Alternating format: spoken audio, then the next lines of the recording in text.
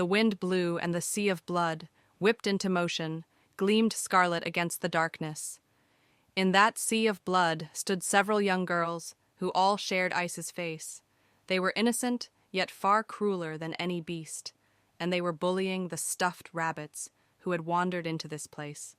They tore off the rabbits' arms and legs. They bit into them, shredding them apart.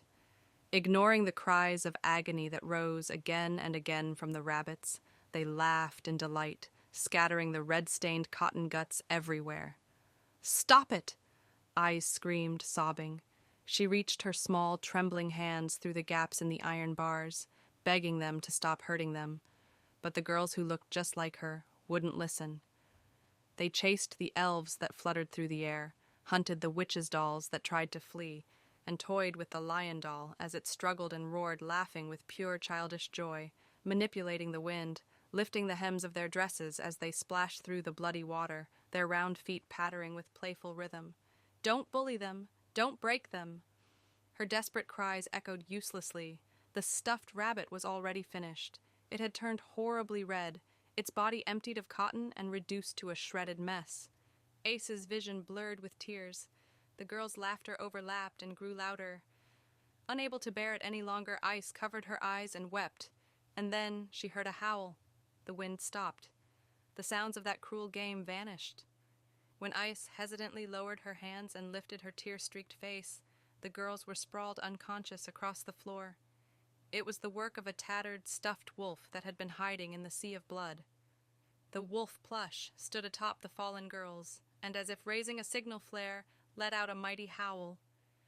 But even that voice could not shake Ice's heart, because her precious stuffed rabbit would never return. That broken, ruined friend would never again lie on her lap.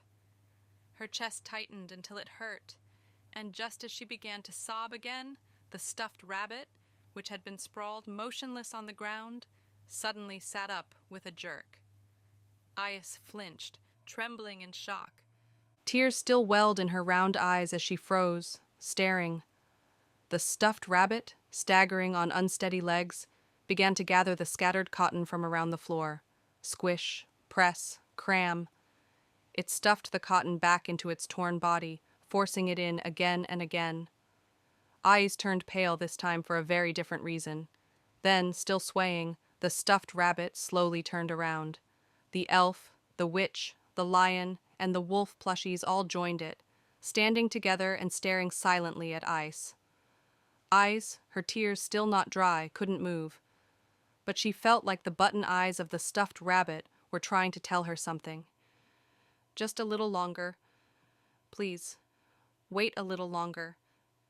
That's what it seemed to be saying. "Gah! Gaff!" He was devouring food, eating like a starving beast, guzzling water between bites. From Heath's backpack, he tore through the rations and water supplies like a man rescued from a deserted island, or more fittingly, like a ravenous wolf finally let loose. "Please don't eat everything, okay? It's supposed to be shared with the others," Heath said. "Shut it! Hand over the mind potion, too." "Honestly, are you even listening to me?" Giving him a flat, half-lidded stare, Heath let out a deep sigh. "The same personality type as Alan figures." That finally got a reaction out of the wolf. Growling, he snatched the potion right from her hand. "Whoa, Beat! I knew you were alive-y! You're still all cute and loud and moving and talking. My boy's alive. This is bliss." "Shut the hell up already. How many times are you going to say the same damn thing?" Just as he was about to put the vial to his lips, the voice of Loki blared again from the oculus, the magical device linking them to the gods, making Beat's fur bristle. It had been like this the whole time. Now that the battle with the fake eyes had ended and Beat had finally rejoined them, he was scarfing down supplies while they took a moment to regroup. I was reattaching the shattered gauntlet that held my oculus, while Lafaya and Heath were tending to wounds with healing magic. Despite being stranded on this 60th floor of the dungeon for nearly 10 days, Beat was still his usual self, rough, brash, and radiating raw energy. Still, this meant we'd accomplished one of the key missions our master had set, recovering one of Loki Familia's top-class adventurers. "Beat, what's with that look?" Gonna bawl like a damn brat? I thought you'd toughened up a little, but you're still the same weakling, huh? I'm not crying. Then keep barking, just like that. Lafia's eyes shimmered with emotion, but Beat gulping down the potion only threw her a sneer as he stood up. Lafia puffed her cheeks and snapped back, brows furrowed. Maybe this was his way of cheering her up, a lone wolf's rough, clumsy kind of kindness. I couldn't quite say I understood it, but I wanted to believe that's what it was. Then Beat's golden eyes shifted toward me. I flinched. I wanted to thank him for saving me, but the sheer pressure in his gaze made me instinctively step back. He towered over me, tall, broad, and intimidating, like a beast staring down its prey. A weakling like you ain't got what it takes to stand. Next to Ice Wallenstein. That memory, the one that had once lit the fire in my heart, echoed sharply in my mind. It all started back then, at the Hostess of Fertility. I still remember it vividly. I still see it in my dreams sometimes. And even now, standing before the same man, I couldn't help shrinking back like a bullied kid facing his tormentor. I expected him to say something cutting, but instead, Beat just scowled, lips twisting over the jagged blue tattoo carved into his cheek. He glared down, clearly irritated. Maybe not that I was here, but that I existed. Vanargan, once you're done stuffing your face, we need to regroup. What have you been doing until now? The hell'd you say, dwarf? Don't go acting like you're my teacher. I ain't your damn student. The attitude, the tone, it was pure delinquent. Even knowing that about him, I still couldn't help but flinch. Who talks to Leon like that? While I stood frozen, gawking at the tension between them, Leon's face went red. Hey, why the hell are you turning red? That's creepy as hell. No, it's just like looking at my past self. The dark age of my youth is flashing before my eyes. What the hell are you babbling about? Leon covered his flushed face with one hand, mumbling about second-hand embarrassment, while Beat barked at him, thoroughly bewildered. This was so not how I imagined their first exchange going. I remembered what Ias had once said during training atop the city wall, that Leon used to be just like Beat when he was younger.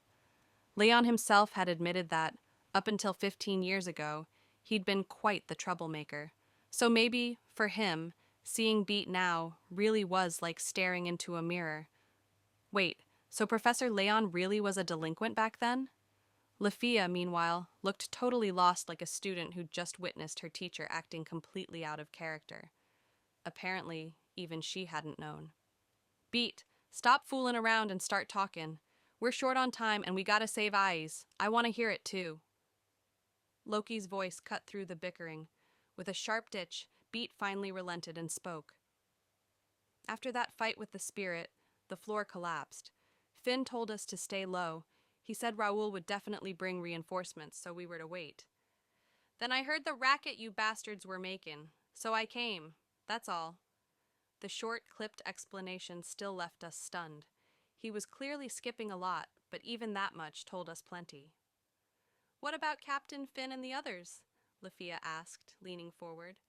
No clue. I got tired of waiting and went on ahead alone. Her shoulders slumped. That curt reply said everything he'd ignored direct orders and gone solo. So he must have split off from Finn's group long before we even reached the 60th floor. Leon, his voice calm but eyes sharp, cut in with the key question. Then tell me this, how did you, and the rest of Loki Familia, survive until now? It was the most vital why of all. Beat had hidden himself, sure, but surviving this hellish floor, this living labyrinth, wasn't something one could just wait out. The Thousand Azure Garden of Thalia. Thalia? The name was unfamiliar. I glanced around. Even Hythe shrugged, equally lost. Lafia's expression said the same.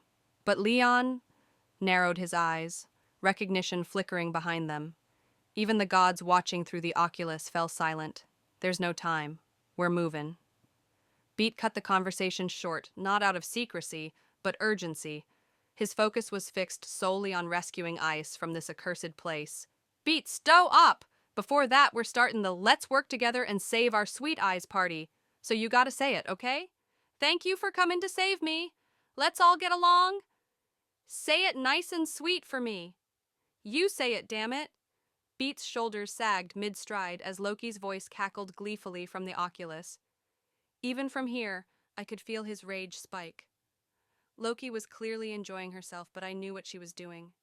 She was trying to ease the tension, especially between Beat and Haith from Freya Familia, to get us all working together. Still, watching Beat get toyed with like that was surreal. Lafia just sighed in resignation, probably used to this by now, while I stood frozen, caught somewhere between confusion and pity. Finally, Beat ground his teeth so hard I swore sparks might fly, then spun on his heel and roared, "Thanks, damn it!" The wolf runs. Unfazed by the tsunami of monsters, the lone gray wolf charges forward. Garra! Beat, forcing his position up to match mine at the front, lets out a war cry as he kicks and rends the kaleidoscope of monsters into pieces. Beat, don't be reckless. Healers here, aren't they? We'll be fine. Ignoring Lafia's call from the rear with nothing but a reckless retort, the werewolf is simply terrifying. His weapons are a pair of hardest metal orichalcum swords in his hands and metal boots on his feet. Especially those boots, his kicks are ferocious. He crushes the charging parasitic spiders in one blow and incapacitates the supposedly tough against blunt attacks man-eating flowers with a single strike. He and I form the two frontline spearhead in this canary in the coal mine tactic. With a rampage that seems to scoff at the very notion of the unknown, he drags everything forward by force. My breakthrough power is leagues higher than when I was alone.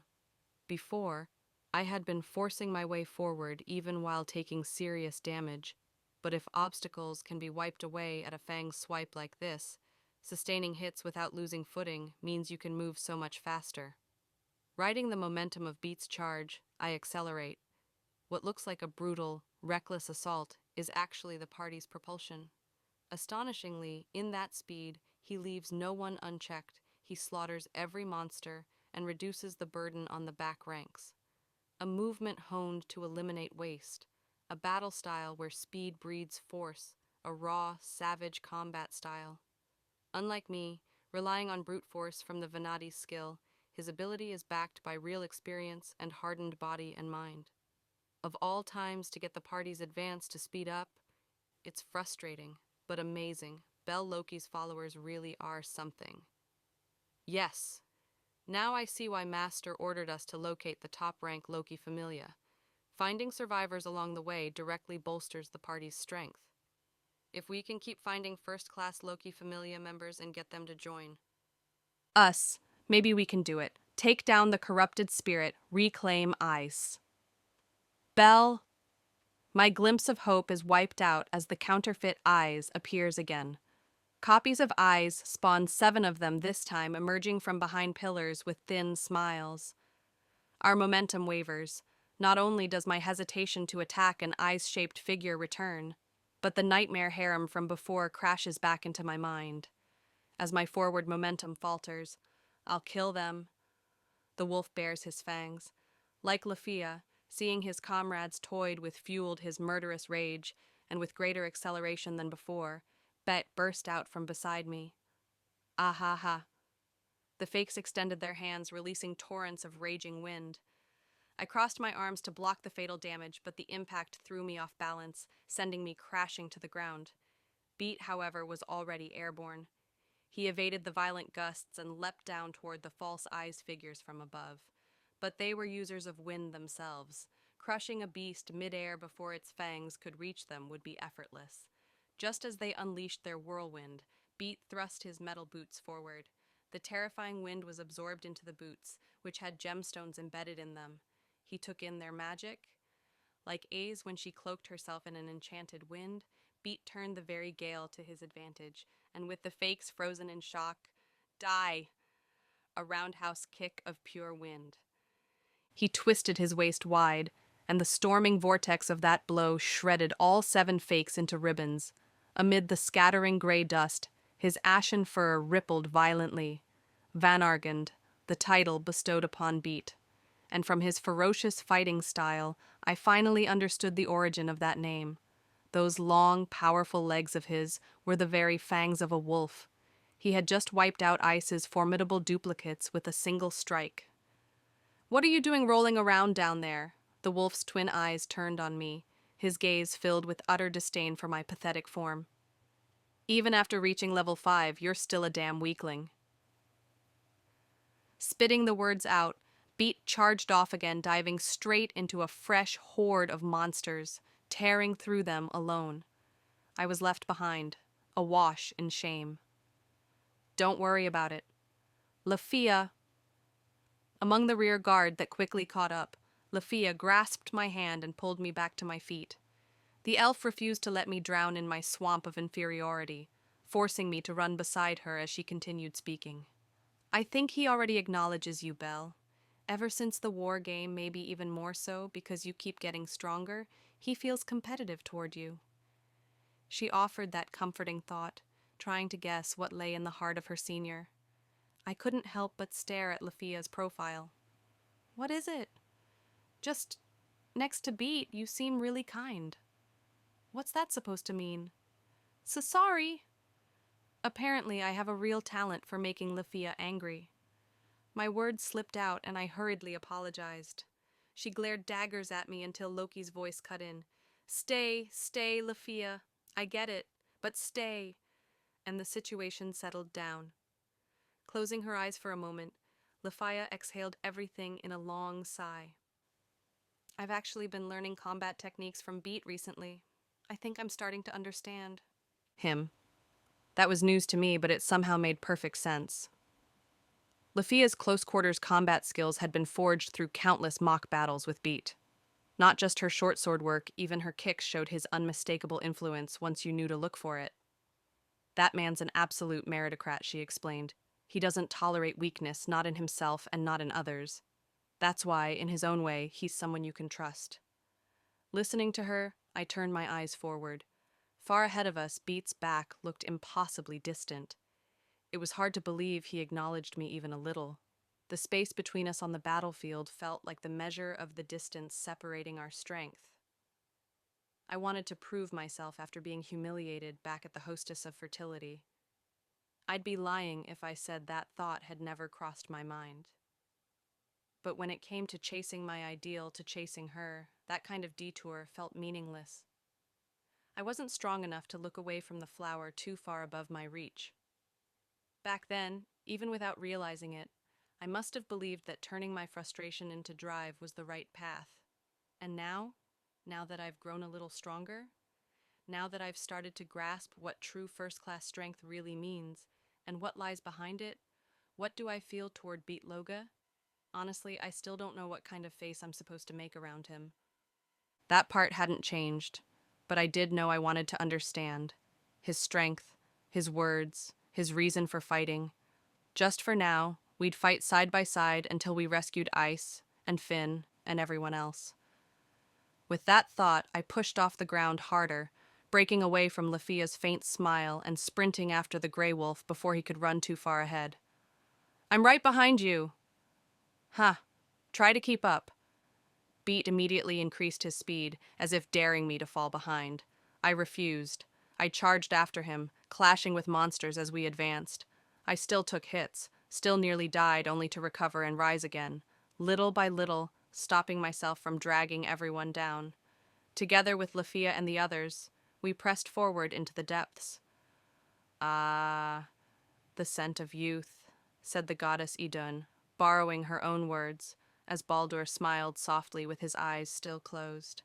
Beside them, Hestia and Loki stood with their arms folded, both frowning deeply in thought. "Youth? This?" Loki muttered. "Spring sure is complicated."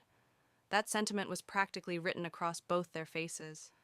While the two goddesses puzzled over the meaning, Hephaestus spoke up to the entire underground sanctum. "So, how does it look? It's taking them time, but from here it seems like they're progressing steadily." "If Loki's child's report is accurate," Freya replied, her expression sour, "then the remains of Maluna and the others were left on the 30th and 40th floors. For them to appear on the 60th means the corrupted spirit is using those parasitic monsters to transport the corpses." Yeah, Hermes added, scribbling notes for his mapping work even as he spoke. Those spiders can't live outside that domain, using fallen allies' bodies as hosts disgusting, but it shows the enemy's getting desperate. Enough to gather strength by any means necessary. Freya narrowed her eyes, clearly irritated. Hermes went on, noting that the parasite strategy was also meant to psychologically shake Bel and his team. Even so, both he and Freya agreed this situation wasn't the worst they had envisioned. That was largely thanks to the Loki Familia, whose earlier offensive had weakened the enemy's supply lines. Honestly, things were even worse when Finn's team pushed forward, Loki admitted grimly. There weren't any Eyes copies back then, but the traps and boss fights were insane. Even so, she made it clear this was never a floor that a mere 5-person party should have been able to clear so smoothly. Belle's unexpected anti-charm skill and Beat's arrival certainly helped, but even that didn't fully explain it. The corrupted spirit is prioritizing the absorption of the Sword Princess, said Uranus at last, breaking his silence. Whether that shift will prove fortunate or disastrous for us remains to be seen. As the elder god's voice echoed through the stone chamber, Hestia turned to the others. Loki said the end time limit's about 16 hours away. What do you all think? 8 hours had passed since Bel and his group entered the corrupted domain. Now Hestia wanted to hear the others' instincts. The trickster of the heavens already said it, Hermes laughed. I'd trust that timing. Then I'll say 24 hours, said Balder serenely. Loki tends to have accidents. You want to start something, you pretty-faced clown? Loki barked back. I'll say 10 hours, Hephaestus murmured. Just a feeling? While Uranus stayed silent, all eyes turned to Hestia as someone asked, And you? Hestia frowned, clearly thinking it over only for a voice to cut through the air. 3 hours, said Freya. Her tone was cool, almost casual. The density of the wind within the dungeon. The concentration of souls is rising. It's becoming almost unbearably thick. The goddess who could perceive the light of mortal souls declared that the corrupted domain was blazing with a brilliance as fierce and corrupted as Ice's own soul. Silence fell across the chamber. Every god's gaze turned to Freya. Sensing it, she brushed a lock of silver hair back over her shoulder and gave a faint, dismissive shrug. Don't take it too seriously, she said. My intuition's been off lately. She smiled faintly. After all, I did just get rejected by my first love. No one in the sanctum believed for a moment that Freya's intuition was wrong. There hadn't been any warning. It just happened suddenly. A headwind blew. Psst. We'd been walking against the wind ever since entering this place, but for some reason, this gust felt different. It wasn't just a simple wind, it was her magic. Eyes magic. I could feel it surge, its intensity growing stronger, sharper. At the same time, the wind almost seemed to cry, as if, beneath all that monstrous laughter that had filled this cursed domain, there was, just for an instant, a trace of tears. The copies are getting stronger, Hythe murmured, continuing to heal us as we advanced. The other monsters too, added Leon, gazing down at a freshly felled beast. We need to move faster. Yes! There was no reason to delay, not now, not ever. And yet, even a small change like this was enough to push tension into overdrive. Feeling the same urgency as Lafaya, I nodded, and we picked up our pace. Beat said nothing. He just pressed forward until suddenly, he stopped. Beat? He sniffed once, narrowing his golden eyes toward the corridor ahead. At first, I didn't understand why he'd halted, but soon, even I, whose senses were duller than a beastman's, heard it too. The sound of battle, the tremor of impact, the screams of monsters being slain. That meant someone else was here, fighting. Let's go! I looked back. Lafia met my eyes and gave a firm nod. We broke into a run, Hythe and the others following close behind. A flicker of hope sparked in my chest. Joy almost, but Leon's sharp, unreadable gaze and Beat's scowl stopped me from relaxing. We left the massive open chamber and entered what finally resembled a labyrinth. The ceiling lowered, the walls closed in, and branching paths appeared. Even so, it was still vast, almost like the White Palace on the 37th floor, so there was no real feeling of confinement. The source of the noise came from just ahead, after we turned two corners. A dimly lit cavern spread out before us, shaped like a giant stone hall. "Stop!" Beat's voice cut through the air. The sound of crushing flesh and bone being pulverized rumbled from deeper inside. A storm of raw violence echoed through the stone, the cries of monsters twisting into silence. That brutal rhythm led us here, and Beat's single command froze us in place. His tone was sharp, layered with warning, and something else hidden beneath.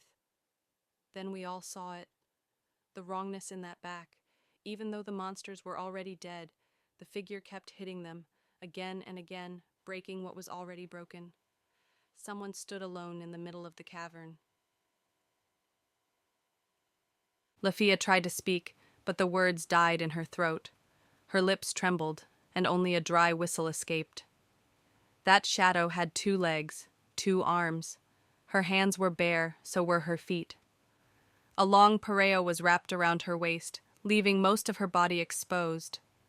Her skin was a deep bronze, her short hair black. I already knew. Even in the dim light, my sharpened vision as a high-level adventurer could recognize that silhouette.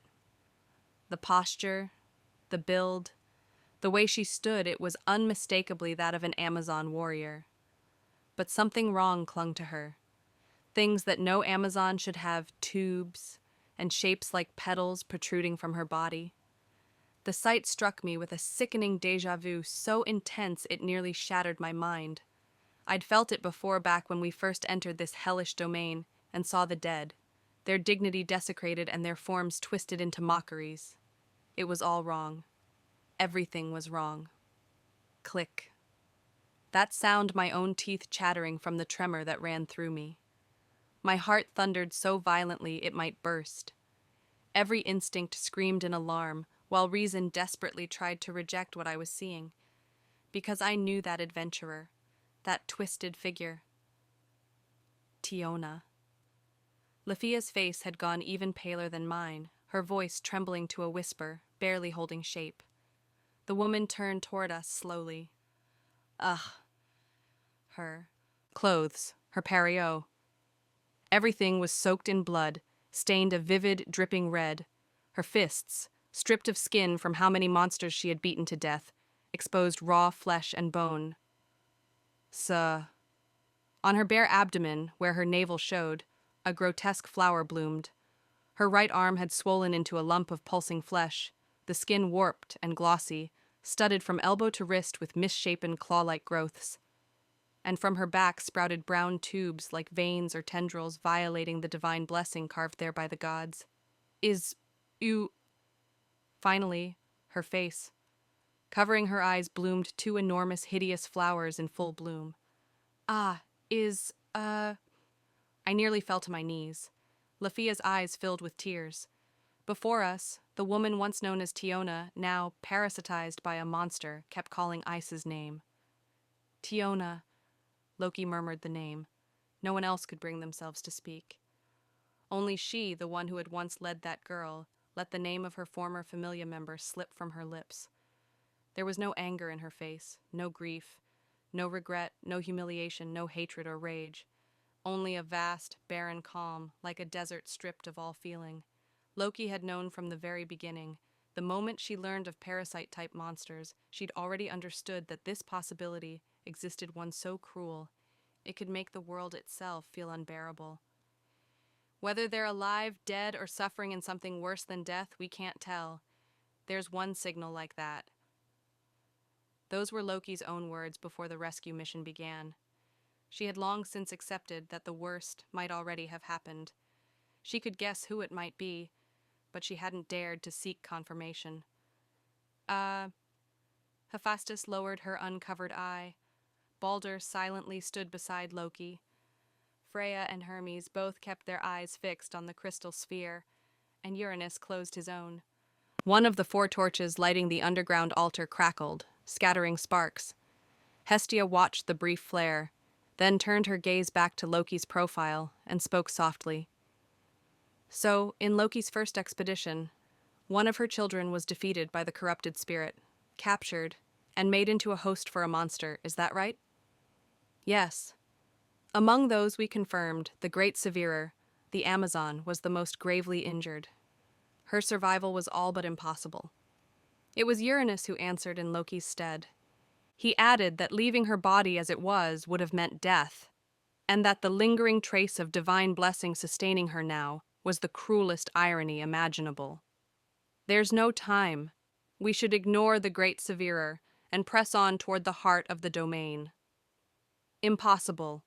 Hephaestus's rational proposal was cut off by Hermes. They can't just leave her. Not that girl.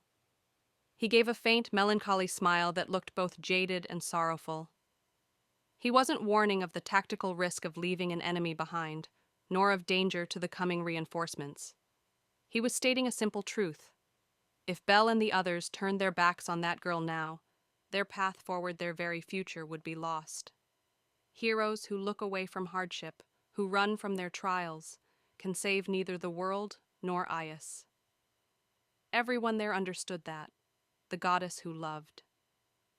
Her children too much lowered her eyes once more. It isn't a spider. As silence returned to the altar, Freya gazed into the crystal sphere at the girl whose face bloomed with monstrous flowers.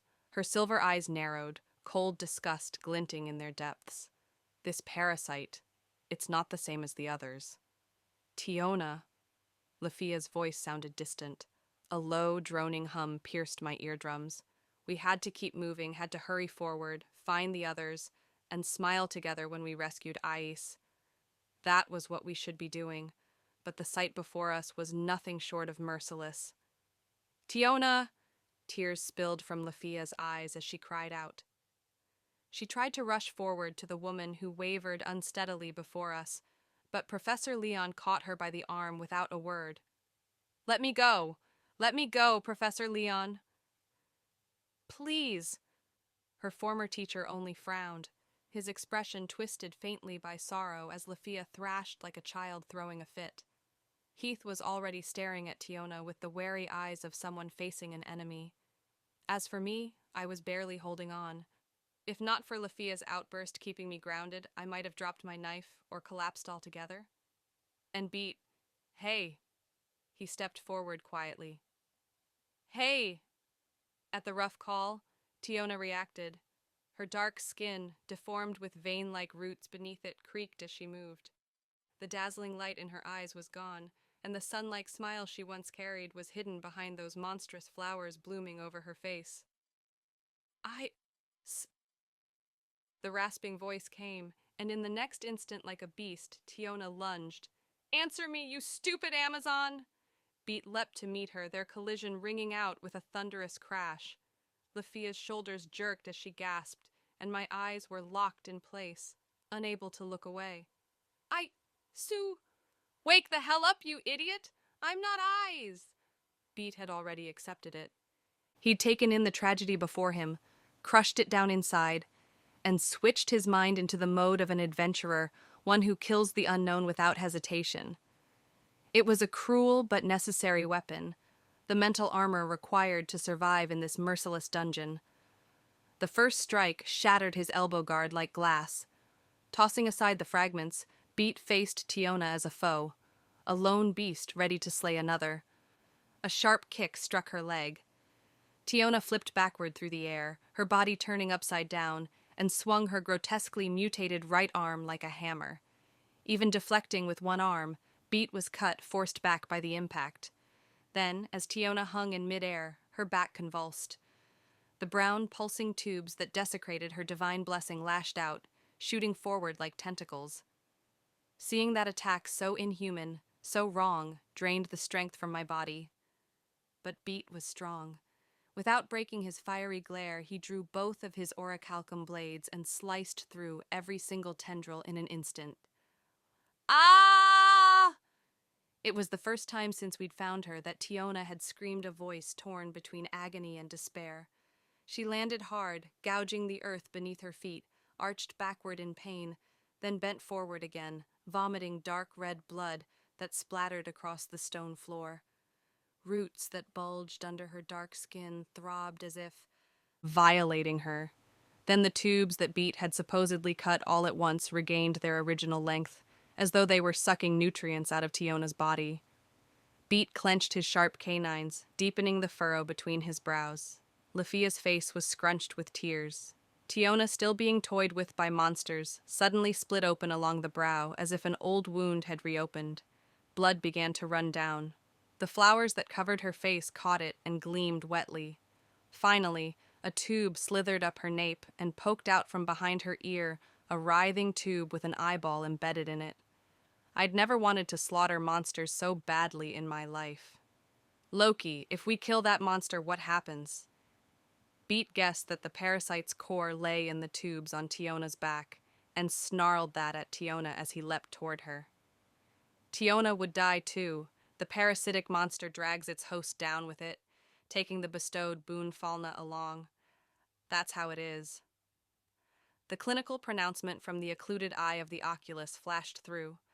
Beat's face went blank of every emotion but irritation. Tiona writhed and vomited blood while still trying to fight Beat. Incredibly, she was stronger, even faster.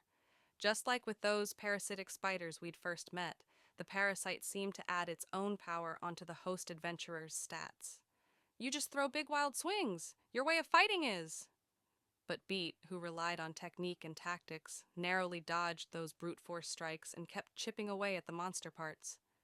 On technique and mind games, Beat was far superior. Even though Tiona, manipulated by the parasite, hinted at some skill, Beat suppressed her by tracing the memory of their past battles and shutting her down accordingly. It was ironic to the point of bitterness. Time spent fighting on the same battlefields guaranteed Beat the advantage. It came at the cost of Tiona's wounds. Ice! Ice! Shut the hell up, you stupid woman! Stop flailing those crap fists and get serious! Try making me fall like you always do, see what happens! Lefia had stopped losing herself to hysteria. She only wept and stared fixedly at the two of them, letting out small sounds as she searched for something she could do. Leon had already unclenched his arms.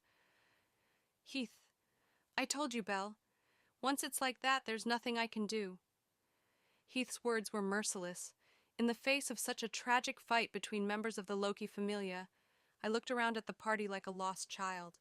Heath was cruel and, more than anyone, merciful in her honesty. Put an end to it quickly. I recommend that, so the monsters don't keep mocking their dignity. Perhaps she was the one who pitied Tiona the most. As a child, I couldn't accept that, didn't want to, and instead looked to the one person I'd last seen. Professor Leon?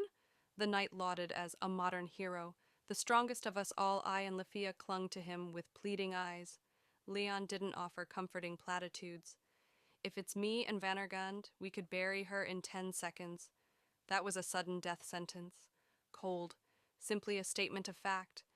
Belle, Lefia, it's only you two. Right now, the only ones who have forgotten their mission and, like selfish children, wish to save Tiona Heriute are you.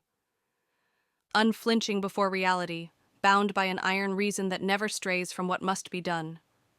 Professor Leon's lion-colored eyes, which quietly fill us with despair, slowly shift from Beat and the others to us. That's why you have 3 minutes to decide. A. If you intend to defy reality, then tell me what will you choose. N. Suddenly, that number, 3 minutes. Lefia freezes. I understand what he means. Professor Leon wants us to make the decision ourselves. He's giving time to the two of us, who can do nothing but voice our selfish desires. He's trying to grant us the grace to struggle to the very end, to rebel against reality and seek a miracle. For our sake. To conquer this cursed abyss, any further hesitation will be fatal. We must decide immediately. As if mocking and affirming his words at once, a fierce wind roars from the depths of the labyrinth. My white hair and Lefia's amber hair sway violently, whispering that the time left for sentiment has already run out. My head creaks in pain.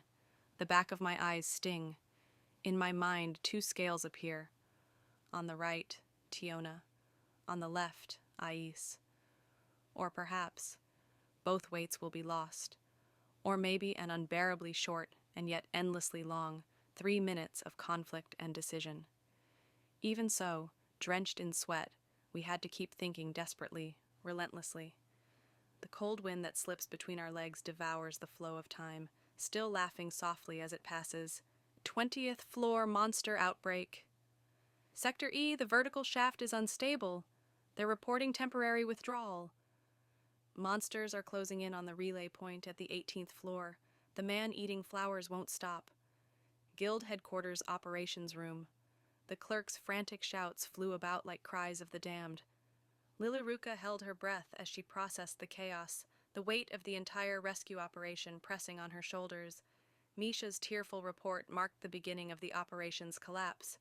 Ms. Arda, we've confirmed the appearance of demi-spirit spirit fragments from the lower to the deep floors. Many of our units are already cut off. At this rate... At Aina's near-screaming report, Lily's already pale face twisted in deeper anguish. The limit was approaching. From the start, they all knew the overwhelming lack of fighting power. No strategy could fill that void. The operation had already surpassed what she could manage. Clutching one of the crystal eyes used for communication, Lily shouted, "Lady Hestia, how much longer? Support her, girl!" At Lily's desperate cry, Hestia could only groan in frustration. They had to advance through the accursed domain for Lily and the others depending on them. But watching Bell and his party now, how could she possibly say, "Sacrifice the girl Tiona immediately"? The underground altar resonated with the children's suffering. Even the gods themselves were being forced to decide what the right answer could be. Gods present here, I ask this of you. At that moment, Hermes spoke. Promise me this. Say nothing. Guide nothing. Never reveal the path you see. Leave the choice entirely to the children who walk it. This is their story. The story of those boys and girls. Even now, in this extreme moment, his words laid down another trial. It was the gaze of one who looked toward the coming end. A vow to accept whatever choice was made and to share its fate.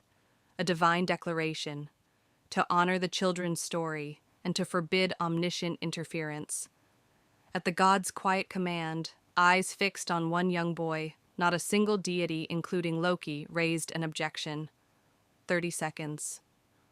Since Professor Leon had told us 3 minutes, that much time had already passed, and yet it felt like only that much had passed. The shorthand of the clock hadn't moved. The sand in the hourglass refused to stop. Too short, too long. In the gap between our swaying thoughts, time itself refused to flow evenly, to grant us fairness, and only kept toying with us. And in that span, Beat and Tiona continued to fight. Is she... Even as she battled Beat, Tiona searched. She searched for ice. Her body and mind being consumed, she still tried to find the dear friend stolen away by the corrupted spirit reaching for her in the darkness. Seeing her wandering like that, veins bulged across Beat's forehead. Ice ain't here. Ah, we're going to take her back, damn it. Ah, so wake the hell up already. He dodged her sluggish punches, now barely grazing him, then struck, kicked, and roared. If you're that pissed off, then come kill me. With each shout, he drove his blows in harder. Growl, damn it, you idiot woman. Harsh, reckless words cruel enough to be mistaken for rage, but every one of them was an appeal, desperate and raw. And then Tiona's movement slowed. Just for an instant, it looked like she'd stopped. A moment later, a full-force left hook slammed into her shoulder, and her body flew backward. Her head, unsteady on her neck, trembled as a single petal fluttered away. Tiona. Beta. Tiona somehow landed on her feet, just as a surge of wind warned of a new arrival. From deep within the corridor, another false eyes stepped forward. The laughing copies extended their hands, and at the very moment Beat's fury was about to erupt beyond control, Tiona moved. She swung a wild backhand, smashing her fist straight into the fakes. They were struck, sent flying into the wall, and burst apart, scattering as gray wind. As we all watched, eyes wide, Tiona, bleeding, clearly spoke Beat's name. And then, she prayed. Ice, save her. She entrusted it. From the flower-covered face, a thin line of blood ran. It looked like a red tear. Lafia stopped time. Beat did the same. Brown tubes, as if enraged at Tiona's rampage, thrust out, but Tiona snatched one with inhuman reflexes. She drove one into her own belly, then grabbed two, three more with grim determination. Staggering backward, joints spraying blood like mist as the price of resisting control, she let herself be the executioner's sacrifice. At the sight of their comrade like that, Beat let the anger he'd been pouring out drain away, ebbing like wind retreating from a calm sea. He closed his eyes once, as if averting his gaze. When he opened them again, the adventurer who once killed the unknown was gone. I'll kill. There was a beast who had decided to slay. Absolute murderous intent, offered up to a moon that couldn't be seen. It was the sworn hunt of a wounded wolf. The lone wolf decided to shoulder everything alone. Professor Leon and Hythe said nothing to that decision. Lafia, who had been about to step forward, now hung her head like a puppet whose strings had been cut as she watched Tiona desperately hold back the parasitic monster. From beneath Lafia's saffron hair, a tear slipped free, a clear drop that wetted the demon world. And I stepped forward from beside Lafia. I moved close to that back bent with resolve. I took Tiona's plea and gripped the hand of Beat, the hand that had tipped the scales. Huh? The wolf's twin eyes pierced me. I thought I would be killed. Even without turning beast, his eyes were ripped open from within, showing nothing but murder. Let go. No. I'll crush you. I don't want anyone to die. Do you want to be torn to pieces? A scream redder than blood was unleashed. All eyes Professor Leon's. Heath's turned to me. Lafia and the others stared, wide-eyed, basking in the murderous intent that seemed about to tear me apart. Sweating from every pore, I still would not release Beat's wrist. Go play hero somewhere else. This isn't a storybook. There's no such thing as the hero tales kids dream about. Words that tore into me the boy who once longed to be a hero. A cry that struck deeper than any blade, aimed at me and at Tiona, who had loved those very tales, yet was now trying to sacrifice herself for others. Miracles don't happen. Reality hit me like a solid blow. Even as the wolf's fangs dug into me, I kept my eyes not on Beat, but only on Tiona. The countdown pressed on, and yet, with every passing second, my mind grew sharper, my sight clearer. I began to understand what extreme conditions truly meant. Tiona was still suffering. Her blood wouldn't stop, her body said she had only seconds left. And the parasite that had stolen everything, kept watching us, as if judging, as if laughing at the fools who dared defy it. At last, my fingers brushed against that reckless idea, the foolish spark that might reach her. Lady Loki, is Tiona still alive? She's not like Maluna, is she? Her soul, it hasn't returned to heaven yet, right? The crystal eye that had been watching hesitated, then answered, Yes, Tiona's soul is still before our eyes. The fact that our blessing count hasn't decreased proves it. That was enough. Seeing my eyes darkened by fear, yet alight with an unshakable resolve, Beat's own eyes widened for the first time. No matter how furious he became, he hadn't shaken off the wrist I'd been clutching so tightly. I looked up into his gaze. Let me go. I released his wrist. Beat said nothing. He didn't move, only watched. Go, Professor Leon said in his place. I didn't look back. I didn't want to see their faces. I thought I heard Lafia whisper, wait. But I couldn't wait. This act of foolishness and hypocrisy, I couldn't let anyone else take it. If I handed it over, it would only end as tragedy.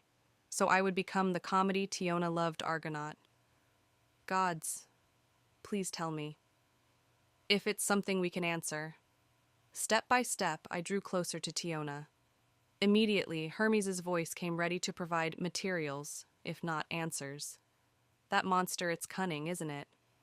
beyond. Doubt. Among all the spirit-born tentacles in this infernal domain, it stands apart as unusually clever. My steps quickened, soft footfalls turning into a run.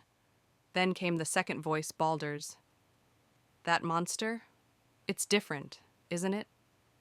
Yes, unmistakably an aberrant type. Likely born from a spider monster, evolved into a unique form. It gained self-awareness, sought a powerful host for its own sake, and took root while eluding the corrupted spirit's eye. My run turned into a sprint. Freya's voice answering last sounded oddly like Seer, the girl whose face would drift into a smile. I lunged at the suffering Tiona. No. Ha! At last, the tubes she couldn't hold back erupted. Tiona's limbs, lost to the control, thrashed wildly. I met them head-on. What monsters think, what kind of feelings they hold. A hazy understanding began to form. Maybe it was because I'd met the outcast Xenos, and then immediately encountered the enhanced Moss Huge, an intelligence gone berserk. Maybe the destroyer Juggernaut, who'd obsessed over me, had something to do with it too. There were times when monsters felt easier to read than people, a perspective neither Beat nor Professor Leon probably had. In other words, this was a foolish move only I could think of here. I marshaled every story and encounter I'd had until today. Ugh! I was struck, slashed, damage piled up. I'm weaker than Beat. I can't shrug off Tiona's blows, I can't read her techniques.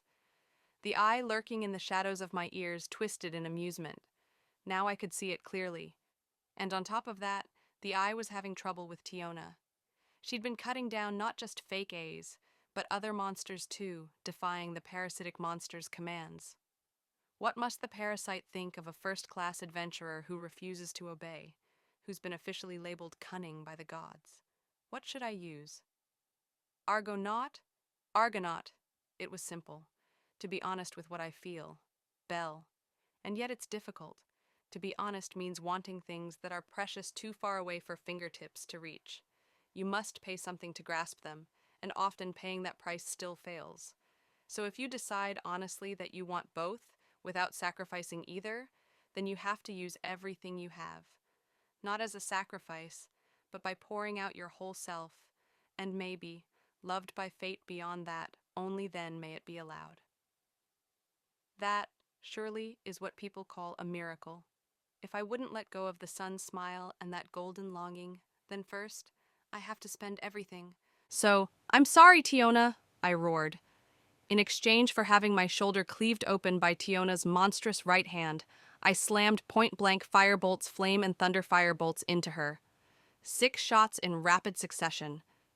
I kept firing, carefully, so the flames would scorch not only Tiona's skin, but reach the tubes behind her. Today my magic burned like a sacrificial flame. It was merciless. Ah! The god's knife and the white phantom. I drove them into the palms of Tiona's hands, the hands she'd used to pin me down, stitching them in place. I fixed her to the floor and took away her ability to move. Tiona's lower body thrashed like a wild beast. Still, I held her down. I planted my knees across her slender frame, cast hesitation aside, and wrapped both hands around her thin neck. Ugh! Say it, say it, say it, say it, say the word I never wanted to use. The forbidden word I'd never let my lips form, no matter how many times I heard it say the awful thing I absolutely never wanted to say now. My hands were already on her. Then say it for this person's sake. I'll kill you! I looked down at Tiona's flowered face, split my eyes with a roar, and howled. I will never forgive you! I will kill you! My hands around her throat burned. I readied firebolts at point-blank range. Strangulation with flame. Her brown skin began to sear. Smoke and sparks leapt free. Pressing so hard, blood spurted shamefully from the still open wound at my shoulder. The eye hidden near my ear swam with agitation. At this distance, you wouldn't get away with anything. I'll burn you away with you. You already know the taste of my cruelest magic, so come out. Ah! As I screamed that beastly war cry,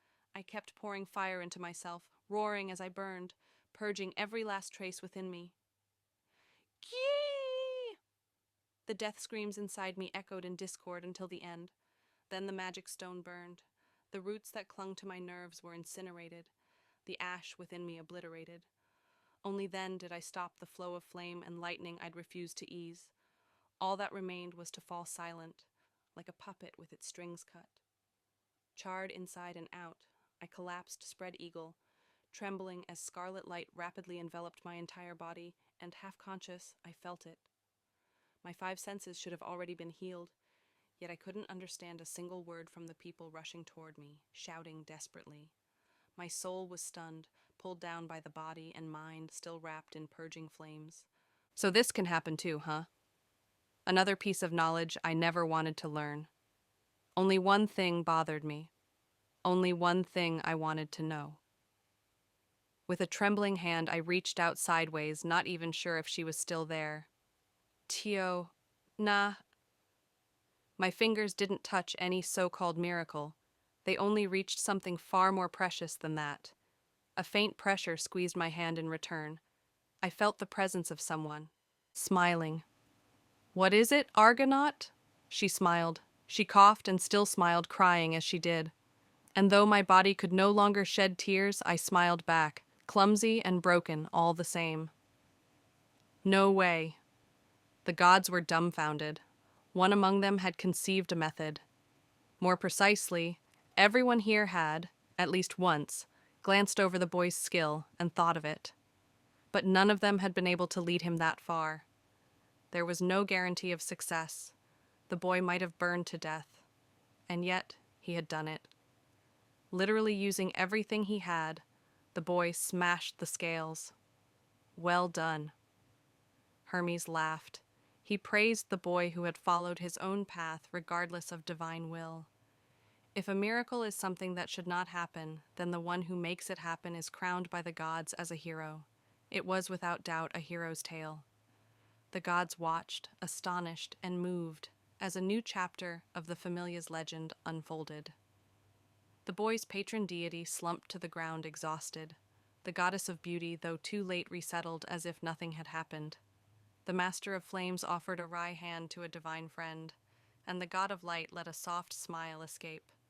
Leon's got that same gleam in his eyes as before. Where the patron deity looked, the nightly Familia member raised the corner of his mouth as if witnessing a continuation of some heroic afterglow seen long ago. He clenched both hands, trying to hold back the joy that shook his body, yet his eyes betrayed him. They were honest. His lips moved. "Wonderful," he mouthed. "Damn it, I can't help but admit it." At last, the trickster god gave a bitter, sulky concession. Beside the girl, saved and laughing through her tears, and the boy, dazed and managing a clumsy smile, Loki allowed herself one small smile. "Don't thank me yet. Not yet." Whether the scales had truly been broken remained unclear, and though she didn't want to think about it, perhaps the golden longing might have been crushed in exchange for the sun. So she vowed she would say thanks only after everything was over. That much she promised. Loki couldn't quite keep the corner of her mouth down as she watched the pair lying side by side. Behind them, the Familia's spirits wept tears of joy. The injured wolf's eyes, like the patron deity's, narrowed, softened. Chapter 5. The Rookie is Gone. The stuffed rabbit didn't stop. Terrified by the barking of the stuffed wolf, it still struggled forward with all its might. The stuffed rabbit had always gotten hurt. Even with magic to protect it, it was wounded again and again, melted again and again, cried again and again from the pain. Dripping blood turned to footprints, its scorched feet, slapped against the ground, pat, pat. "That's enough now," Aze spoke. Just seeing that figure made her chest ache, made her want to cry. "You don't have to try anymore." Her trembling voice couldn't reach, so she shouted it aloud, sending it out, riding the terrible wind that blew beyond the icy cage. But the stuffed rabbit didn't stop. Together with the fairies, it pressed on, past the terrifying monsters, past the girls who looked just like ice, overcoming everything. And then a miracle happened. In the sea of blood, where her precious doll friend lay shattered to pieces. The stuffed rabbit gathered the fragments and lifted them up with everyone's strength. Eyes grasped the icy bars, eyes wide. Even though she couldn't leave, tears ran down her face. Tears born not of sorrow or pain, but of something else entirely. "Who are you?" She wanted to know the name, but she couldn't remember. For the first time, something other than sadness began to stir within her, and then the cage cracked. She gasped. From directly above, a dreadful voice echoed, "Just a little more." Through the crumbling ceiling, she saw it, a massive, writhing eye. Something was trying to eat her. Suddenly, she couldn't breathe. It had always been painful, but this was worse. Her strength failed. She toppled sideways, curling up like a child. Her power drained away. Her body felt unbearably cold. Her existence seemed to fade. "I'm disappearing." Eyes thought so. And half conscious, she thought that's fine. Her precious friend was safe. That was enough. But then she heard a voice. Eyes felt a gaze upon her, one that would not let her sleep, would not let her end. When she turned her trembling eyes toward it, she saw through her fading vision that the stuffed rabbit was still there, carrying her precious doll friend on its back, running alongside the fairies and the wolf. It was shouting, "I'm coming to save you! I'm coming to save you!" The burning feeling that flared to life in Ice's chest. She didn't understand what it was. She only felt tears again. Amid the cold wind still blowing around her, she could sense it.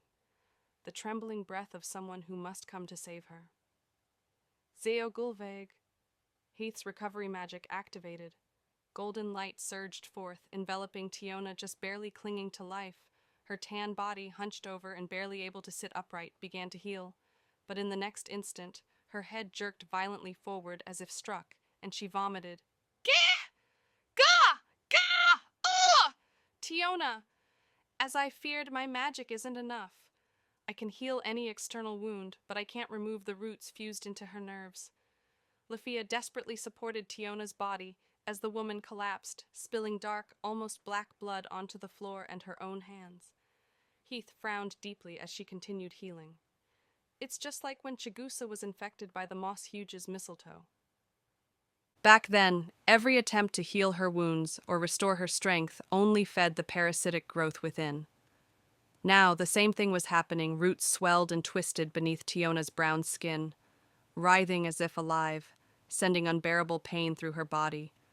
Her right hand especially swollen and slick with mucus, its bulges had hardened into claw-like shapes. In her battle with the corrupted spirit, Tiona's arm had apparently been severed once, only to be reattached by the hyphae of the cordyceps-like monster that sought a powerful host. A grotesque fusion of human and monster tissue, her right arm had become the most deformed of all.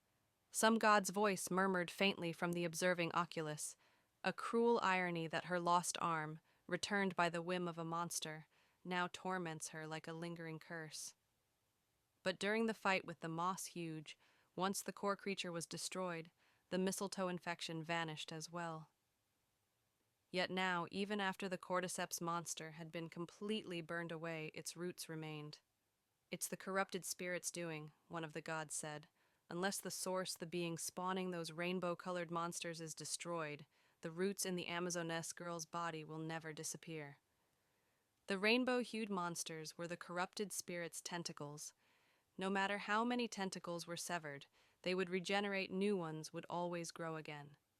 Unless they struck at the origin of every tentacle, nothing would end. Hestia's voice came through the oculus, her deduction leaving us no choice but to grit our teeth in frustration. "Heh, heh, heh, heh. If it's Saint Amid, she can fix this somehow. She healed Alicia and the others too, you know, when they got possessed by monsters like me." Tiona, still sweating and gasping, lifted her face toward us as we gathered after the battle. Her lips were stained with blood, her breath hot and ragged, yet she forced a brave smile. The sight was so painful, I couldn't even find words to comfort her, but Lafia spoke up instead. "Tiona's right. If we can just reach Amid, she can treat her." "Dea Saint was also part of the expedition," Professor Leon noted. "If she's still stranded with Finn's group on the 60th floor, then the odds aren't zero." But, in the meantime, she'll only slow us down, right? I hate the idea of leaving her behind, Heath said with reluctant realism. But we could contact the Oculus and have the rear team retrieve her instead. Leon considered it. Heath's was a cold but grounded suggestion. With their current strength and situation, someone had to voice the practical choice even if it sounded heartless. It was heartless, and yet the situation was beyond dire. Even so, I couldn't accept it. Lafia leaned forward, about to protest alongside me. "Come with us," Beat cut in, giving no room for argument. "That damn rabbit kept you alive. Then next it's your turn to protect him." Crude words, reckless logic, but his gaze was firm, unwavering, fixed on Tiona, who was still gasping in pain. "Be the shield. Be whatever the hell you want. If you drop dead, I'll leave you there.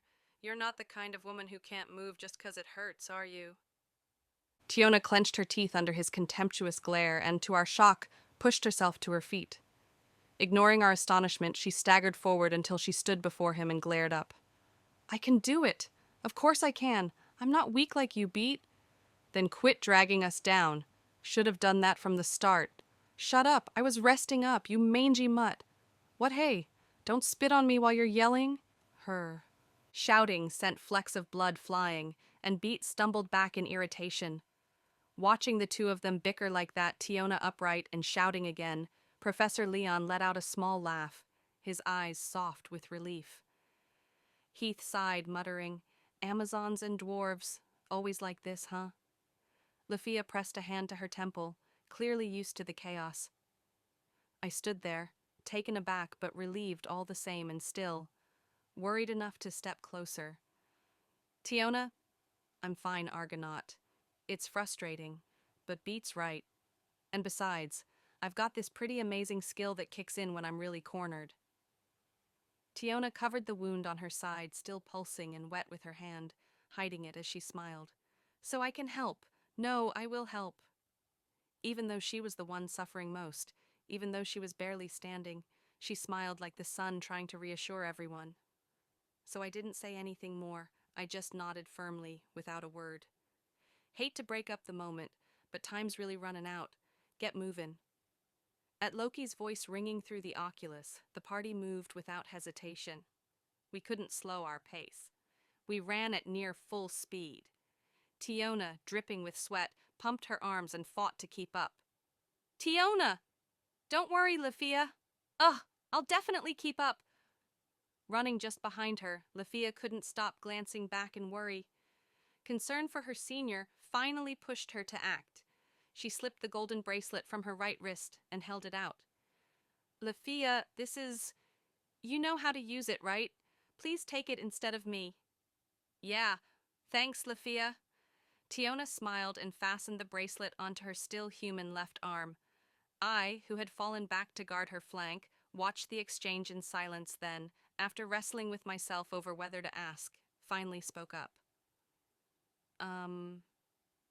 Tiona, do you know what the corrupted spirit really is?" "Eh?" "The corrupted spirit. Whose spirit do you think she used to be?"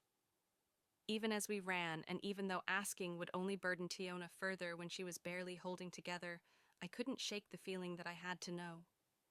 Tiona blinked in surprise, unable to answer right away, so Lafia asked in her place, "What are you talking about?" "In the past, especially the ancient spirits, they often lived alongside heroes and died with them too. Spirits that descend from the heavens are the companions of heroes." That's what one of the hero epics I'd read said. So if the corrupted spirit has been alive since long ago, before she fell and became a monster, what kind of spirit was she? And what sort of hero once stood beside her?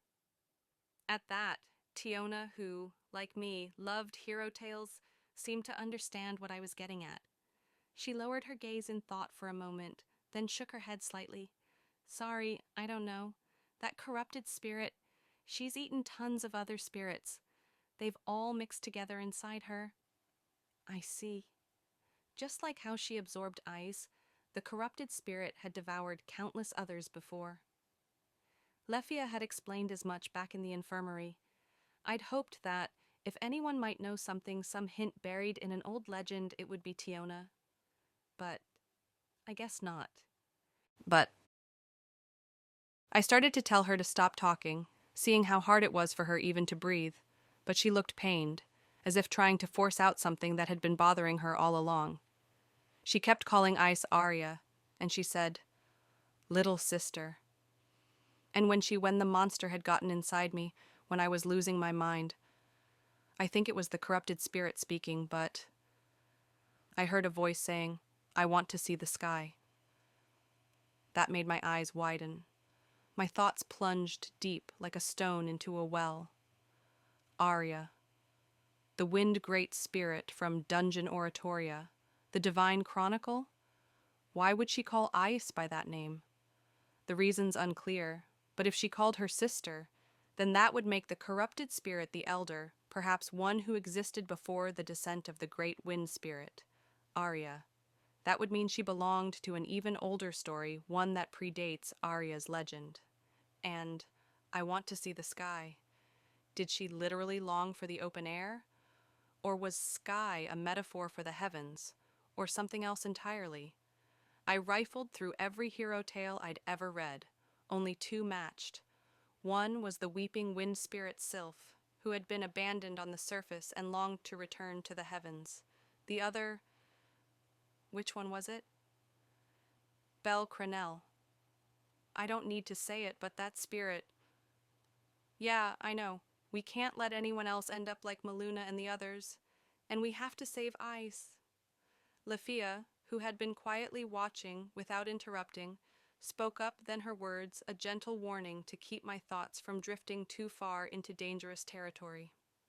I stopped thinking, nodded once, and understood. No pity, no mercy. Even if she didn't say it aloud, I silently swore the same. Even if the corrupted spirit had once been a pure and gentle spirit, this hellish domain was far too cruel. Someone had to end it. At my response, Lafia fell silent and lowered her gaze, setting aside any protest. Yes, this wasn't about pity or sympathy. If we could identify what the corrupted spirit truly was, maybe we'd find a clue, some way to win. A calculating thought, perhaps. But if even the gods stayed silent, maybe it really was just wishful thinking. Suddenly, the wind blew, stronger than ever before.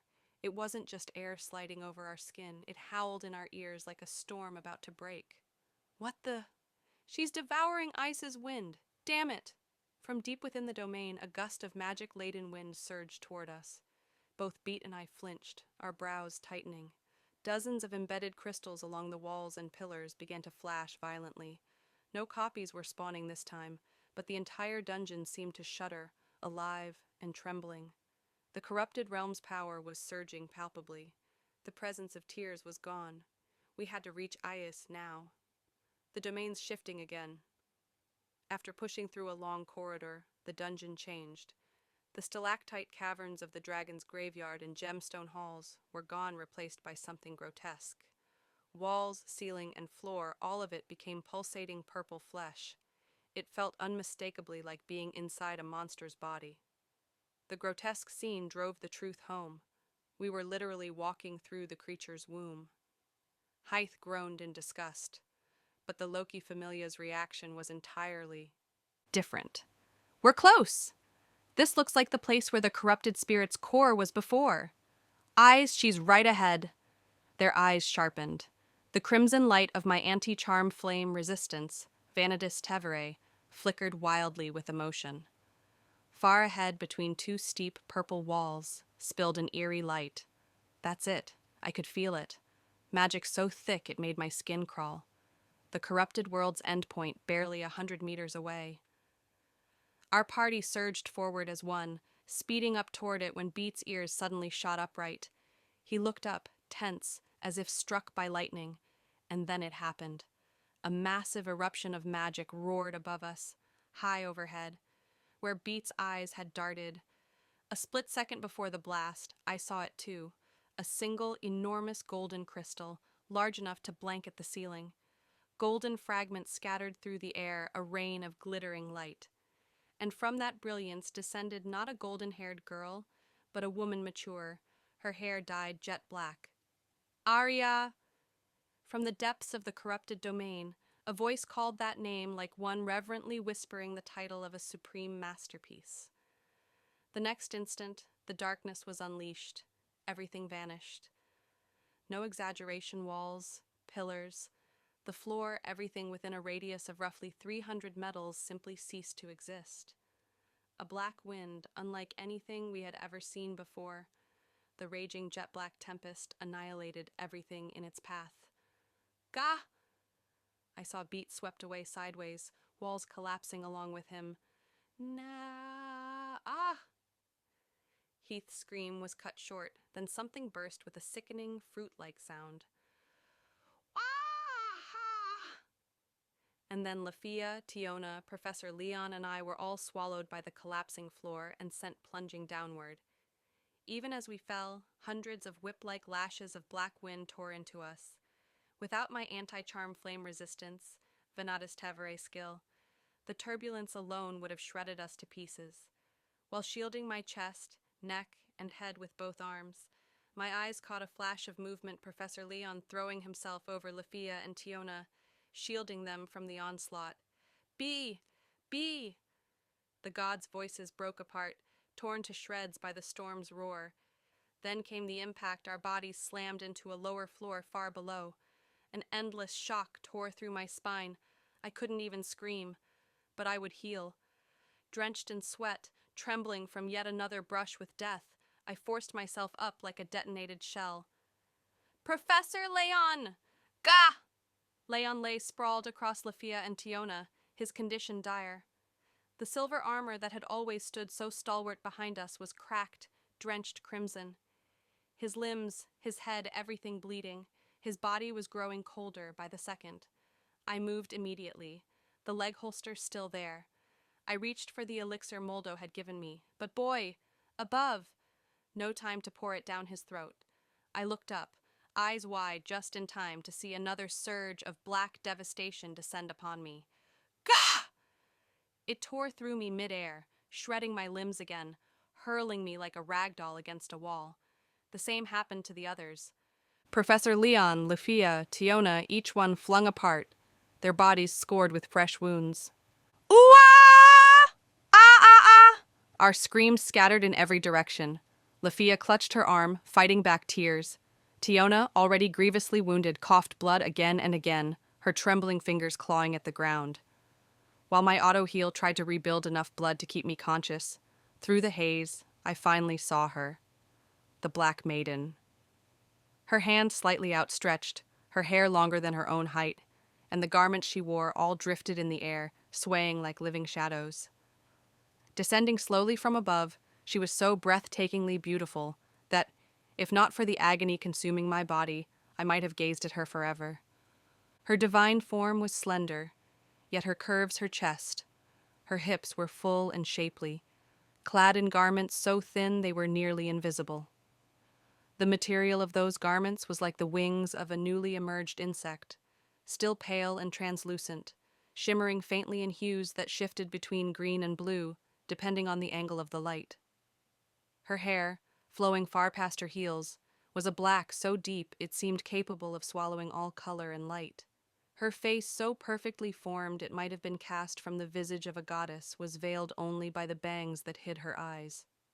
Her physique was about a size taller and fuller than ice. If not for the color of her hair, she could have been ice herself grown into adulthood. A vision of divine beauty made flesh.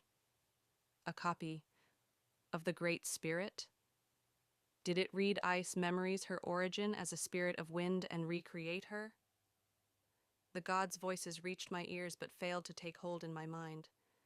The ultimate guardian, not just a gatekeeper, but the dungeon's true warden. They've condensed every trial Bel and his party should have faced into a single being. Even Hermes' voice, rising in awe, barely registered. The presence before me gripped my very soul, absolute, overwhelming. She was no mere monster. To us, she was a goddess of death incarnate. I stood frozen, mind blank, as instinct, pure survival instinct, took over. My left hand began to charge energy on its own. not a warning bell, but a grand, resounding toll echoing through my body, and as it built, the Black Maiden slowly looked down at me and smiled. A chill ran through me so violently it nearly broke my spine. No time to hesitate, not even a second. I cast away every trace of fear and roared, "Firebolt!" 17 seconds of charged power with my anti-charm flame resistance, Venatus Tevere, active, enough force to pierce even a floor boss. But, whew, she exhaled. Raising her fragile-looking left hand toward the ceiling, she let out a faint breath, and that alone conjured a whirlwind. My blazing bolt of lightning and flame twisted off course, deflected skyward as if reality itself had bent. A colossal explosion followed. Chunks of the dungeon's flesh rained down, and yet her black winds repelled everything, untouched in her absolute domain. Still smiling, the Black Maiden raised her left hand again and gently pointed her index finger at me. Tan. A spear of wind. Jet black flash, faster than thought. There was a hole in my shoulder. Gah! A strike meant to pierce straight through the chest where the heart should have been. By a margin thinner than a breath, I twisted my body just in time, and my reward was an arm on the verge of being torn off. But the wind didn't stop. Each light flick of her wrist sent another black lance screaming through the air. Tan, tan, tan. My arms, ribs, flanks, neck, temples, thighs, shins all punched through as easily as paper. The shock waves tossed me around like a rag doll. It was a miracle my ears or fingers hadn't been sliced off. Even my auto heal couldn't keep up. The existence called Belle Crenelle was being erased piece by piece. I couldn't even scream anymore. Like the false eyes before her, the Black Maiden played without emotion, amused, cruel, killing me as if toying with a broken doll. Tan. A spear of wind, a jet black flash, faster than thought. There was a hole in my shoulder. Gah! A strike meant to pierce straight through the chest where the heart should have been. By a margin thinner than a breath, I twisted my body just in time, and my reward was an arm on the verge of being torn off. But the wind didn't stop. Each light flick of her wrist sent another black lance screaming through the air. Tan, tan, tan. My arms, ribs, flanks, neck, temples, thighs, shins all punched through as easily as paper. The shock waves tossed me around like a rag doll. It was a miracle my ears or fingers hadn't been sliced off. Even my auto heal couldn't keep up. The existence called Belle Crenelle was being erased piece by piece. I couldn't even scream anymore. Like the false aces before her, the Black Maiden played without emotion, amused, cruel, killing me as if toying with a broken doll. Arc's Ray! A great flash of light erupted behind her, a spell meant to save me, a miracle of a mage's will. But to her, it was nothing more than a child's prank. Hoo! Her breath once more became a whirlwind, and the beam was diverted skyward, exploding harmlessly into the ceiling. Luminous Ario! But before it could strike the walls, the spell twisted, curving sharply mid-flight. Homing magic. The same trait I'd once seen from Hyacinthos, Apollo's child, in the war game. That enormous spell wasn't meant to have such precision, and yet it chased, struck, and detonated before she could bend it a second time. A forced self-detonation spell trigger. Ha! Ha! Lefia. Lefia stood there, barely upright, staff trembling in her bloodied hands, gasping for air. Freed from the death dance, I collapsed, limbs twitching, foo-foo. Through the fading blast and dispersing dust, she emerged untouched. The Black Maiden. A black current of wind flowed around her body, like ice's enchantment, but darker, far darker. That swirling aura turned Lefia's strongest magic into nothing but a cruel joke. You've got to be kidding me, what is that thing? Resonant Dispelka. Firebow. Wind. We moved in perfect unison, thrusting. Our arms forward to attack, but we were still too slow. The black winds detonated. A storm born within the dungeon tore through everything me, Lefia, and everything else that still stood. Ah! It was madness. Chaos. Pure, overwhelming destruction. Was the corrupted spirit truly capable of birthing such a death incarnate? No, we were the ones who'd given it time to be born. The 3 minutes we'd spent saving Tiona, we were paying for it now. And even as the black tempest tore through us, I could feel it, though we were far apart. Our despair was shared. Lafia's, Tiona's, and mine. Our hopelessness resonated as one. Across the fleshy purple expanse of the dungeon, everything was being gouged and torn apart. A sickening, wet splatter rang out. A body mangled into red rags hit the ground. Whether it was fortune or cruelty, Lafia and I were thrown nearby, while Tiona crashed down a short distance away. The two of them were barely breathing. Meanwhile, my body, shameless as ever, was already beginning to heal, but I wouldn't make it in time. The Black Maiden extended her hand. Death smiled. Lafia's and my bloodied faces were about to be the last thing we saw when another voice thundered from afar. "Resound! Remnant light, ye valiant 12 seats!" A massive great sword, hurled like lightning, struck the Black Maiden. Blaze of round. The blade was deflected by the barrier of black wind, but the sheer strength of the dwarven throw cracked that shield and staggered her.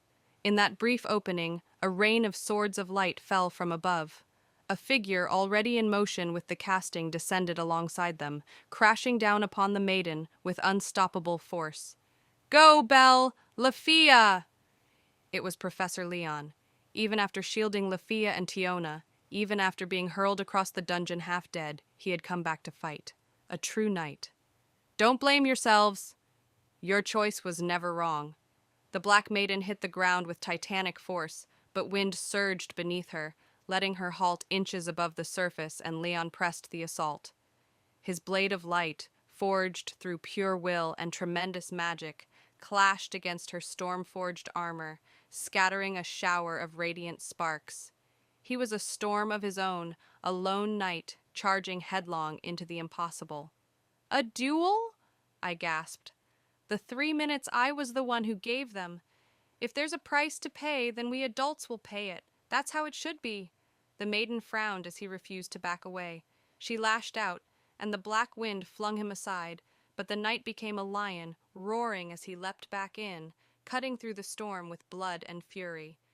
"Belle, because of you, I want to make a miracle too.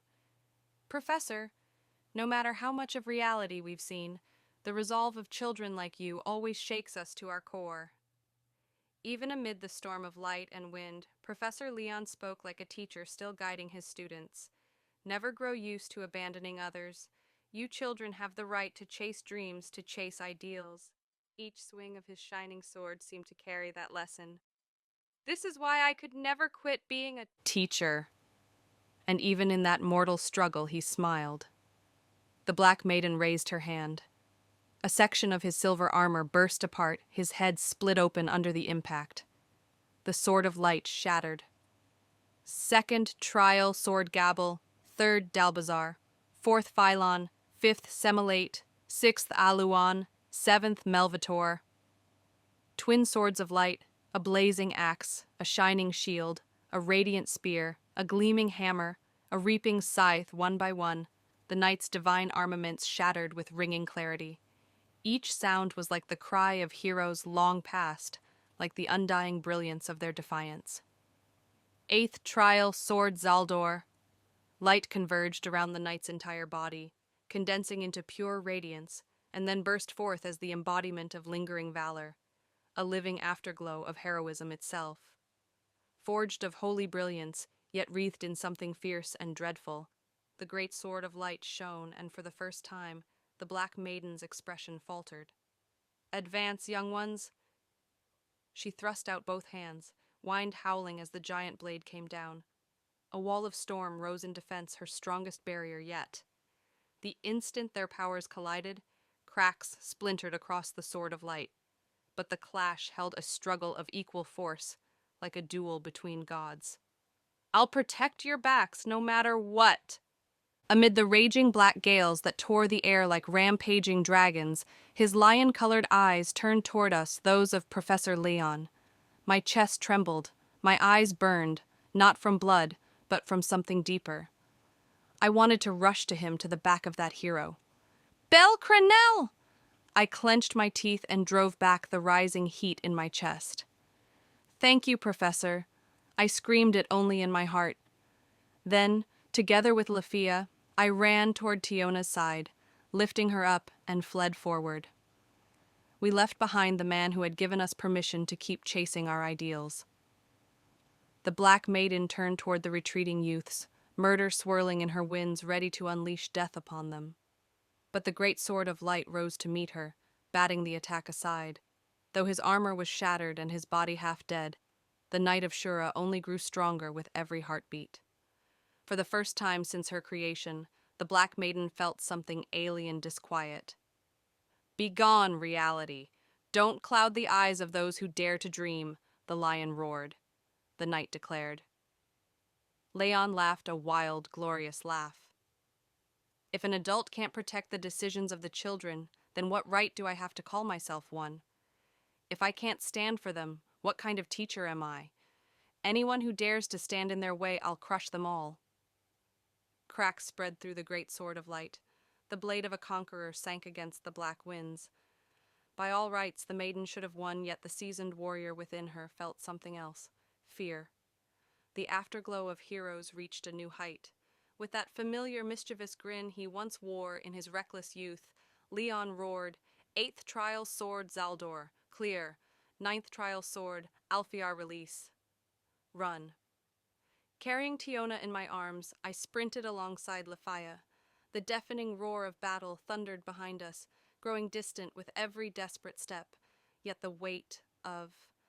The knight's words carved themselves into my back, trembling with every breath. "Lafia, we need to heal somewhere. Keep running. If we stop, that wind will catch us." Even if Professor Leon was holding her off, the Black Maiden's power was beyond reason. Out of every foe we had faced today, she was without question the strongest. A storm given human form. If we lingered even slightly, that wind would drag us in, tear us apart, and leave nothing behind. The mere thought of it refused to let us go. Lafia caught my eye and immediately began a parallel chant, preparing her next summoning spell. I shifted Tiona on my back and fumbled for an item from my pouch. My auto-heal would keep me alive, but Lafia and Tiona needed treatment now. Yet, I never got the chance. Dozens of new abominations emerged before us, headless, armless female bodies floating midair. From their backs, unfurled layered wings like the petals of a massive flower. Their flesh, like the dungeon's own violet tissue, was veiled in the same near-transparent garment as the Black Maiden's. They were beautiful, grotesque, like carved marble given life. Spirit remnants Samosthrakia? Belle, run! We didn't know what they were or what they could do, but the gods' panicked cries were all the warning I needed. The headless, armless bodies pulsed. Their forms lit up with red, blue, yellow, white, and black sigils, magic circles blooming across their flesh. Then, all at once, they unleashed waves of pure, destructive force. Gah! The floor, the walls, the air itself shattered. It wasn't wind, it was raw pressure. A force like Makoto's gravity magic, but unleashed in every direction. By every one of them. In an instant. Insane. My right leg crumpled. The flesh twisted. The bone cracked. Auto-heal triggered immediately, but Tiona was torn from my grip, sliding helplessly down the corridor. Resonance release. Cannon. Fusillade Philarica. Through the chaos, Lafaya, barely holding her footing after being thrown aside, raised her staff. The same ring spell we'd failed to cast against the Black Maiden now flared to life, and a storm of blazing arrows filled the air, converging in every direction. Flaming crimson bolts arced through the air, slamming one after another into the abominations above, but they didn't fall. "They're not dropping?" The spirit remnants Samosthrakia remained intact, their bodies smoking but holding their shape. Their resistance to magic was unnatural. They were spirits, no. They were practically the same as the spirit cloths we wore, incarnations of magical defense itself. With no mouths to speak, the pitiful abominations instead blazed with color red, blue, yellow, white, and black, each representing an element. Then they unleashed waves of energy wildly in every direction. They were flying artillery, too strong, too many, dozens appearing at once utterly absurd. A relentless follow-up to the Black Maiden, the dungeon itself mocking the very concept of floor-level balance. The demonic realm had decided to throw fairness away completely. The shockwaves crushed everything, bodies, stone, and will. Lafia and I screamed as we were blown apart in opposite directions. Her wings already shredded beat in vain, but the fairy still gambled everything on one last play. Harbinger of the end, white snow before twilight, now swirl the winds. The long incantation, she was going for a long chant. Even here, in this death trap, she was going to break through it. Then my role was clear support her, no matter what. Rolling across shattered stone, I thrust out my right hand, momentum still carrying me forward as I fired. Firebolt! A blazing barrage. Even as I regained my footing, I drove my healed leg into the floor as an anchor and kept firing upward relentlessly. 286 shots so far and counting. Auto-heal couldn't keep up with the strain, but it didn't matter. I didn't care if I missed, I just needed volume, chaos, suppression. At last, one of the abominations burst into flames and fell. It could be done. They weren't invincible, but they took too long to kill. It had to be physical attacks, not magic. Yet if I tried to leap and strike, I'd be swatted out of the air. Even if I downed one, I couldn't shield Lafia while she chanted. So I just kept shooting. Argonaut! Then Lafia! The shout snapped through the chaos. Gh! A cold, wet sound. The parasite spider. It had crept up behind me, sinking its barbed fangs into my left side. Ah! A choked cry broke through Lafia's chant. I didn't know what had happened, only that it was fatal. Game over. The spider's multifaceted eyes gleamed with cruel amusement as time seemed to stop. I could feel it, the monster's essence pouring into my body, its roots threading through my flesh.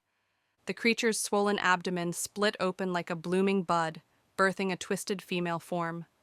The same accursed figure that had once tormented Maluna and the others.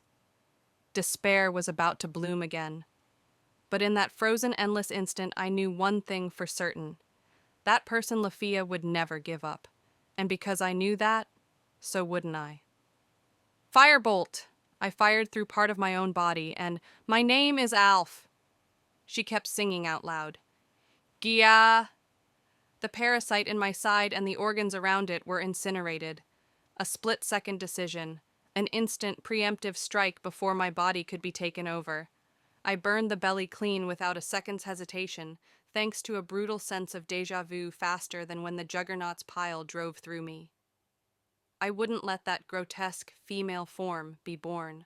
I wouldn't give up my body either. Bloodshot eyes, agonizing heat down to the marrow, yet I completely incinerated the parasitic spider. Rhea levatain! Immediately, a pillar of crimson flame shot up from the floor. From a vast red magic circle, dozens, hundreds of scarlet pillars erupted.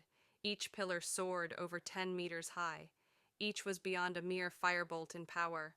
They swallowed the abomination's bizarre resilience, engulfing and utterly incinerating them.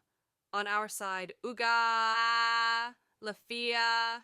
I collapsed to the scorched floor in a miserable heap, clutching the freshly healed hole in my flank and writhing in pain, and watched the infernal columns rising between me and Tiona and Lafia. The pillars now formed an impenetrable wall of flame that severed our position from theirs. All the abominations around us had been wiped out, and still the barrier of fire remained. Could it be there are still enemies on the other side? Did she split us apart to keep them away from her?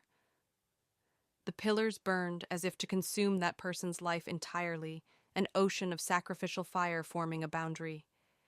Its fierce heat simply illuminated Tiona's and my faces. I finally dragged myself free of the floor and screamed after the elf who had disappeared beyond the wall of flame. Lafia? Why, what are you doing? Lafia sat down at the base of the pulsing violet column, her back pressed against it as she exhaled in shallow, ragged breaths. The thought that a monster or one of the false eyes might burst out of the fleshy pillar crossed her mind, but she no longer had the strength or focus to care. She simply leaned there, breathing unevenly, her body trembling with exhaustion. Lefaya! From beyond the blazing inferno she had summoned, she thought she heard the boy's voice. No, not thought, she truly did. Even through the roaring of the flames, that child's voice reached her, crying and shouting like a stubborn child refusing to be left behind. But it couldn't be helped. Even outside the range of her Rhea Levitine, those wretched abominations kept spawning endlessly. If someone wanted to save their beloved one, then someone else had to remain behind in this hell, and Lafia had simply decided that role should be hers. She smiled faintly, weakly, accepting it. Lifia, you? Her goddess's voice came through the crystal Loki's voice, tight with alarm. Pretending not to notice the sharp intake of breath on the other end, Lafia lifted the small crystal in one trembling hand. Loki, can you deliver my words to him? Bell! Even as I screamed hoarsely through the blood in my throat, a transmission from the gods came through. But I couldn't listen to them, not now, because beyond those flames was her. The rival who had fought beside me since this all began. The one who had helped me again and again. The one who had promised, let's save ice together. Lafia was beyond that inferno. Bell. Crenel. It wasn't the voice of the gods that stopped me as I staggered toward the wall of fire. Through the roar of the flames, her voice Lafia's reached me. Then I realized Hestia's oculus was linked with mine, and Loki's oculus was linked with hers. The two goddesses had brought them together, letting our voices cross through both magical devices. Lafia, please wait, I'm coming, I shouted into the crystal, desperate, but her faint, trembling voice cut me off. The one who will save ice is me. That was a challenge, a deliberate provocation. I'm going to beat you to it, Belle Crenel. I'll be the one to reach eyes. Even though we'd promised to save her together. Even though she was about to face it all alone. I understood. She was doing the same thing Professor Leon had done. Trying to push me forward, to force me ahead, using a gentle lie. I could have said it was a lie. I could have refused to fall for her provocation. But even now Lafia was trying to keep our promise, to save ice no matter what. Even if our paths had diverged, that bond remained unbroken. Ash-like, sparks rained down like crimson snow, each one a fragment of the elf's life, her devotion. Then, if that's what she was giving me, then what I had to say was clear. No! You're wrong! It's me! I'll save ice! Through the static, I heard the faintest breath of laughter, soft, proud. Then, it's a race, isn't it? Yeah! I grinned through the smoke and blood, because I knew somewhere beyond the flames, she was smiling too. Shoving away every impulse, I struck my own legs to beat out even the slightest hesitation, and turned my back on the blazing wall of fire. I broke into a run, carrying Tiona on my back as her face twisted in pain. Instead of shouting, her trembling hand reached over my shoulder, clutching tightly at my chest through the fabric as if to tell me, go. With a dull clack, Lafia let the magic crystal fall from her hand, ending her call with the boy. Slowly, she looked down at herself. We've ended up the same, huh? Her left arm was gone. From the elbow down, blood dripped steadily, refusing to stop. During her parallel chant, she'd been caught in a shockwave. A second field struck from another angle, twisting her forearm until it tore clean off like plucking fruit from a branch. The arm was gone, and it would never heal. Feeling Loki's ragged, hate-filled breath through the crystal, Lafia traced the bleeding stump almost tenderly and smiled faintly. Not yet. Her body was battered beyond measure, covered in blood and cold sweat, strength draining with every breath. Yet still, Lafia stood. She approached one of the remaining pillars of flame and seared the wound shut against it, stifling the scream that rose in her throat. The spirit remnants, Samos Thracia headless, armless monstrosities born from the corrupted spirit's feeding. That was what awaited Ice if she were devoured. Her very soul chewed to nothing, her dream reduced to a broken husk. Unforgivable. Lafia's eyes blazed. There was no room for limits now. She hadn't stayed behind to die. She'd stayed because she and that boy had made a promise to save their shared idol together. I won't lose! To that human! Staring down the tide of approaching abominations, the one-armed elf drew a deep breath and began to sing once more. I used Mord's elixir on Tiona. Even so, she still couldn't move properly. I kept running, carrying her on my back, pressing forward toward Aias, for the sake of everyone we'd been separated from, for those who had sent us onward. But then, Aga! A sickening sound rippled beneath my skin as those vile roots began to rise up again. An unbearable crawling sensation, like something slithering just under the flesh, followed by sharp, cracking pain spreading through me. I'd already burned away the parasitic spider, but the roots it had driven into my left side were still there, still writhing inside me. A thin stream of blood dripped quietly from my nose, the same state as Tiona right now. Hythe had warned us over and over again. This was the absolute taboo condition, a bad status you must never allow to happen. No matter how many times my auto-heal triggered, the roots wouldn't vanish. They crawled through me like poison, eating me alive from the inside out. This was the cost of that fatal blind spot, the one moment of carelessness that let them get in. With a wet sound, cop, a mouthful of dark red blood spilled from my lips. I dropped to one knee. My left side wouldn't move right, as if the whole half of my body were seizing up. The roots bulged beneath my skin up my left shoulder, along my neck. Ha! Ha! Ha! I had to do it again. I had to pour firebolt inside my own body once more. That burning hell I'd endured before, the terror, the pain, none of it mattered now. My body screamed, no more. But I didn't care. It was the only way to burn the roots out completely. In my current state, surviving in this cursed domain would be a joke otherwise. But where?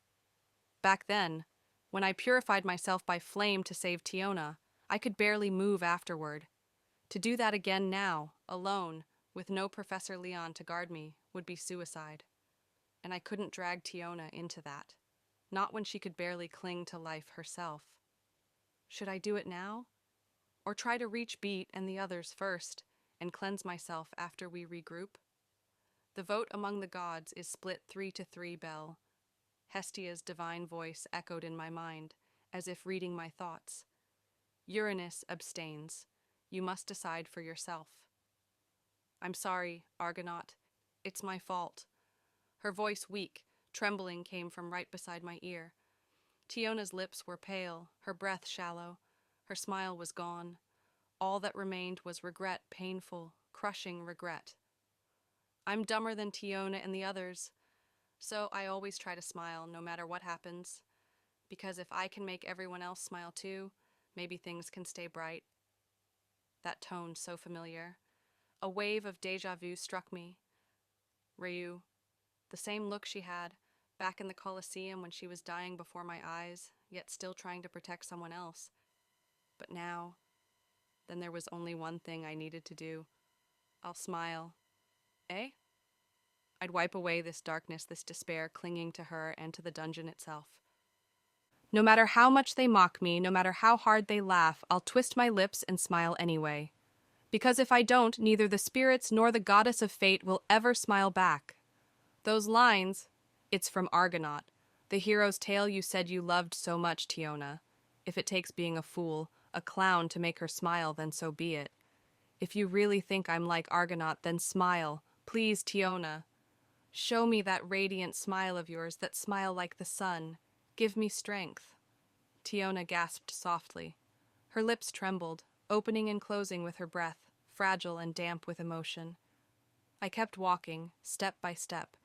Even with danger all around us, I shouted to drown out fear, to drive away despair. I wanted her to feel safe, so I kept smiling. Hey, Belle, do you like the comedy of Argonaut?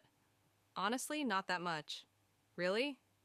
Yeah, I don't dislike it, but I always preferred stories like The Guardian of the Sacred Realm, Epimetheus, or The Legend of the Lion King. The ones where heroes cut down monsters one after another. I used to look up to that. So you're a boy after all, huh?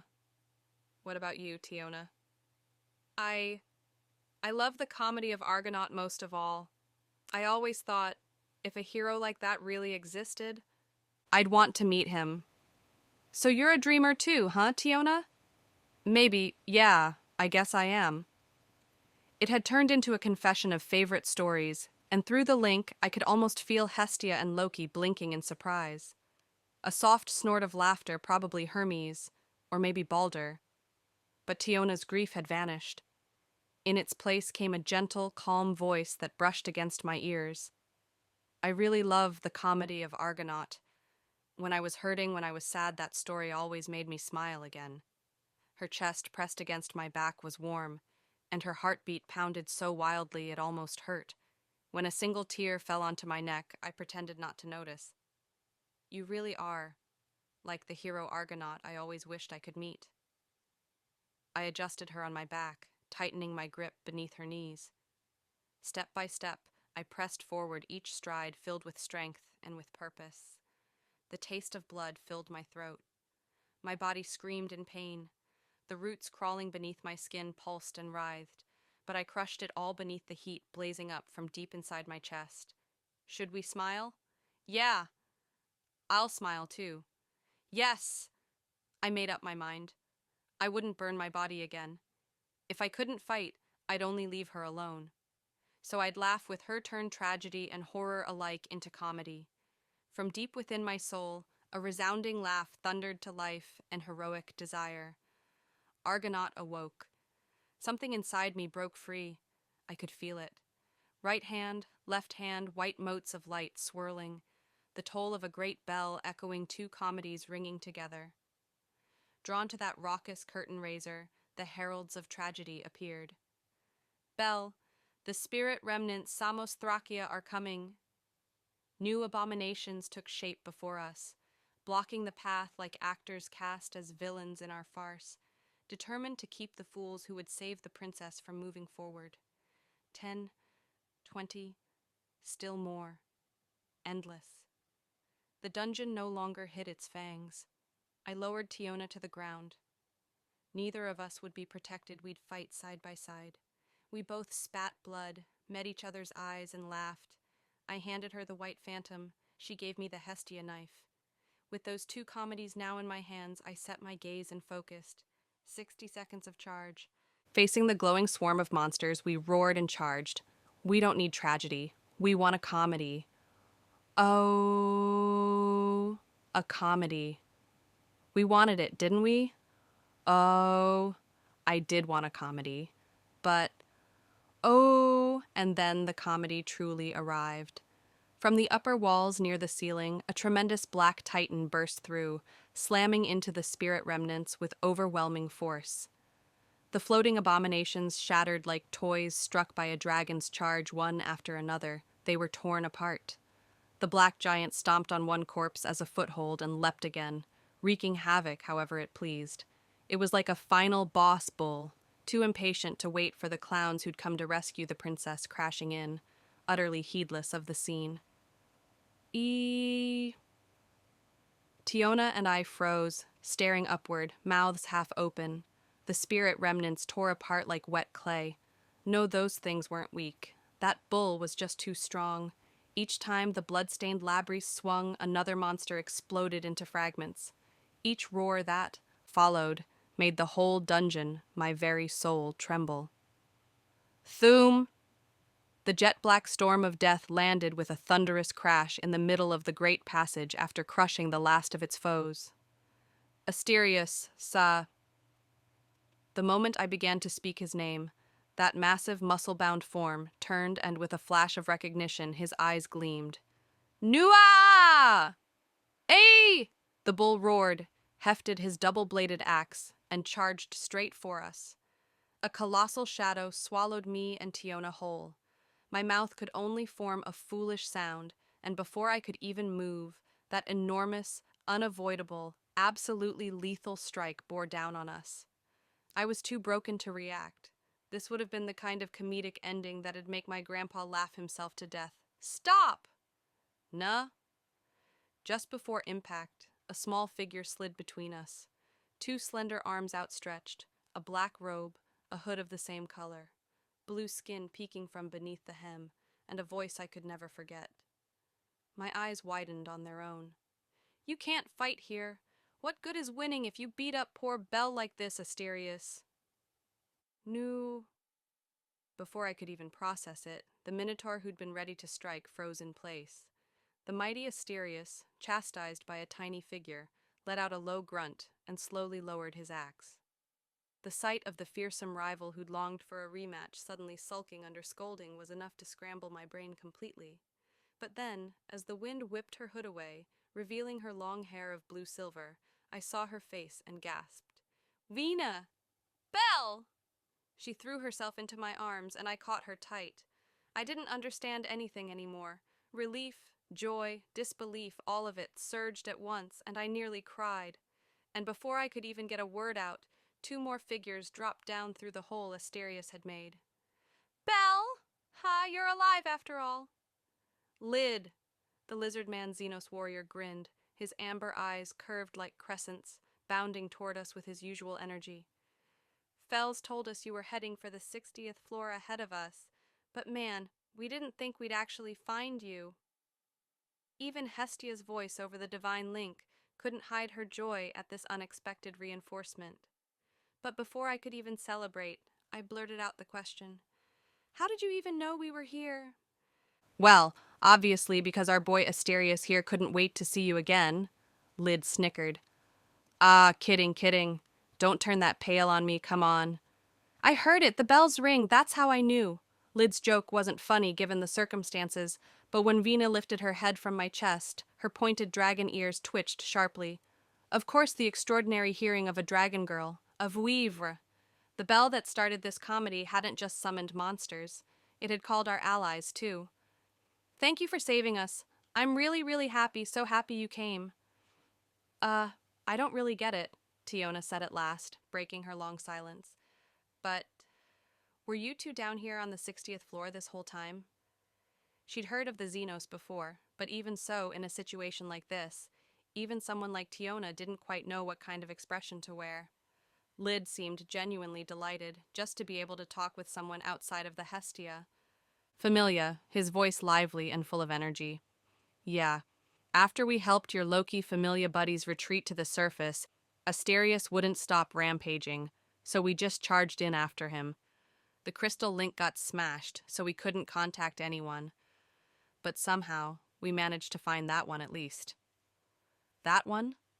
Lid and Weena turned toward the direction he meant, and we followed their gaze only to find a lone figure standing off by herself. He stood there like someone at a party who knows nobody watching his friend chat happily with other friends he's never met, too awkward to join in, trying his best to disappear into the corner of the room. It was the dark elf, Hogni. Foo, to be saved by a monster's whim. Such is the destiny granted to me. I, who was never the rabbit worthy of salvation. Hogni? The sight was so surreal I could barely process it.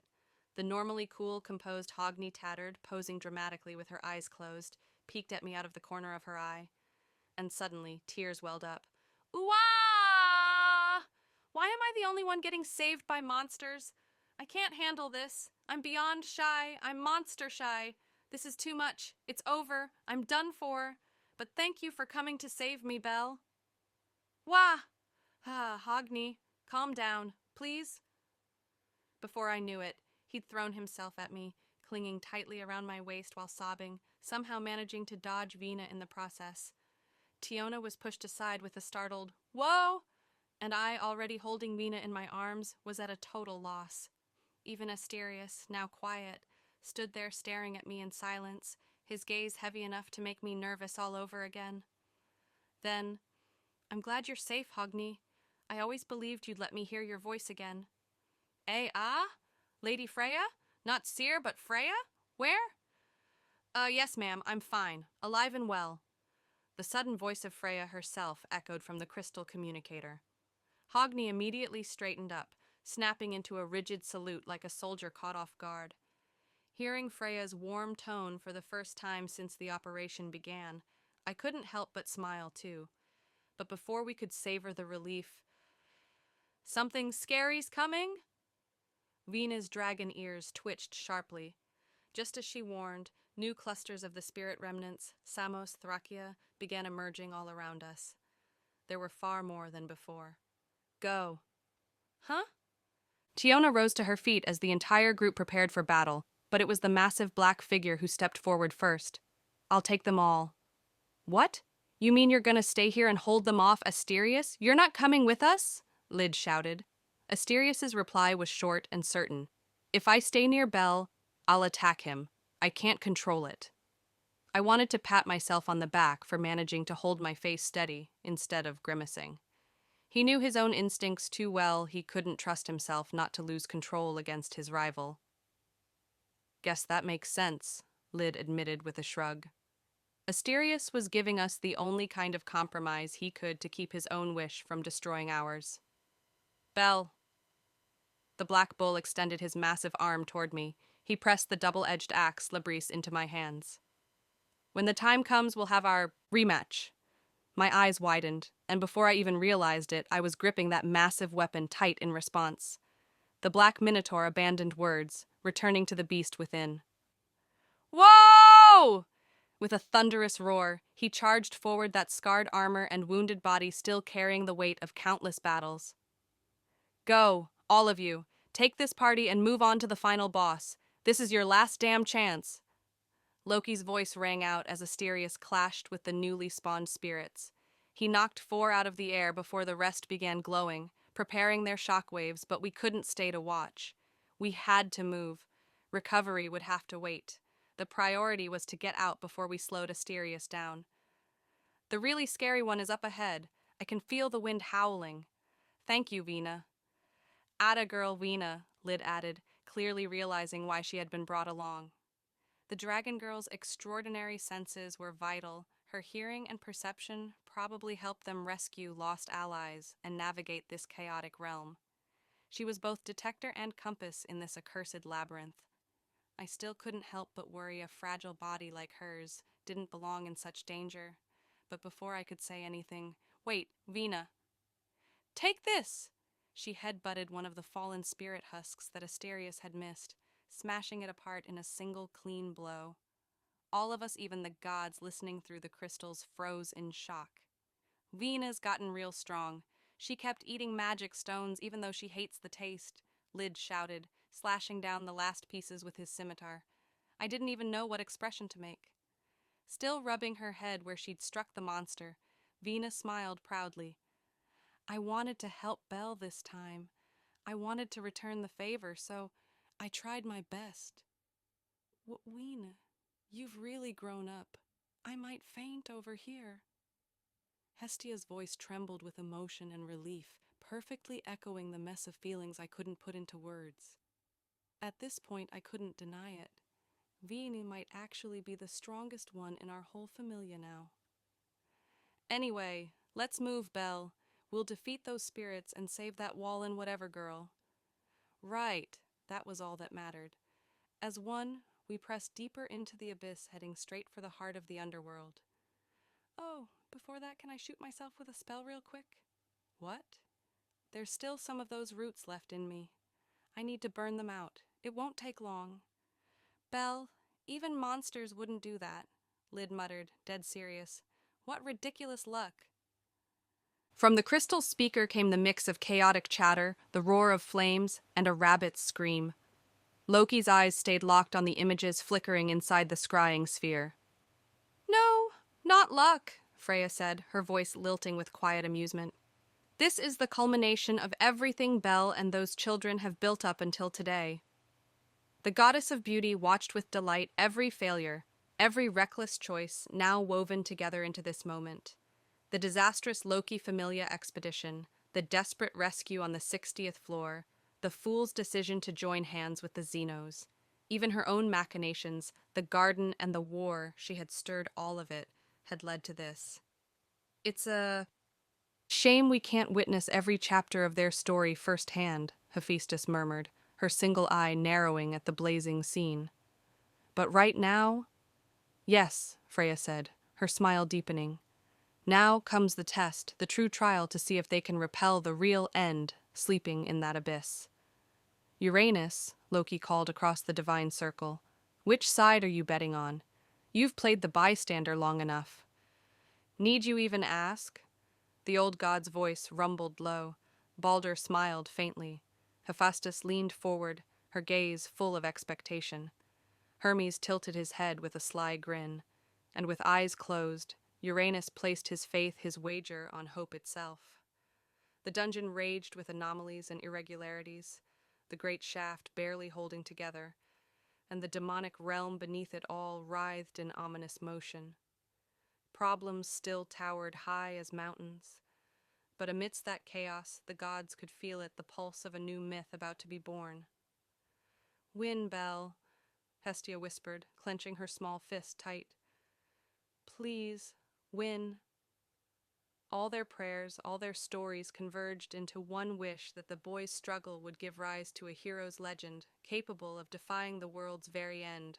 Pushed onward by the will of their goddess, the adventurers gathered to face the final battle. La la la la, as if reminiscing about the unreachable sky, as if dreaming again of the song of the earth she once heard. She quietly hummed a clumsy tune. I want to see the sky. That was her wish. Ever since she began to yearn for that distant sky buried deep in the endless reaches of memory, she had continued to grow in power even after falling into monstrosity. She attacked, captured, devoured, drank, crushed, laughed, consumed her own kind, was threatened, defended herself, and grew stronger still. She built kingdoms, expanded her dominion, found the final wind, and made it here. All that remained was to fully absorb that great wind and open the hole, to tear away all 60 seals above her head, to rip through the heavy ceiling, and carve open a vast gaping wound in the world. Then all her wishes would be granted.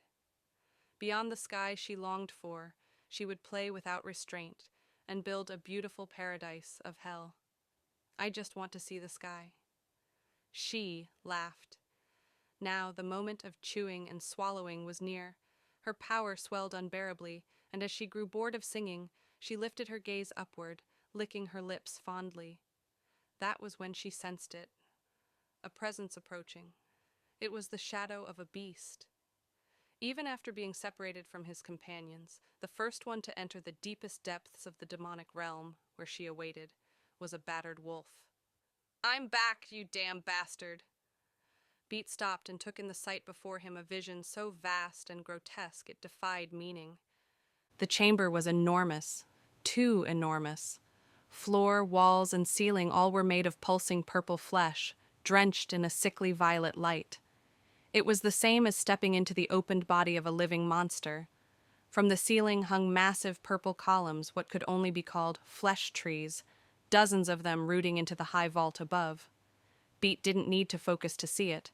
Those trees were made up of the screaming faces of women spirits consumed and twisted into this vile form. The fleshy walls of the demonic domain pulsed more violently, their hues darker and more poisonous than before. And at the center of this vast space rested a colossal brain. It hung from the ceiling like a grotesque shrine, swollen beyond the size Beat remembered, like a malignant tumor gone mad. Deep grooves carved across its surface gave it the look of a gigantic, throbbing cerebrum of purple-blue flesh, and embedded at its center was a single, enormous eye rolling and pulsing, wet and alive, endlessly squirming. Dense streams of magic formed luminous halos around the chamber's center, rings of light woven so tightly with mana they pulsed like living veins. From that control organ of the demonic realm, spine-like extensions grew outward, serpentine, grotesque, writhing like giant snakes of flesh. And at the end of one such massive spine, she awaited. Her lower body had no legs.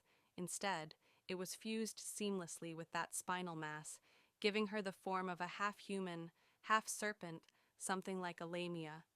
Her smooth, pale violet skin gleamed with a sensual luster that could bewilder mortal and monster alike. A small, full navel sat above a firm abdomen. Her breasts, large enough to fill both hands, were almost too rich with life. Across her supple arms, shoulders, and upper body ran countless lines of sacred script glyphs reminiscent of divine hieroglyphs. From her head flowed long violet-black hair, cascading from both sides down to the floor like twin waterfalls, a beauty that could bewitch both man and beast, yet one that carried the stench of ruin. A messenger of corruption cloaked in divine allure, far more exquisite, more seductive, and infinitely more dreadful than any demi-spirit. She was known as the corrupted spirit. Well, now back again, are you? Looking down upon the small werewolf beneath her, the corrupted spirit laughed softly, her voice like the tinkling song of a mockingbird. In addition to her two crimson eyes, a third, an enormous single eye identical to the one embedded in the giant brain above, was set in her forehead. All three eyes narrowed with hypnotic amusement. Around that central eye sprouted four horn-like protrusions, forming a grotesque crown befitting the so-called queen of the dungeon. Among her otherwise divine upper body, one feature stood out in horror. Her left arm was no longer human. It had become a massive, warped limb, like the body of a centipede, segmented, chitinous, and many-jointed. The arm twitched and hissed, bending in unnatural angles, its end opening wide into a gaping maw lined with jagged fangs. "You've gotten even uglier," Beat spat. "Makes me want to puke." The left hemisphere of the enormous brain, above, had also changed, its regenerative powers gone berserk, forming a tumor-like growth fused to its side. It could almost be called a second brain, smaller and more twisted than the first. It wasn't merely the scar left by the Loki Familia's assault. It was something new, a fresh organ the corrupted spirit had spawned in response. Two sights in this grotesque central chamber were still. Unknown to Beat. One was the countless tubes snaking through the space, threading the walls, ceiling, and floor in every direction like veins of living flesh. From the towering trees of flesh, countless strands branched outward, running through the ceiling, walls, and floor like a grotesque network of capillaries. Each vein pulsed rhythmically, pushing along a faintly luminous blue light, the current of wind mana which circulated through the vast chamber like blood through an enormous living organism. And then came the second horror, the source from which that wind mana's heartbeat originated. A monstrous heart, embedded high within the far wall of the cavern, nearly 50 meters above, throbbed with a sickly, organic rhythm. Ch. Even now, the pulsating mass beat like a living drum. Around it floated 6 remnants of spirits, Samos Thracia, winged abominations, positioned like guardians around their queen. They were the corrupted spirit's trophies, proof of her dominion, her spoils of slaughter. Through the countless veins connecting to it, the heart pumped mana outward, feeding its mistress as she basked in satisfaction. And within that grotesque heart, through the membrane of living flesh, Beat could make out the faint form of a girl curled up like a fetus, her golden hair and golden eyes unmistakable. Ias Wallenstein. Rage and killing intent erupted within him, clawing at his insides, barely contained by will alone. The corrupted spirit tilted her head, her voice a lilting mockery. "Oh, Arya says she doesn't need you anymore, so why don't you scurry off?" "Shut it, you damn freak," Beat snarled. "Your breath alone's enough to make me puke." Even as she toyed with him in human tongue, the very fact that this monstrous ruler of the dungeon, this true sovereign of the abyss, could converse so fluently, only deepened the grotesque absurdity of it all. But Beat didn't falter. His iron will held firm as his eyes swept the chamber, gathering information with cold, lethal precision. His gaze fixed on the trees of flesh, those obscene trunks molded from the heads and torsos of spirits, their twisted, screaming visages, each one a record of her consumption. Every one of those faces belonged to a great spirit the corrupted spirit had devoured. And among them, Ias's face was not yet there. Her body was being melted, digested, absorbed, but not yet fully consumed. That meant she could still be saved.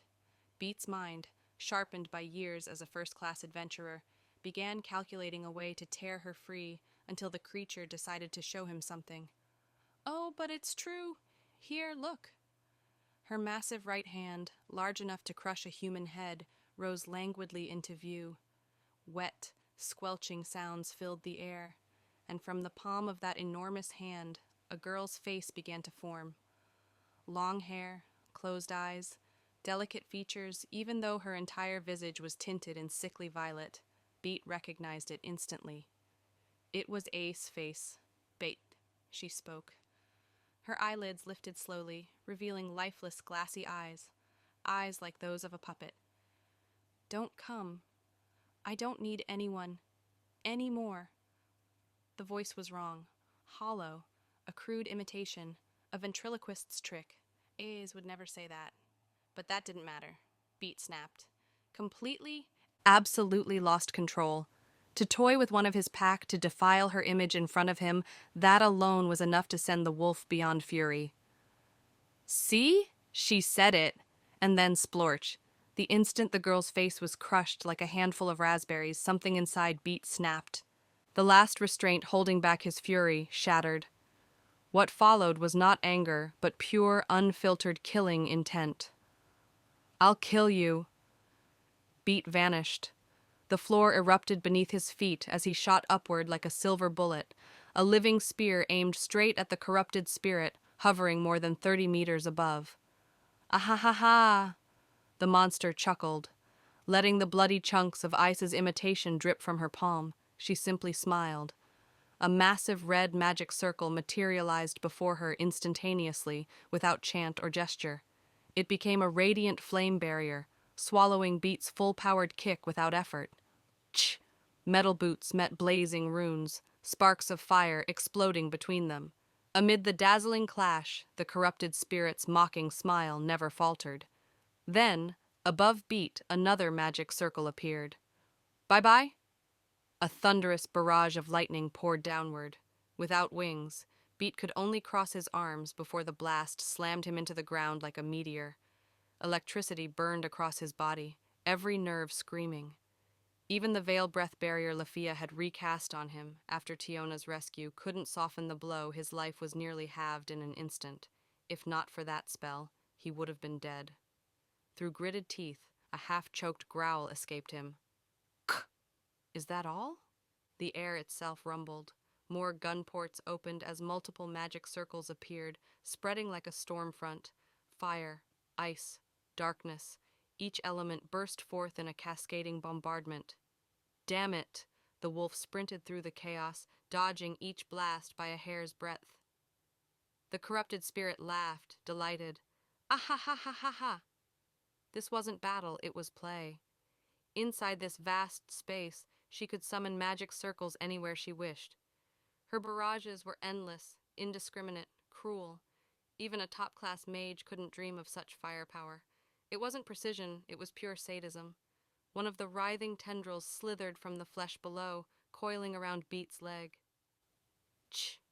He drew both blades, slashing every tentacle that reached for him, cutting, tearing, burning through the living maze. But that was when the corrupted spirit exhaled, almost lazily. A wave of fire roared through the chamber so wide, so vast, it incinerated the air itself. Gah! The flames swallowed him whole. The scale of her power was beyond measure. She wasn't a creature, she was an ecosystem. The entire 60th floor made flesh. Fighting her was like trying to defy the dungeon itself. Even a level 6 first-class adventurer was nothing more than a toy. The wolf's body crashed across the regenerating flesh floor, his armor seared, his fur smoking. Still, he lived. How stubborn, the corrupted spirit cooed. Then I'll make you my new puppet. The burned, crushed ground beneath her feet healed instantly. Her lips curved into a crescent moon as she raised her hand, unleashing a rain of tendrils aimed straight at the fallen wolf. But before they struck, firebolt! A surge of crimson lightning erupted between them, slicing and burning the tendrils to ash. The corrupted spirit froze, her expression twisting. The flames and thunder belonged to a single figure, a white-haired boy holding a longsword and a divine dagger glowing with heat. Beside him stood a woman warrior, a lizard man, a dark elf, and a dragon girl, each wielding their weapons in unison. Beat's eyes widened. You idiots! Are you all right, Beat? Bell shouted back, gripping his sword. The time for solitude was over. Surrounded by this mismatched, chaotic party, Belle Crenelle took position in front of the wolf facing the corrupted spirit head-on. What the hell are you doing, Beat? You look like a pile of scrap. Charging in alone like that, you're begging to be the fall guy. There's no time if we're gonna take Ias back. And who the hell are you calling the fall guy? Oh, please, after all that tough talk, you got your ass handed to you, mutt. The weak one here is you cough, cough. Make up your mind. Either mock me or choke on your blood, dumb Amazon. The air filled with the shrill noise of Loki's laughter echoing through the oculus, mixing with Tiona's teasing as Beat, already on his feet again, roared back in frustration. Bell had tried to check on the wolf's condition, but realizing that the noisy Loki Familia chatter made it unnecessary, he just wiped his sweat and instead held out the last potion he had. We're fighting too. Please, let us fight with you, Beat. Guess I'm losing my edge. Never thought I'd be teaming up with monsters. Snatching the potion from Bell, Beat poured it over his head, glancing once toward Lyd and the others, his irritation with himself burning behind his eyes. But he didn't refuse. There was only one priority here: rescue Eyes. For the sake of his pack, a wolf could swallow mud if he had to. Meanwhile, Vina had shrunk back, terrified of the notoriously violent adventurer hiding behind Bell's back. Oh, more of you now? Are you here to play too? That's the corrupted spirit. The creature's long, spine-like lower body twisted and writhed grotesquely as she loomed above them, looking down with a mocking smile. Bell felt his skin crawl. A talking monster, not a Xenos, shouldn't exist. That fact alone was horrifying. To Bell, who had befriended the Xenos, this was different. It wasn't intelligence born of kindness, but evil that mimicked humanity. And yet, it didn't seem entirely alien. He remembered the demi-spirits, the parasite spider, the half-human forms that had spoken words of hatred and sorrow. This one was their culmination, the ultimate corruption of those who had come before. The axe Asterius had entrusted to him grew heavy in his hands. Beside him, Hogni muttered from behind Bell's shoulder, his voice trembling. I never wanted to see that thing again. Beat. Where's Hythe? How the hell should I know? She got blasted. Who knows where I didn't have time to look? What? Heath's here but missing? Typical Hedon useless timing. Even as they kept their eyes fixed on the abomination above, Hogni couldn't help but groan in. Exasperation. Losing their top healer in a boss fight of this scale was a nightmare. But Beat couldn't be blamed. Searching for her could have cost them everything. If they'd wasted even a minute, they might have missed their only window before the end came. If you care for Hythe, then slay that fallen spirit, Bell. Once it's gone, every chromatic monster here will vanish. You'll save not just AS, but the entire Shaft defense team as well. Right. That girl's like you, she's got auto-heal. If she's not fighting, she'll hold out. Even if she's been parasitized by one of those spiders, that might actually keep her safe. They won't attack what they've already claimed. I don't know if that's comforting or horrifying. If she's been defiled, I'll personally embrace her until she forgets. I'll make sure every little stain seems trivial. Wah! At Freya's utterly unfiltered voice through the oculus, Bell froze, sweat trailing down his neck, while Hogni slapped his hands over his eyes, his face burning red. Beat, meanwhile, looked seconds away from punching him just for existing, but Freya's tone wasn't meant to tease. She was trying to keep them focused, and her words implied something crucial. Heath was alive. That was all they needed to hear. Then come play, Belle! Arya too! The corrupted spirit spread her arms, her voice echoing through the chamber. The giant heart embedded in the farthest wall throbbed violently, shaking the entire space. Even if they didn't understand the name Arya, they knew what it meant. Ice was inside that heart. Ice! Hold on, we're coming! There was no more time to waste. With Belle's shout, the heroes charged. The final battle began, the so-called dream party of the strongest heroes. was anything but conventional, an absurd mix of adventurers, monsters, and misfits. Yet they stood together to face the corrupted spirit. Loki, use the rabbit. You gods are taking command. Now that's the kind of reckless delegation I like. Ha ha! Beat was first to charge, his voice booming toward Bell, the only one holding an Oculus. He'd already seen through the team's biggest flaw: everyone was a frontliner. Coordination would be a nightmare. Rather than waste time trying to form battle lines with rival factions and monsters, he tossed tactical control to the divine observers. Even with a delay, having the gods' omniscient view was the better gamble. After all, their foe was something born of heaven itself. A little divine interference was fair play. So Loki and the others began remote controlling Bel, ordering him to start charging power. Ha! Ha! Hey, give me a weapon! You sure about that? You look like you're about to drop dead.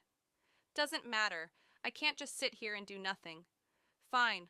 Longsword or scimitar, pick one. The big one! Behind Beat, Lid tossed a longsword to Tiona, readying the magic blade strapped to his own back, the last surviving weapon from the Xenos' hidden village. I've had nothing but bad luck. My body barely moves anymore. Here, Fells's potion. Thanks.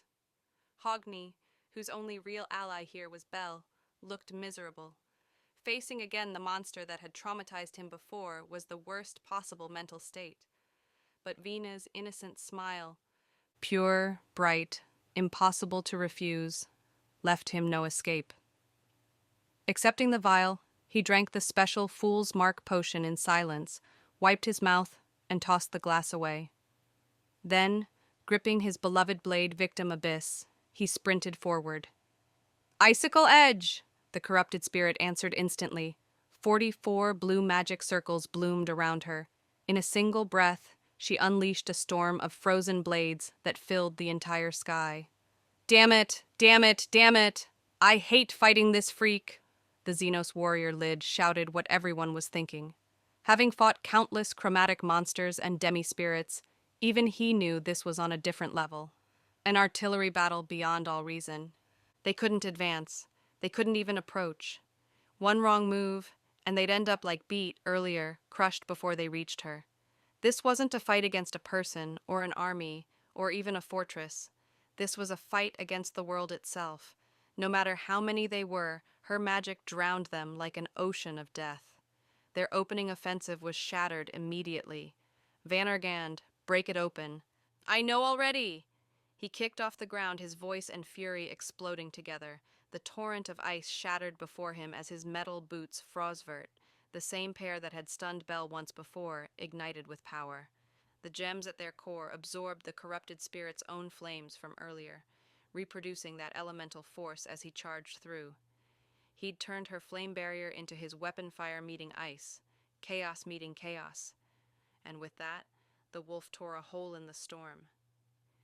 Beat's reckless opening strike hadn't been reckless at all, it was calculated.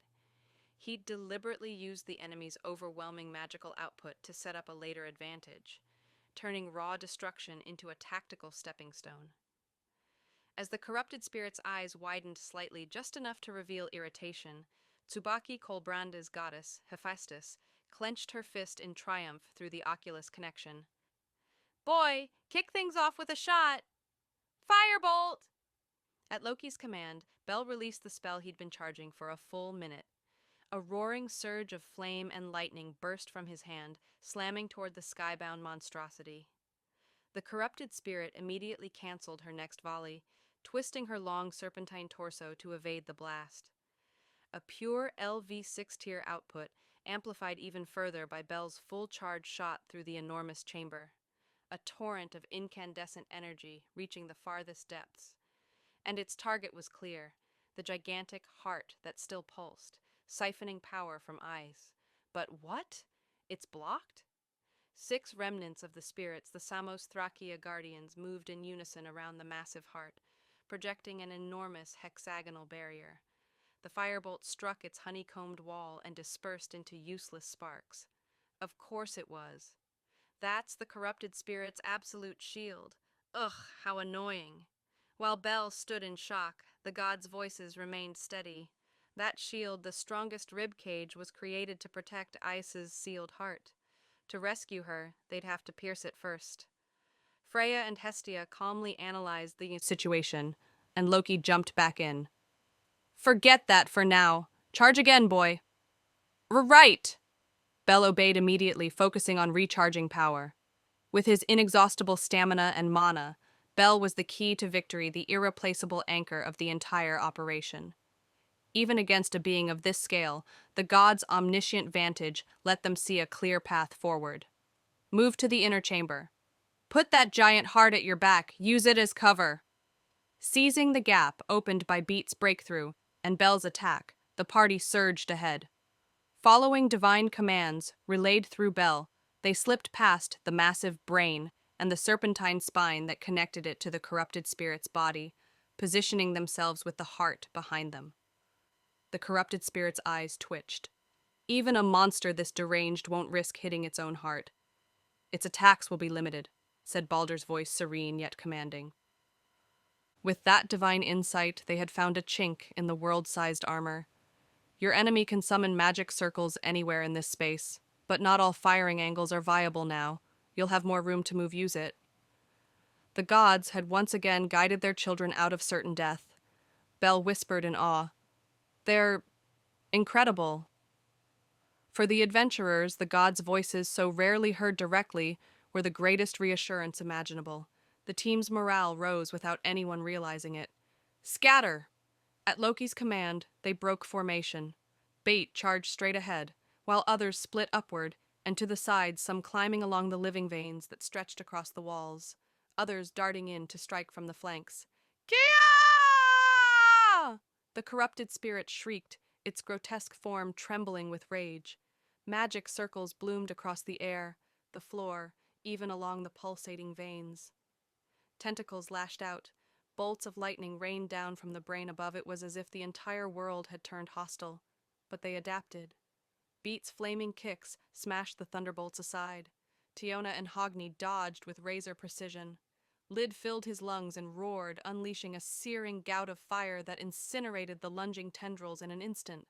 The storm of attacks continued, but for the first time the heroes were fighting back against the nightmare itself. Hey gods! The brain? The heart? Or that spirit, which one do we hit first? The brain if you want to mess with this dungeon's control system. The spirit if you want to go for the one-shot kill, Hermes replied to Lid's question as he ran beside Bell. They'd love nothing more than to free Ice from the great heart, but focusing too much on destroying the absolute shield would only get them attacked from behind. That left two options. The gods identified the brain, fused with the ceiling as the dungeon's control center, while the spirit governed its consciousness and rational functions, and they could already tell that the latter held the key to victory. Then it's that spirit, no question. Breaking away from Bell, Lid surged forward. Beat, Tiona, and Hogni also charged from different directions. Ha, ha! I'll never forgive you for what you did to Ice. Tiona, still battered and far from peak condition, relied on her instincts as a battle-hardened Amazon and her level 6 agility to evade attacks. But the spirit, watching her climb one of the pulsing vessels, smiled wickedly. It raised one slender hand and curled its finger. Gah! Instantly, the root, still inside Tiona's body, tore through her side. She coughed blood, but her fierce eyes didn't waver. Before falling from the vessel, she snapped the root near its base and hurled it like a javelin. You damn monster, take this! The improvised projectile spun toward the corrupted spirit. It was an absurd attack, so unexpected that no magic defense could deploy in time. The creature barely managed to block with the 4 horns jutting from its head, but the impact rattled its skull and sent it reeling. That was when 3 figures struck at once. Die! Drop dead! Seriously, just die already! Beat, Lid, and Hogni attacked the staggered spirit together flames, curved blade, cursed sword. The spirit, ever fond of toying with its prey, suddenly sensed death's touch. It screamed, Distill discharge! Ah? Gah-ha, hot! Yep, I still hate this thing. Its slick violet skin flared with a hideous light. and a surge of electricity exploded outward lightning enchantment, cast without words or motion. The blast sent Aurario's top-tier frontliners flying like rag dolls. Lid countered reflexively, swinging his thunder sword to neutralize the current as he and the others fell back. The corrupted spirit crossed its arms to shield itself and then glared with its third eye before firing a concentrated beam of death.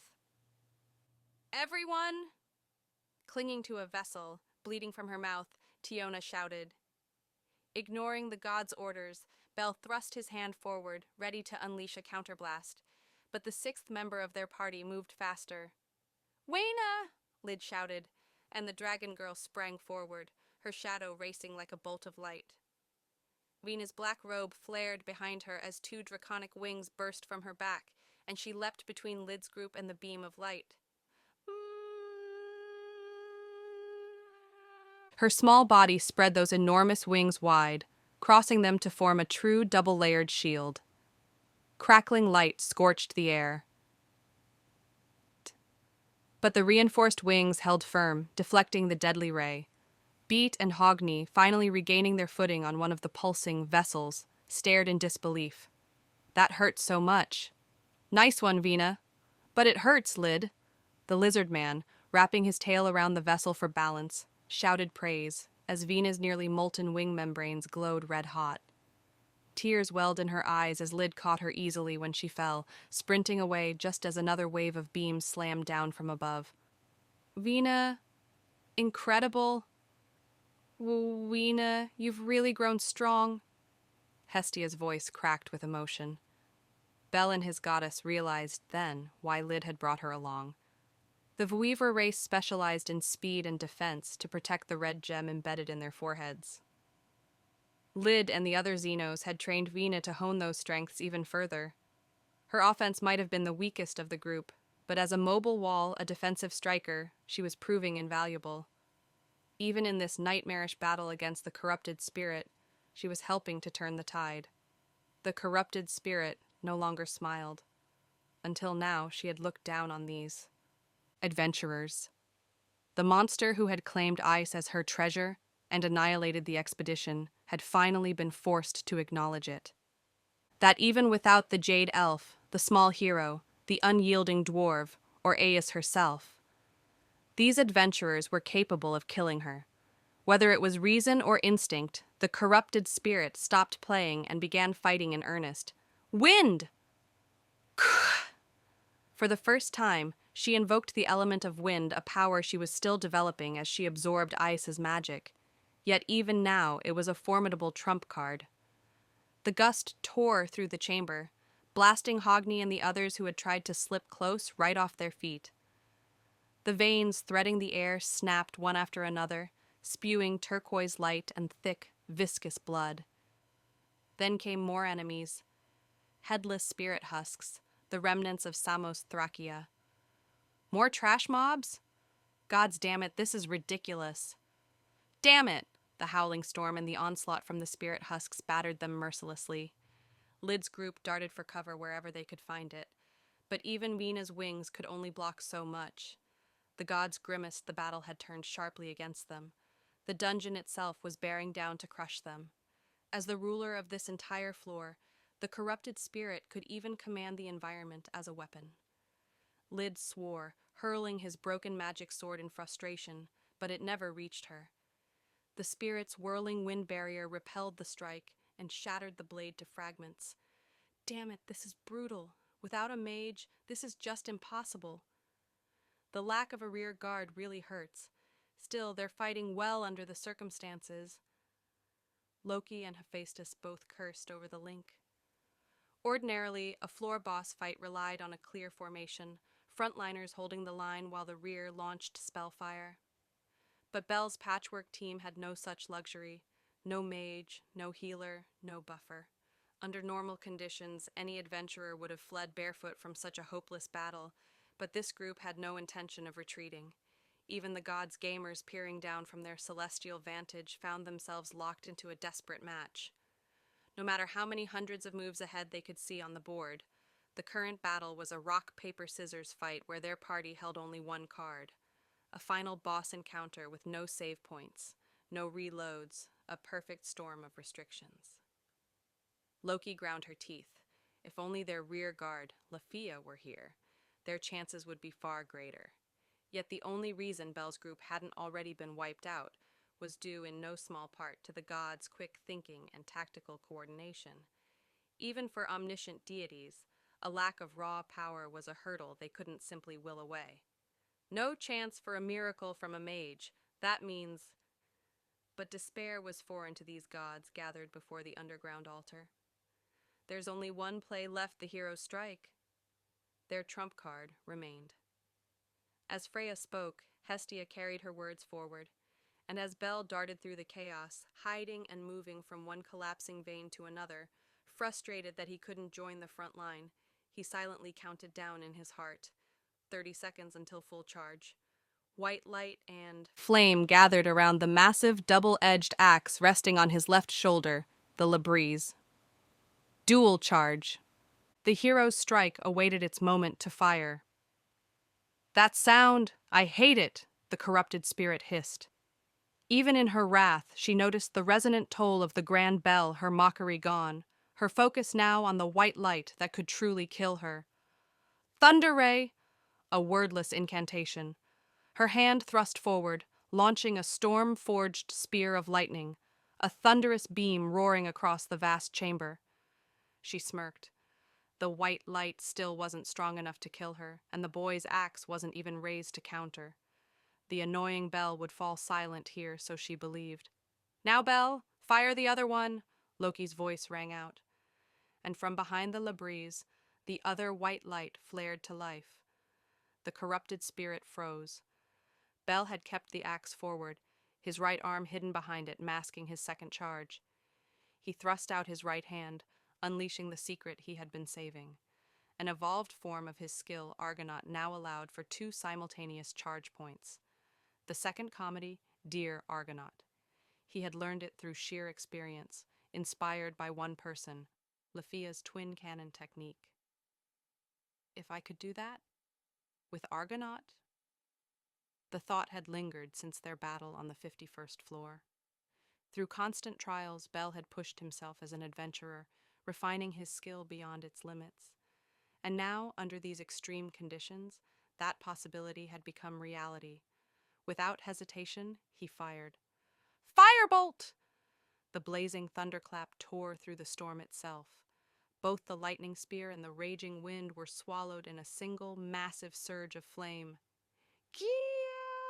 The corrupted spirit screamed as her arm, once raised to strike, was engulfed and annihilated.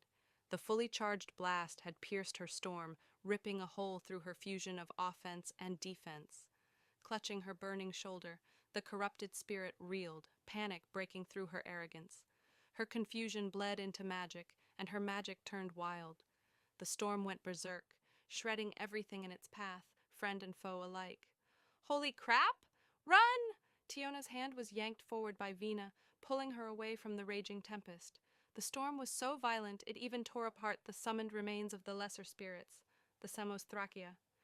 The great heart, still absorbing magic, groaned in agony as its light flickered erratically. The corrupted spirit herself screamed in pain, thrashing wildly. Ah!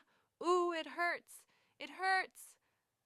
When the storm finally began to weaken, the corrupted spirit hair in disarray, eyes burning, was still trembling with confusion. The ringing of the grand bell hadn't stopped.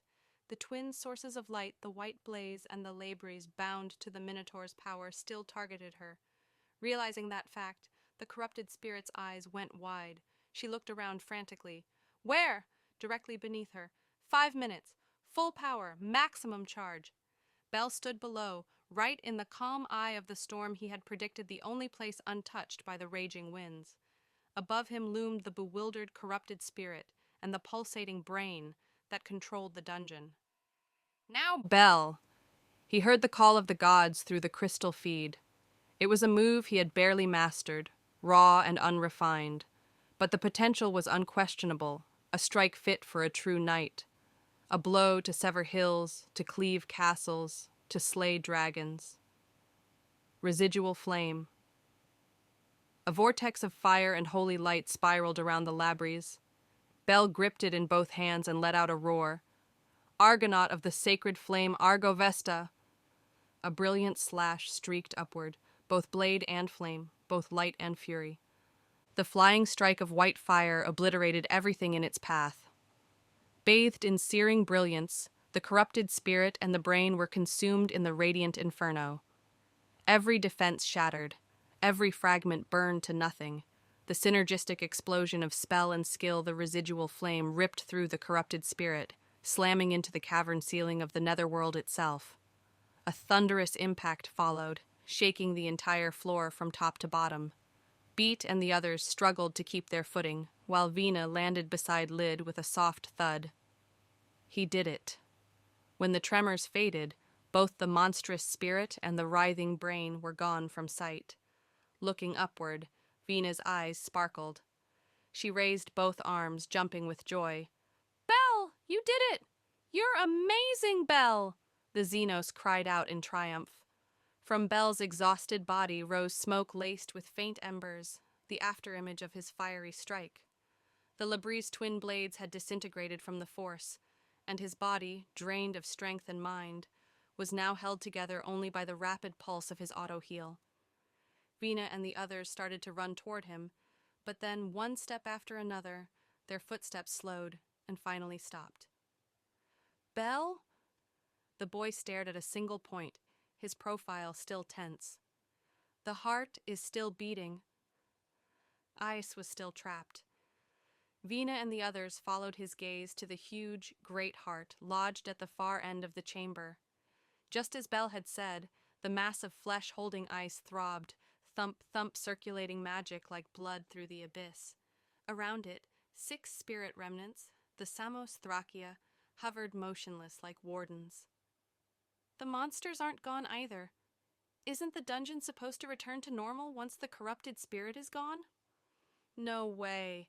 Beat kept his brow hard, Tiona cried out, and Hogni, eyes rimmed with tears, couldn't lower his guard.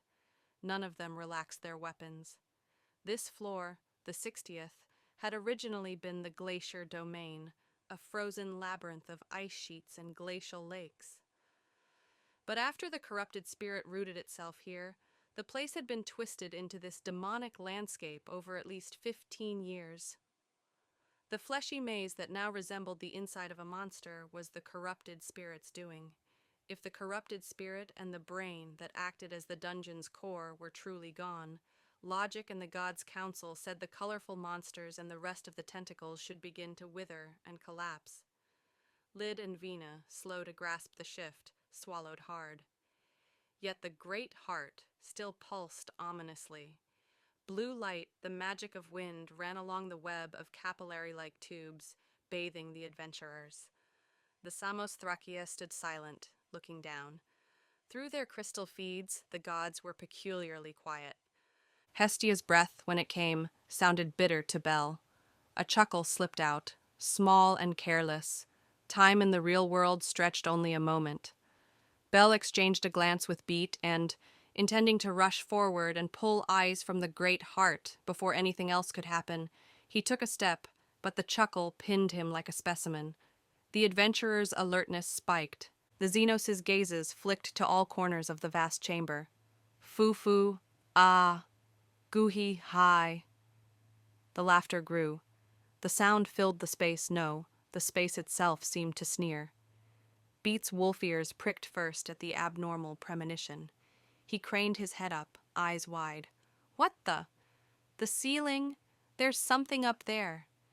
Tiona and Hogni saw it too. Bel and the others saw it. Where the ceiling had withstood Bel's blow, chunks of flesh and membrane were peeling away like broken eggshell, revealing something malign hidden behind. Bel's time stopped. It didn't reach Loki. The omniscient gods had seen it. They had noticed the malice hiding in the ceiling. They had planned to exploit that blind spot for the perfect surprise, let their chosen hero strike with everything he had, and in one falling blow, take out the corrupted spirit, the brain, and the heart together. That had been the plan. It was once again a matter of sheer power. Even Belle's strongest technique, the afterglow, hadn't been enough. The corrupted spirit's durability exceeded even that of the hero's strike. A simple equation. The world dungeon itself, strengthened by the wind it drained from ice, had been tougher than his ultimate blow. Chunks of flesh peeled from the ceiling and fell like rubble around Lyd and the others. But none of them moved. Their eyes were fixed on the thing that was beginning to emerge. He, Gee-hee-hee-hee. The corrupted spirit had learned. In the first battle, she had annihilated the Loki Familia, yet many had escaped.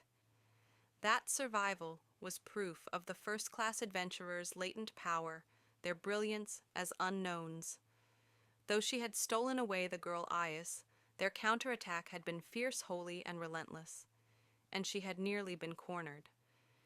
So this time, fearing that something similar might happen again, the corrupted spirit took precautions. She would make use of her sacrifice eyes, not only to drain her magic, but to dig up her memories, to consume her to the marrow, to probe the depths of her being. And there she found it. She prepared it. What she created, after pouring in immense time and resources, was the Black Maiden, and now, what she was unsealing was the Abominable One. It was the being Aias feared most, the strongest thing she had ever seen.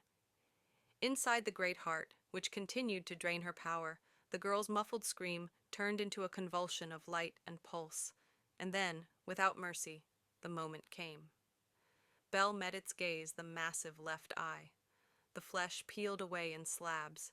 The immense body within came into view, slender neck and limbs, but a head far too large, its black scales shining with an otherworldly darkness. There was no right eye. When the ceiling's final layer of flesh dropped away and the vast form was revealed, one of the girls whispered, "A dragon."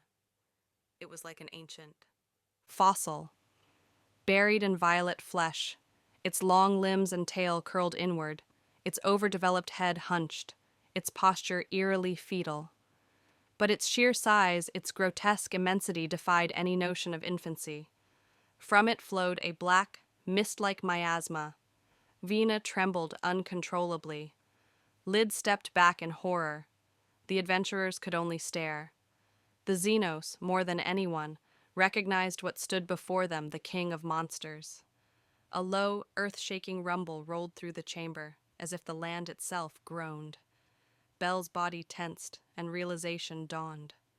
That sound he had been hearing ever since they entered this floor, the deep, distant gwoo. It wasn't the howl of wind. It was a howl. The corrupted spirit had been hiding the dragon's cry. The graveyard of dragons. The journey through the womb. All the clues he had felt along the way connected into one single truth. Everything had been leading to this weeping dragon, and through the crystal, the gods spoke its name, whispering the truth of what they now saw. The Black Dragon. The roar that followed was not merely a sound, it was destruction given form. Air shattered. Space itself seemed to convulse. The black gale released by the spirit dragon tore through the vast chamber, ripping the very flesh of the dungeon as if it were paper. The gods watching through the crystal could no longer speak. Even divine senses blurred before that overwhelming force, one born not from hatred nor hunger, but from the natural right of something that stood at the top of all existence. The black spirit dragon descended, its body coiling like a storm-given flesh. Each breath distorted the world. The remains of walls, veins, and even light were sucked toward it, drawn into that abyssal vortex surrounding its form. Belle and the others were no longer fighting within the dungeon. They were standing inside the dragon's dominion. A single beat of its massive wings split the ground. The next drew all air away, crushing lungs and will alike. And yet, through the crushing weight, through the hurricane of death, Belle's hoarse voice reached upward, raw and unrelenting. "Give her back! Give Aias back!" The dragon's single left eye shifted. For the briefest instant, something ancient and hateful and perhaps faintly sorrowful looked down on the boy. Then, The world roared again, a roar that proclaimed the end of all things. The magic drawn directly from the heart surged upward, and the spirit dragon's entire body began to shimmer with a massive enchantment. The air froze. Even seasoned adventurers felt their breath stop in instinctive response to absolute power. "I is magic!" Tiona's whisper was drowned in the screaming wind. From the flesh ceiling came the grotesque sound of birthing. Dozens of spirit husks, Samosthracia, fell like shed scales, floating around the spirit dragon before twisting, thinning, and sharpening into spiraling lances of wind. They took form like spears of pure malice, reverent to tragedy itself. The spirit dragon lowered its gaze, and those countless lances trembled with killing intent. Then, Tempest, Lil Rafaga. Only one phrase. A single incantation, resonating from deep within the dragon's chest. The same attack once sung by the Sword Princess, now unleashed through the voice of a corrupted god. Dozens know, hundreds of wind spears ignited in violent motion. The storm of Lil Rafaga descended, consuming the adventurers whole. There were no screams this time, not even the gods heard any. Sound itself was devoured by the roaring gale. Penetration, shredding, crushing. Wind brought everything, every living thing, every hope to an end. Ah! When the shaking stopped, and the last echoes of the tempest faded, what remained on the ground were broken bodies, shattered limbs, red-stained rags that had once been heroes and monsters alike. The only rhythm left in that world was the throbbing pulse of the great heart, beating in time with the silence. And then, the spirit dragon began to change. Gee-hee-gee-hee-hee-hi! Ah-ha-ha-ha-ha! From the dragon's ruined right eye, a blossom of flesh unfurled. From that obscene bloom emerged the upper body of the corrupted spirit. Human arms, a twisted torso, and a triple-eyed face. The soulless dragon was its vessel, its body, and now the queen of the underworld, mad with delight and intoxicated by her own creation, laughed endlessly, until the sound itself drowned the world. "Belle, Belle, can you hear me? Please answer me!" Hestia's voice cracked as she shouted into the crystal clutched in her trembling hands. There was no reply, only static. The image of the battlefield, once clear, was now a blur of red haze and flickering light, the distorted landscape of flesh and ruin stretching endlessly across the view. Still she called out, hoarse and desperate, refusing to stop even as her voice broke. Around her, the gods in the underground sanctum stood in grim silence. Their eyes were fixed on the last, faintly visible image from the crystal, the colossal form of the spirit dragon. "I had a bad feeling," Loki muttered, her expression tight. But to think that the corrupted spirit's trump card would be a mock black dragon, even as a rehearsal for the world's end, that's just cruel. "Loki," Hermes asked quietly, his usual levity gone, the brim of his hat shadowing his face. "That dragon, it came from Ice's memories, didn't it?" Balder turned toward her as well, the same question in his gaze. Hephaestus and the others followed, the weight of realization pressing on them all. The red-haired goddess exhaled slowly. "Yeah. That rotten spirit dug deep into Ice's memories right down to the bottom, found whatever scared her most, and made it real, just to throw at the kids." The Black Maiden had been the pinnacle symbol of wind. The Black Dragon, the embodiment of power and terror sleeping in the girl's soul. The corrupted spirit had found it chewing through Ace's body and mind until it uncovered that buried image and gave it form. "It's not the real black dragon," Uranus said, voice low and even. "The shape is wrong. It's only an imitation, a reflection of what the Sword Princess remembers as the ultimate being, a manifestation of her rage, her fear, her despair." Indeed, the spirit dragon still shrouded itself in a faint black miasma. Its edges wavered and blurred as if it were made of shadow and memory rather than flesh. Hestia tore her gaze from the silent crystal, her eyes burning with helpless anger. "Then how does Ice Wallen whatever even know about the Black Dragon? That thing's supposed to have appeared only in the ancient age, and it's been sealed in the Dragon's Valley ever since. How could that child have ever seen such a monster? Her voice rose until it broke, trembling with fury and disbelief. But none of the gods answered. Not Uranus, not Loki, not a single one. The silence that followed was unbearable. Hestia pressed the crystal against her chest, her eyes squeezed shut as though in prayer. "Belle," she whispered, her voice trembling, "please, be alive." Ah! He thought he heard her voice. He felt tears warm, divine tears that weren't his own. And so, drenched in blood, Bel forced himself upright. The undying flame that existed only within this accursed underworld flared to life again, sealing mortal wounds in an instant. Every torn muscle, every broken bone, every shredded vein, it all knit together, as if refusing to let him die. He was the only one left moving. Everyone else was silent, broken, unconscious, or worse. He tried to rise fully. "Ah!" But his body didn't obey. Bel glanced down and froze. His breath stopped. Below his knees there was nothing. His left leg was gone entirely from the knee down, half of his right calf gone. He could see them, a few meters away, lying on the ground like discarded doll parts. It was absurd. Too absurd. For a moment, even the pain felt like someone else's problem.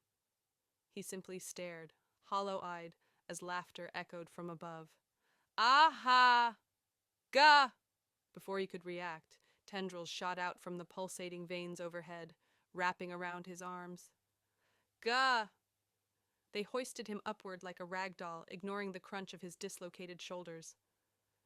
Suspended midair 10 meters below the writhing flesh that formed the ceiling, Bel found himself face to face with her, the corrupted spirit.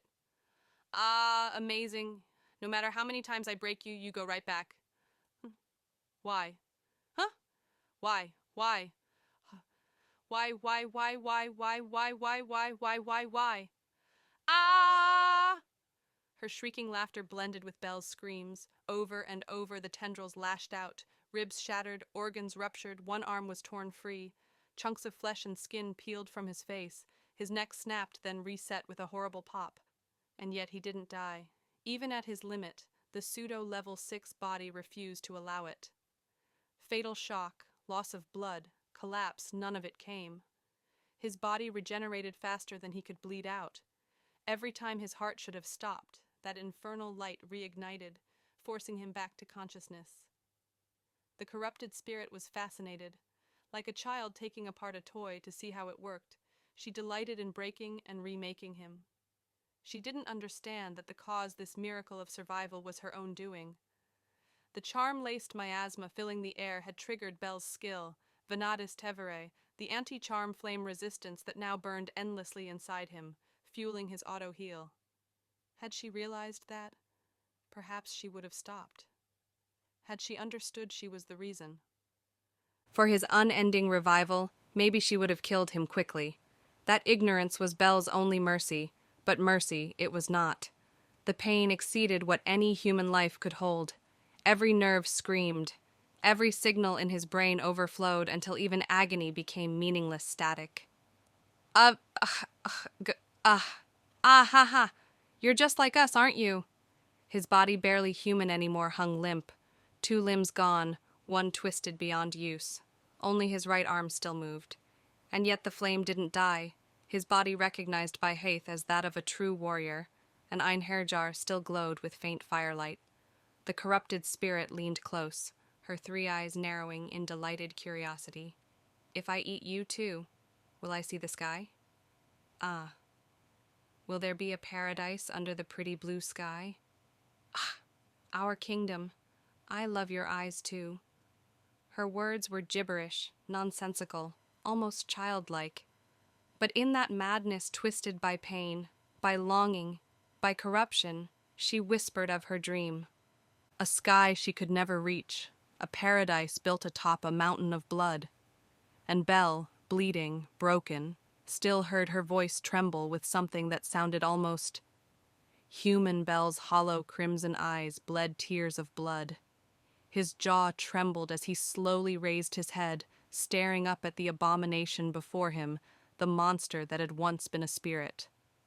One of the writhing tendrils peeled away from the wall of flesh with a wet, tearing noise.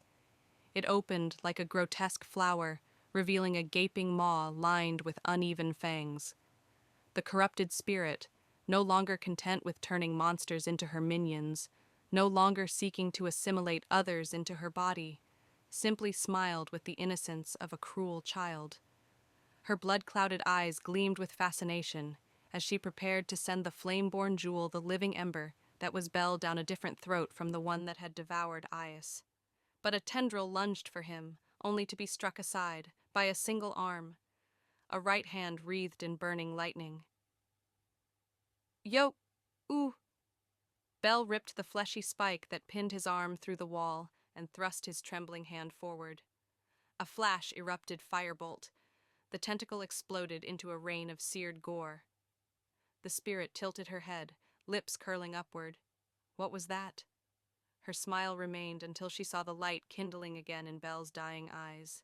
He forced out the words, hoarse but unbroken. Spirit, kingdom, sphere. The corrupted spirit froze. Her grin shattered like a cracked mask. For the first time, there was only silence. That single name, just a man's name, carried the weight of an age long buried, a hero of the ancient era. And with it, Belle had struck the truth of the monster's forgotten identity. "You'll never become her," Belle roared, his voice breaking through blood and flame. "You'll never again be the spirit that served King Sphere." His throat, rebuilt by the sacred flame, roared with fury. All emotion, anger, grief, despair, love had long since burned away. Only his conviction remained, blazing against the creature that had lost everything but hunger and hate. Somewhere in that chaos, his memory flashed. "I wonder who that spirit once belonged to," he'd said to Lafia only hours earlier after. Saving Tiona. "In the old days," she'd answered, "spirits lived and died beside their heroes." Then if this one has survived since the ancient era, who was she? What kind of hero stood next to her? He hadn't been able to stop wondering. Even when Lafia warned him not to pity such evil, not to hesitate, Belle couldn't help thinking about it. Now, as he listened to the corrupted spirit's deranged laughter, he recognized flickers of what she once was. Those shattered words, those broken dreams of a sky and a paradise, were the remnants of a vow. And with those fragments he reached the answer he was never meant to find. He, who had only ever read his grandfather's heroic tales, somehow felt as if he had lived them every meeting, every joy, every promise, every tragedy, and so he understood. "No matter how many of us you devour, you'll never rebuild the spirit kingdom," he shouted. "You'll never create that paradise you promised your hero." His cry reached even the gods through the cracking crystal link. Hestia and Uranus both closed their eyes. The old god had known the truth all along. He had seen who the corrupted spirit once was. But he'd kept it secret. Because there was no salvation left for her. Because to reveal her name now would only deepen the tragedy. Because even a god could only pity what had once been a spirit, and was now nothing but corruption. The goddess of beauty, Freya, thought back to her meeting with the boy, that night on the Bridge of Heroes, when she had visited in the form of her daughter, Seer. Among the statues of heroes, the Wolf King's descendant, Saruman, the Amazon Queen Everda, the undying Lord Garzanev, the Spear of Dominion Cid, and the Spirit King Sphere, he too stood among them, regardless of the years that separated their deaths.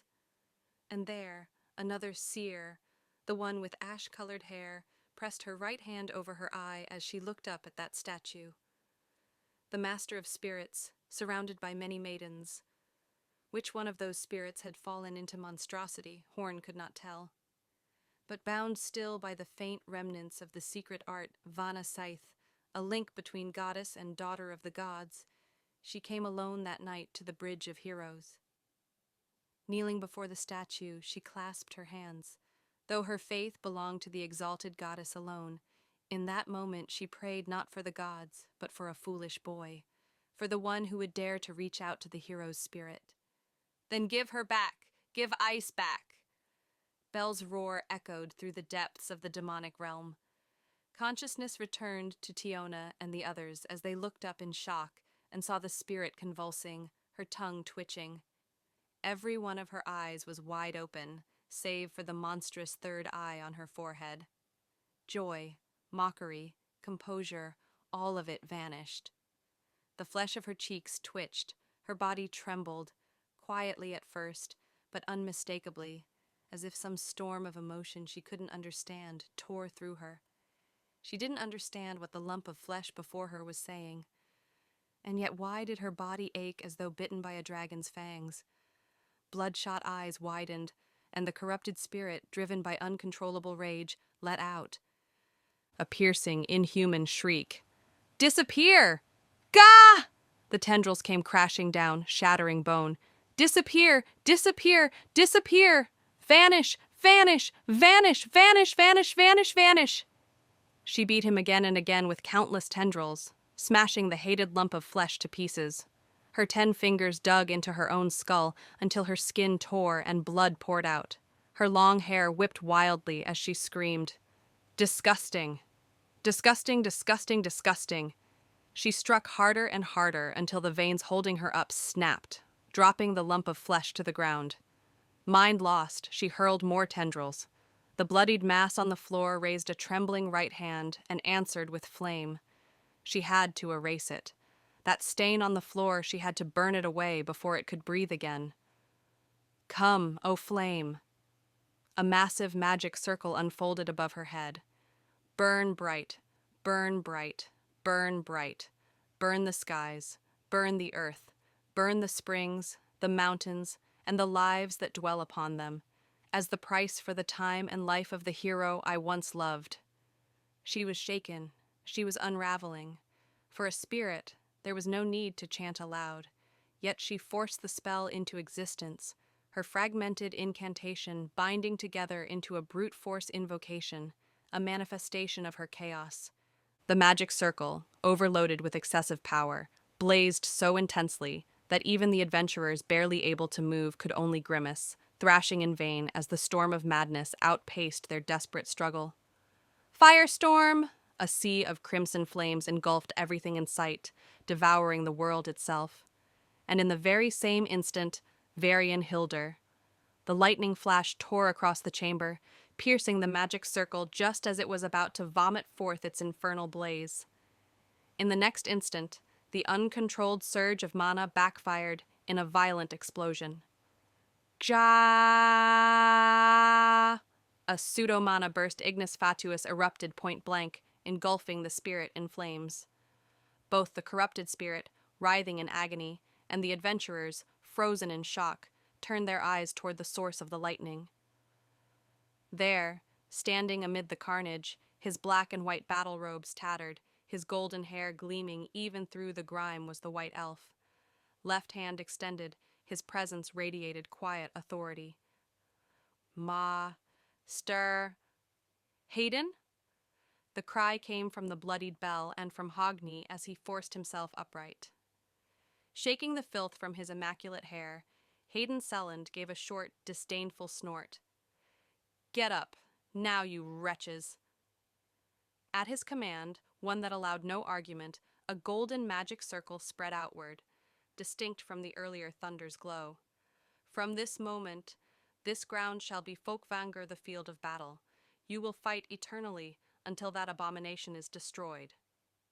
A radiant field unfolded, enveloping Bell, Hogni, Tiona, Bate, Vina, and Lid, every wounded fighter within its reach.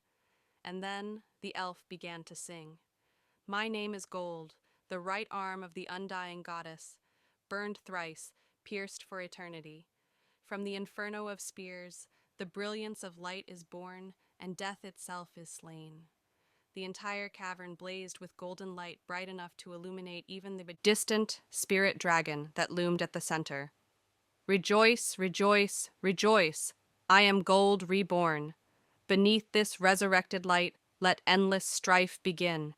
It was nothing less than the violence of healing, a power reserved only for the Golden Witch.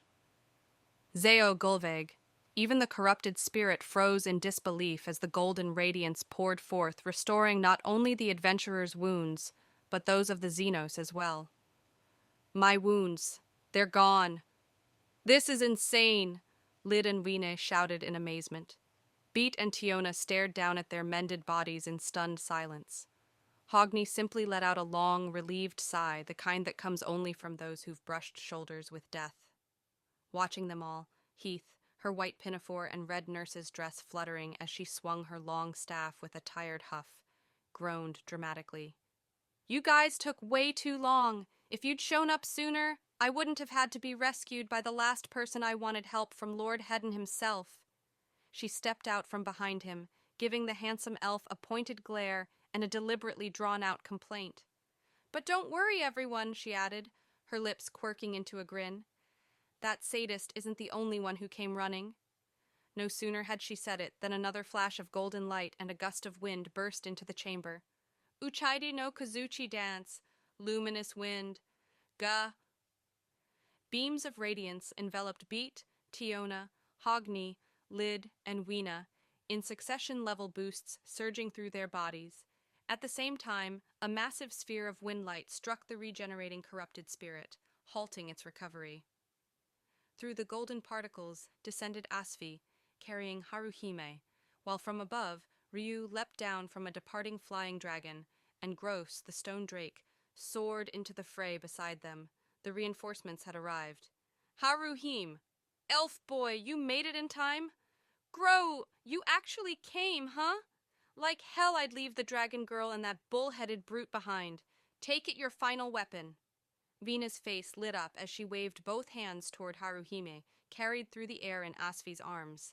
From the ground, Hestia's voice trembled with excitement at the sight of the green cloak fluttering around Ryu as she descended, while Gross barked rough affection at Lid, whose amber eyes glistened with emotion, and dropped a spare longsword down to his lizard-man comrade.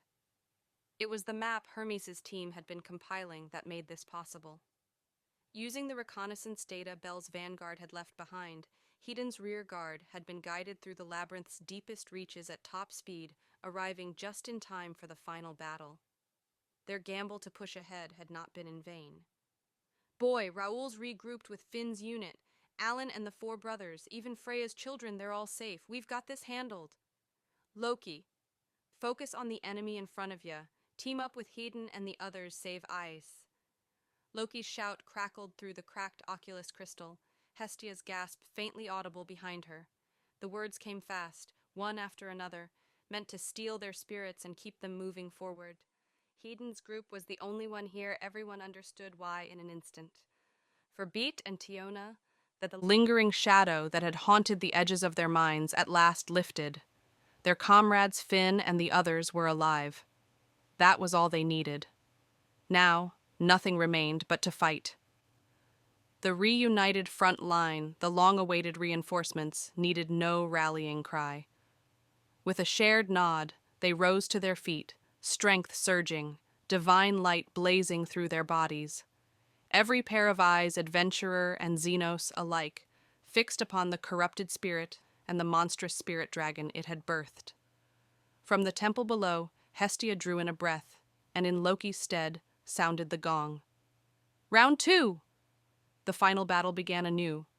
At the goddess's declaration, every adventurer surged forward at once. Astrea record! As Beat, Hogni, and the others leapt onto the vast, pulsing veins that spiderwebbed across the chamber, charging toward the hovering spirit dragon Ryu alone began to chant. A sanctified domain unfolded, and the song of her lineage took form. Bathed in starlight, the shining elf advanced, while the corrupted spirit, still reeling from Belle's words, shrieked in frustration. Be gone! In every direction above, below, and all around hundreds of magic circles appeared in a storm of light.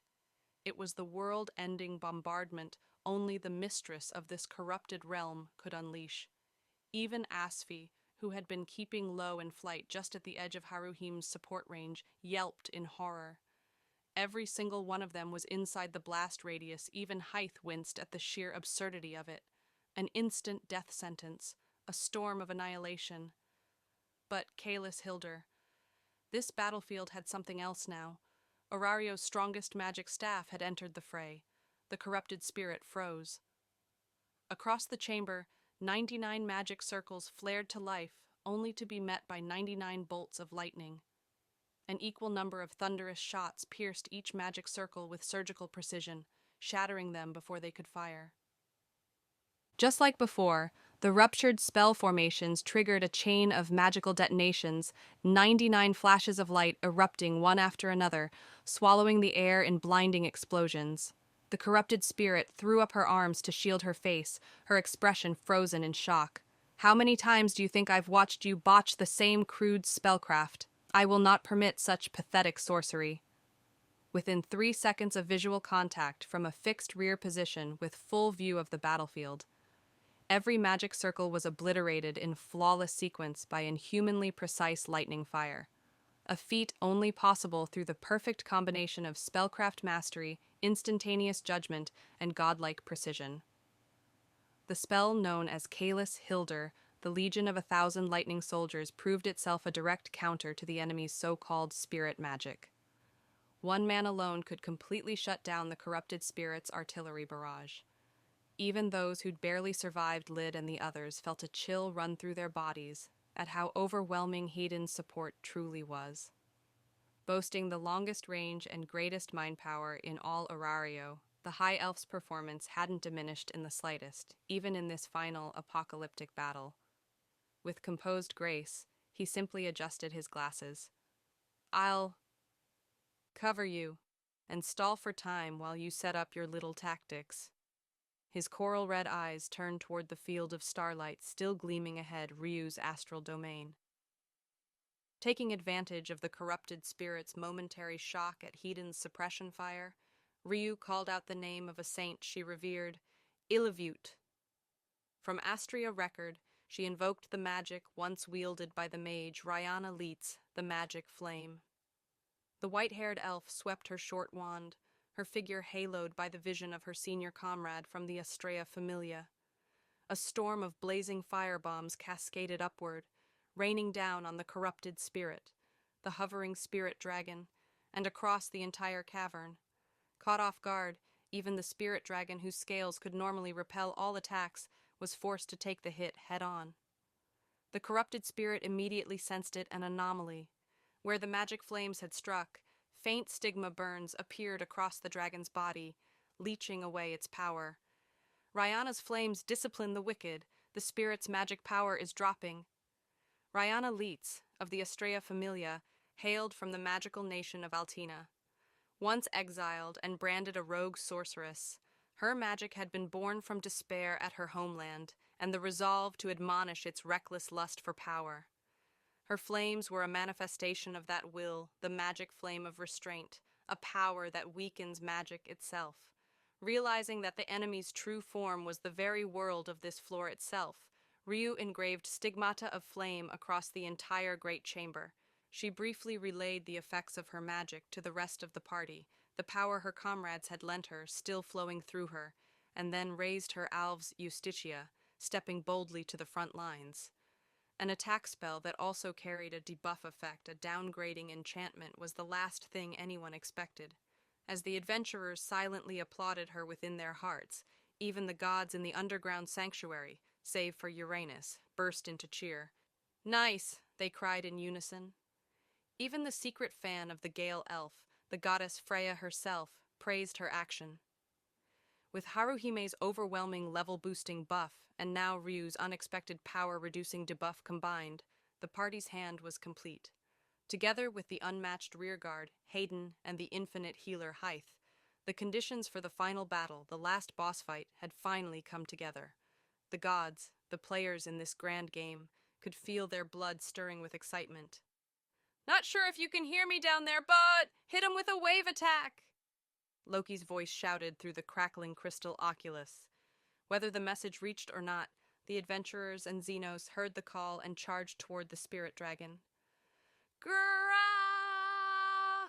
Beat, Hogni, and Lid launched simultaneous assaults from multiple directions. Rah! Wah! The spirit dragon answered with a single roar. Ooh-wah! I'm gonna die! I'm gonna die! I'm gonna die! I'm gonna die! I'm gonna die! Gah! The roar alone has this much power? Unbelievable. The shockwave of wind sent Beat and the others flying faster than arrows. Even far from the dragon, Haruhime screamed, ears folded against the gust, as Asfi lost control mid-flight and nearly crashed. Behind them, Ryu barely managed to withstand the blow, though her cape and shoulder were sliced open. Blood spilled from her lips as she trembled from the shock. At the very rear, Hedon alone evaded cleanly, but everyone at the front was overrun by the sheer might of the wind. And then, field of battle, Folkvanger. A golden magic circle flared beneath them once more, light bursting upward. The fallen Hogni and others stood up completely unscathed, as if none of their injuries had ever existed like immortal warriors, rising from death itself. I'll heal you as many times as it takes, so please take care of that creepy spirit and this disgusting dungeon while you're at it. Heath's absurdly wide-range healing magic was as broken a power as Haruhime's. Whether it was a faction war, a floor boss fight, or even this battle against the world itself, her recovery magic was unstoppable. Like a witch bestowing an eternal curse of life, she spun her long staff, radiating golden light. The corrupted spirit, its face twisting in disgust, slashed one arm horizontally in fury. Instantly, from far across the chamber beneath Hythe's very feet, fleshy tentacles shot upward. What? Don't just stand there! Whoa! A spear-like tentacle was about to impale her when a shadow swooped down from above Gross, the stone dragon, snatching her away just in time. He clamped his claws around her shoulders and lifted her skyward, carrying her up toward the air alongside Asfi and Haruhime. There's no safe zone anywhere here. Still, good job, Gargoyle. Just keep guarding your favorite healer, wait ow ow ow. Your claws are digging into my shoulders. Endure it for now.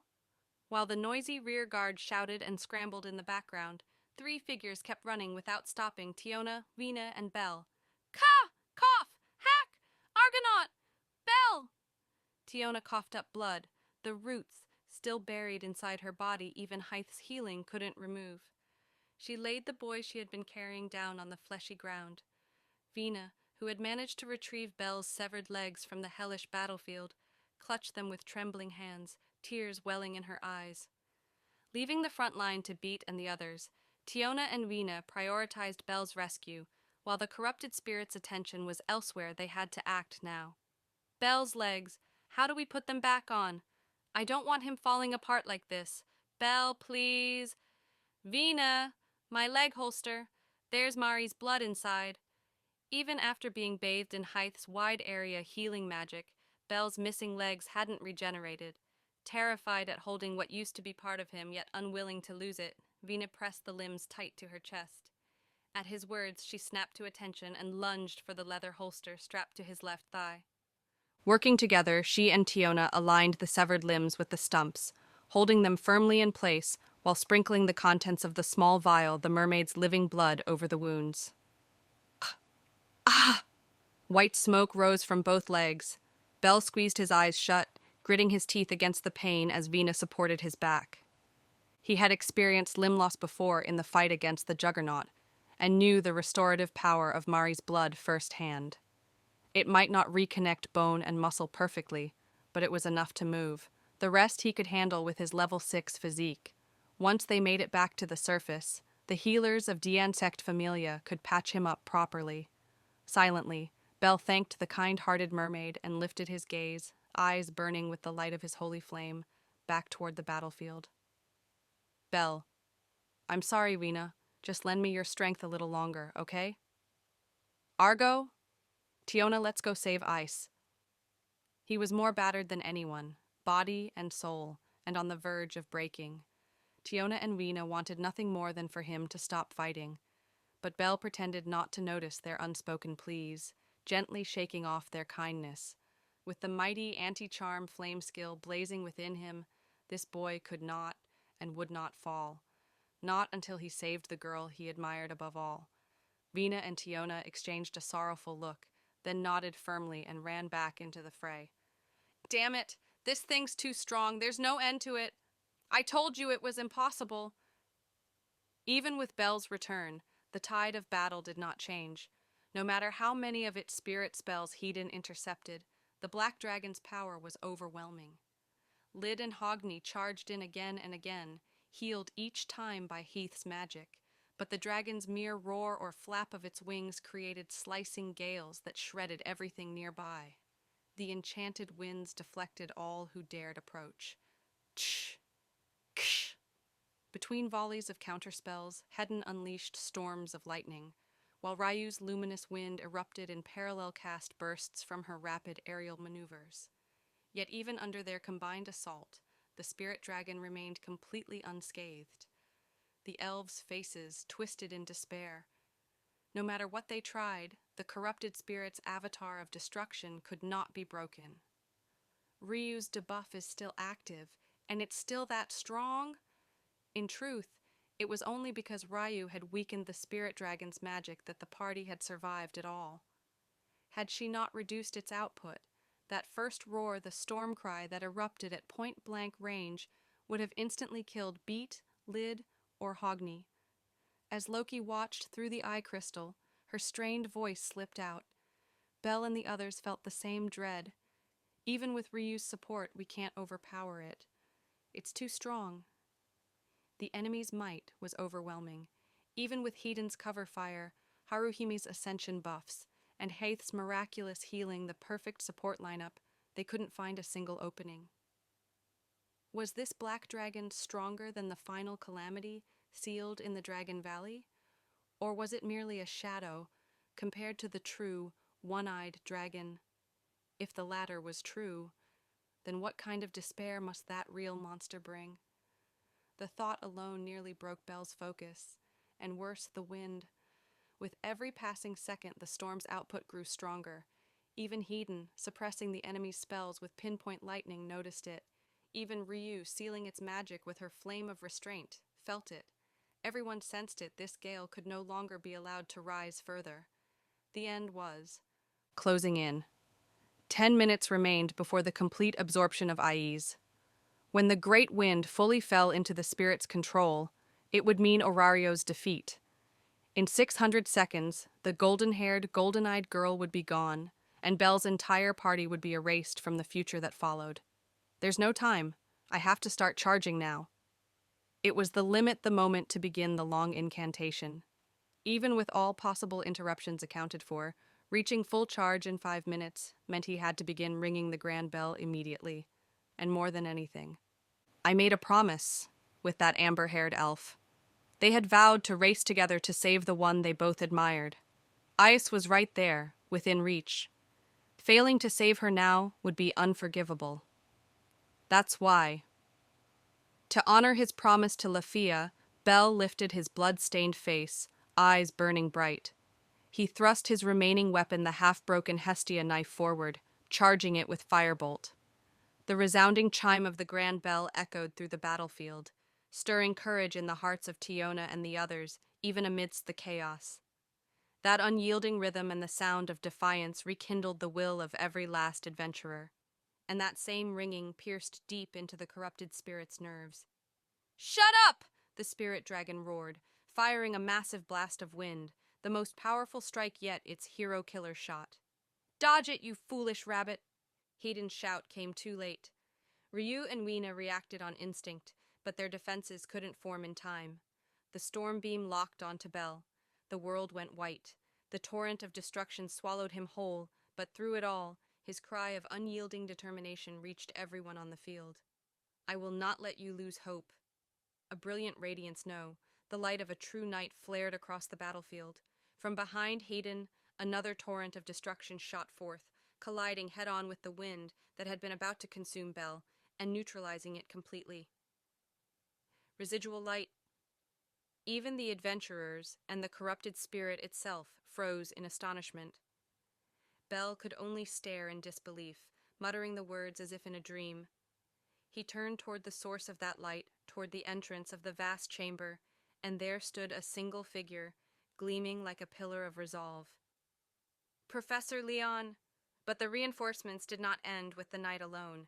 Go, go, go! The first war cry erupted not from the deep floors, but from far above, in the middle floors. At the verge of collapse, the vertical shaft was overrun by vividly colored monsters, tearing apart the crumbling defenses of the security corps until reinforcements arrived. Uka, look!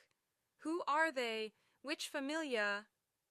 Uka and Chigusa, fighting desperately alongside the students of the Academy Division in the Great Tree Labyrinth, were saved by an avalanche of incoming weapons that wiped out the monsters before them.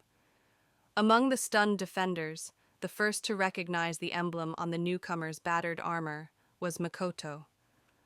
The Loki Familia? Adventurers bearing the Jester's emblem surged forward, upper-class elites cutting through hordes of monsters and man-eating flowers with reckless abandon. Their coordination and strength set them leagues apart from ordinary adventurers of the same level, and even Daphne and Bors, whose units had been driven to the brink of annihilation, stood dumbfounded. The expedition party that retreated, they were supposed to be half dead. No freaking way? A total of 52. Not only the Loki Familia, but elite smiths of the Hephaestos Familia, healers of the Dion Sect Familia, and other leading adventurers from allied familias that had joined the expedition, all had returned to fight. Most were far from fully healed. Beastmen with blood-soaked bandages, one-armed dwarves, one-eyed elves, each raised their battle cries, rebuilding the vertical shaft's defense with explosive vigor. Even Daphne, usually the picture of calm pragmatism, felt a surge of heat course down her spine at the sight of such courage. If we stay in bed, everything will be over. For Lady Riveria, let's go too. It hurts. I'm scared, but we can't just leave it all to Lafia and the others. A wounded smith roared his defiance. An elf who had once lost her pride loosed an arrow. A human mage who had cried herself hollow after losing a friend now stood again, tears falling for the sake of those still fighting. No one had ordered them, not even their gods. They had returned to hell of their own will, to settle the score, to reclaim their pride. It was reckless, suicidal even, yet in their figures burned the unmistakable flame of heroes. Their resolve, those jesters of the Loki Familia, who now resembled true warriors, inspired even the battle-worn courtesan fighters of the lower floors. Push them back! Ah! Get out of my way, Kazuki of the Blazing Moon! Aisha's thunderous shout rang out. Welf, on the verge of collapse, reignited the light in his eyes and unleashed the full power of his magic sword. From the middle floors to the lower floors, and echoing all the way down to the deepest floor, the roars of the adventurers shook the dungeon itself, making both monsters and the labyrinth tremble in fear. Reinforcements? The Loki Familia?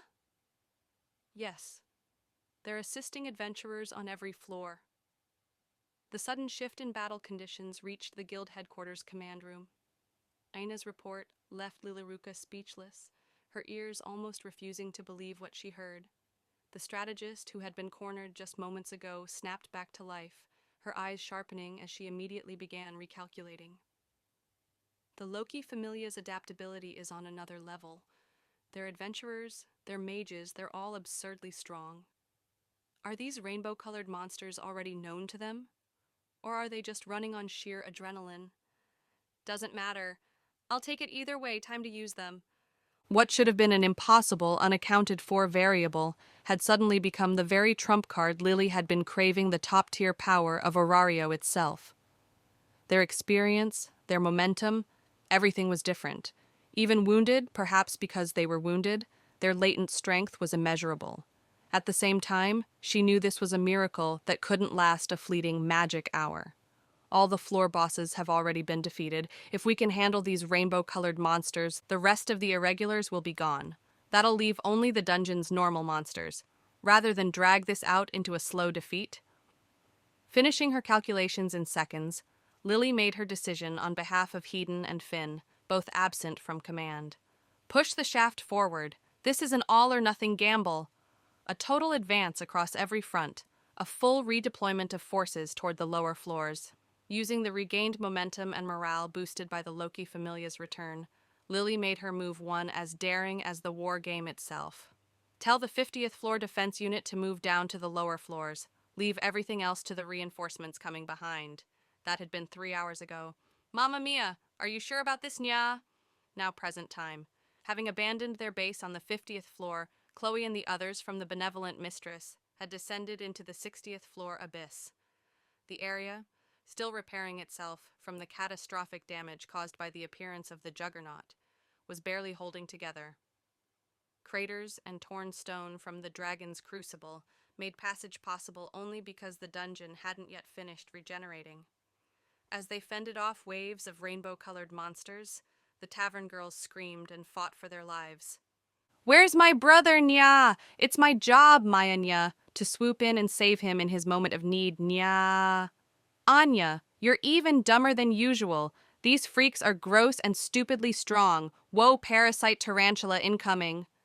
Quit whining and focus, and make sure to drink Asfi's anti-charm potion regularly. That's fine, but if we lose the 50th floor, we'll be surrounded from above and below by monsters. Won't we end up like the Loki Familia before their retreat? As Anya and Chloe's frantic meows echoed, Mia's shovel smashed through a mass of corrupted tentacles, while the pugilist Lunoir struggled against a pack of man-eating flowers. Alongside members of the Ganesha Familia, the Academy, and other allied groups, the women of the benevolent mistress fought fiercely when suddenly a group of healers and herbalists shouted over the chaos. We know everyone hates us! But please, just this once, trust Lord Van and his warriors. It was Andrimnir, the soot-stained subordinates of the Freya Familia. Even without Hythe present, the healers continued supporting Mia's unit. The vice-captains Rona and Ilda pleaded for faith in Van and the Einherjar who had fortified the 50th floor. Captain Shakti, knowing of the hidden aid provided by the Xenos, remained silent, but Mia merely smirked, shovel resting on her shoulder, as she listened to the healer's desperate call. So she says, and honestly, we're holding up better than I expected, aren't we? Well, yeah, I guess that's true. It feels like there aren't as many monsters or traps around here, Naya. The 50th floor felt way worse. That's because the kids are tearing things up deeper inside. Even that corrupted spirit doesn't have room to breathe right now. Mia stood as the unshakable front line, shielding Lunoir and Chloe as they caught their breath back to back. With a swing that split the air, she sent a writhing, worm-like monster flying into the air. It crashed into a pillar of flesh and burst apart, but she didn't bother to watch it fall. Instead, her eyes flicked toward the Oculus crystal strapped to her waist. The street girl who'd once given her sound tactical advice, now a goddess in her own right, earned a faint smile from Mia before she clicked her tongue and muttered under her breath at their absent cargo. I went through all the trouble of escorting that idiot down here just so he wouldn't fight. But the moment he smells battle, it's the same damn thing. That pig-headed brat never changes. Leon! The sight that met Belle's eyes made his breath catch. His armor was cracked, his hair slick with blood, yet his lion's gaze still burned untouched by shadow. And beside him stood another colossal figure, a giant whose very silhouette radiated dominance. A warrior who could stand shoulder to shoulder with the knight himself. Adar! That mountain of a man, his massive frame, his raw wounds, his sheer, overwhelming presence turned even scars into decoration. He was strength made flesh. Belle wanted to cry in relief that Leon had somehow subdued the Black Maiden alone and caught up to them, but the moment was stolen by the weight of the other's aura. A lion and a boar, a knight and a warrior king. Belle knew of no sight more awe-inspiring, no vision that could send chills down his spine like this. No hero, no scholar, no soul in the City of Heroes or the Academy of Learning had ever seen a strongest greater than these two. They're here-y! The long-awaited arrival of the strongest sent the gods Loki, Hermes, and Hestia into frenzied celebration, rivaling the chaos of a Donatus itself. As Balder and Freya smiled, Loki leaned toward the Oculus and roared, "Level boost!" Her shout overlapped perfectly with the voices of her children, and with Hedon's thunderous command, delivered with the speed and precision of a god's own reflexes. Springing to match them, Haruhime already knew what was coming. Ha! Ha! Dance! Her current level boost duration, 20 minutes. Cooldown between uses, 15 minutes. That narrow 5-minute window of exhaustion an instant of the fox's fleeting grace she bridged with will alone, maintaining the first boosts while weaving new golden tales of power for the strongest among them. Bathed in sweat, her body trembling in Asvi's arms, she raised her hand toward the battlefield and shone golden light upon the two. Leon accepted it with a small smile. Otter merely closed his eyes, looking faintly displeased. "Endure it for now, Otter," came Freya's gentle voice from the oculus. He, who preferred to climb to the next stage, level 8, on his own strength, could only accept it under her command. Level 8, the pinnacle of Orario's might. "Look, Ottar," Leon said calmly, "a dragon cloaked in darkness. I can see that. It feels like we're staring straight at the end of the world. Don't make me laugh." Leon held his greatsword with composed confidence, while Ottar slung his massive black blade across his shoulder with easy power. They didn't even glance at each other, their words clipped, cold yet bound by the scent of rivalry that hung between equals. 2. Absolute titans, bloodied and unbowed, sharing a fleeting moment of silence before the storm. They still fall far short of Zeus and Hera. Then he leapt. With the power of his monstrous legs, the Boaz hurled himself skyward. Eh? In a single bound, surpassing even the limits of the non-human, Ottar's golden-lit body closed the vast distance in an instant, soaring high above the battlefield right over the spirit dragon's head. It was nothing more than a head-on assault, except that it came from a level 8. Silence shattered like glass. The corrupted spirit's eyes widened to their limits as the colossal boarmen dropped from the heavens, falling faster and fiercer than any meteor. "Wind armor aerial! Oh!" The dragon roared as the spirit invoked its storm barrier, the same raging gale that had sent Beat and the others flying again and again. But Ottar simply said, "Too soft," and tore through it. Gah! Flesh split, armor burst, blood fountained. He didn't care.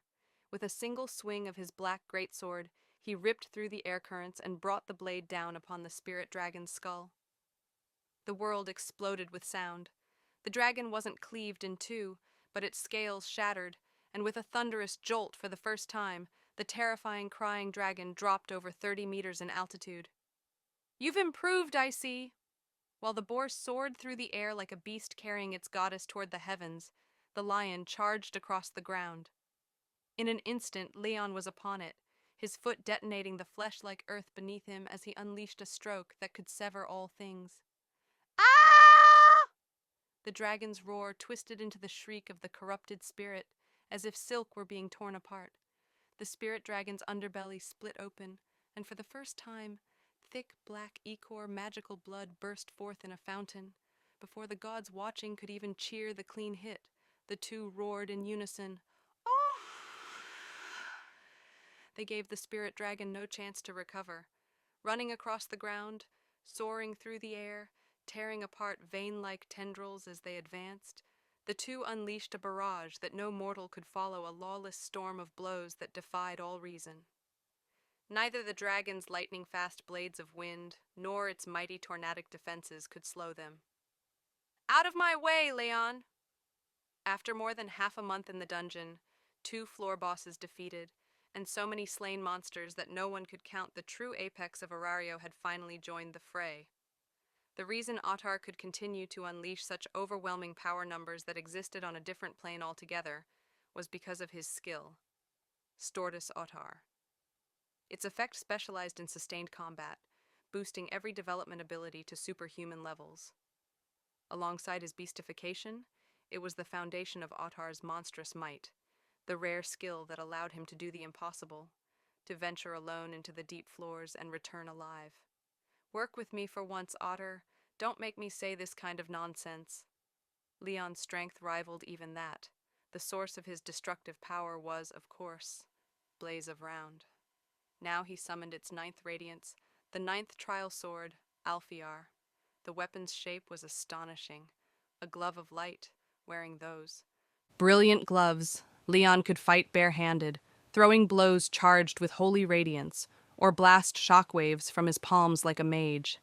With that, he plunged straight into the Black Maiden's guard, turning finesse and tactics into mere toys, and in a brutal brawl reminiscent of the worst of dwarf-style infighting, he smashed her apart. It was the very image of the strongest witch one of Hera's familia, who once wrought havoc with her bare fists. For Leon, this ninth trial sword, born from that memory, was both a weapon and a scar upon his soul. The light it radiated coursed into his dual longswords, the great ruin blades of the Overlord Dragon amplifying their power even further. As a pure enhancement spell, its nature resembled Bel's own Argovesta, Argonaut, when he fought with a great sword. Thus Leon cut. He carved through the dragon's scales, through the miasma swirling with wind, through the black flesh saturated with dense magic.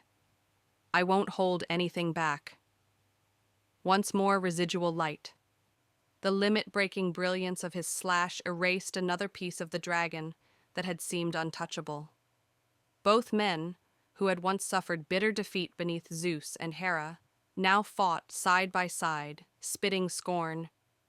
Don't you dare pretend this sorry imitation of a dragon could ever rival the ones that ended our gods. Slash after slash, destruction upon destruction. Their assault never ceased. You damn boar! Knight of knights! Oh, Adar! The unstoppable charge of these pseudo-level 8 warriors reignited the spirits of the others, Beat, Ryu, Hogni, and every adventurer still standing. Otter's back, massive and unyielding, stirred every proud male beast's blood to boil. The most loathed of the strong, the wall every fighter had crashed against the beautiful goddess's favorite thorn in everyone's side. And yet, the sight of that invincible summit standing unshaken, even in hell itself, became the greatest explosive spark for all of Orario's warriors. Draw forth, O king of magic blades! Reason as sacrifice, blood as offering until the feast ends, kill and kill again. Hogni, draining what little mind power he had left, unleashed Dainsleif. Transformed into the war king who knows no fear until battle's end, he charged, followed by Beat and Ryu, roaring in fiery resolve. Foolish rabbit, don't move up to the front. You'll only... I'm gathering power. I'll handle the final strike. Don't get ahead of yourself, idiot. Yes, sir. Sorry. As Hogni raged, and even Ottar's very presence irritated him further, Hedon's insults came flying 3 times louder than usual. Bel, utterly serious, shouted back his apology and focused on his charge. Standing still to gather energy would be suicide. The entire vast chamber was within the enemy's range. At any moment, tendrils or magic circles could burst from ground or void alike.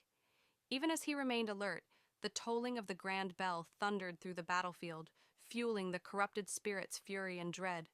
Hythe, her enormous mind reserves nearly drained, kept healing the front line through sweat and exhaustion. Lyd, Gross, and Vina, along with the other Xenos, covered the adventurers, striking and defending where needed. Not only protecting Haruhime, Asfi threw in every magic item at her disposal, disrupting the corrupted spirit's movements, both great and small. Ottar, Leon, Beat, Hogni, and Ryu, the frontliners worthy of standing in the storm, pressed the attack under Hedon's support, pushing the spirit dragon to its limits.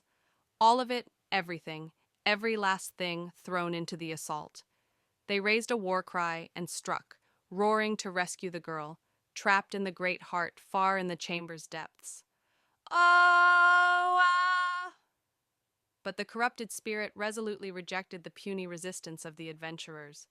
It drew more magical power from the great heart and from across the demon realm, and unleashed a titanic wind blast. Just when it looked like Ottar and the others had driven it out of their midst, it immediately named its finishing move. Tempest Lil Rafaga! A spiral arrow of wind was fired again. The number this time was nothing like the first volley. Tens upon tens of storm projectiles formed from the spirit remnants the corrupted spirit had summoned, screamed forth like heralds of the end toward every living thing. Kalis Hilder! Hayden cut off every other action and fired a desperate, all-out volley. Nearly 1,000 bolts of lightning were called down. Hayden tried to cancel the storm with that dazzling barrage, spending vast amounts of magic and mental power, but the spirit's literal storm shredded even the rain of thunder. At best, they managed to blunt some force or divert a few trajectories. While they threw themselves into preventing instant death, countless spirals bared their fangs at the adventurers. Go! Go! Beat was caught in a landing blast and Ryu's flesh was torn to shreds. Do it! Leon parried with his blade but was still blown back. Even Autar, who held an absolute defense, was forced to retreat harshly, grinding the floor with his feet.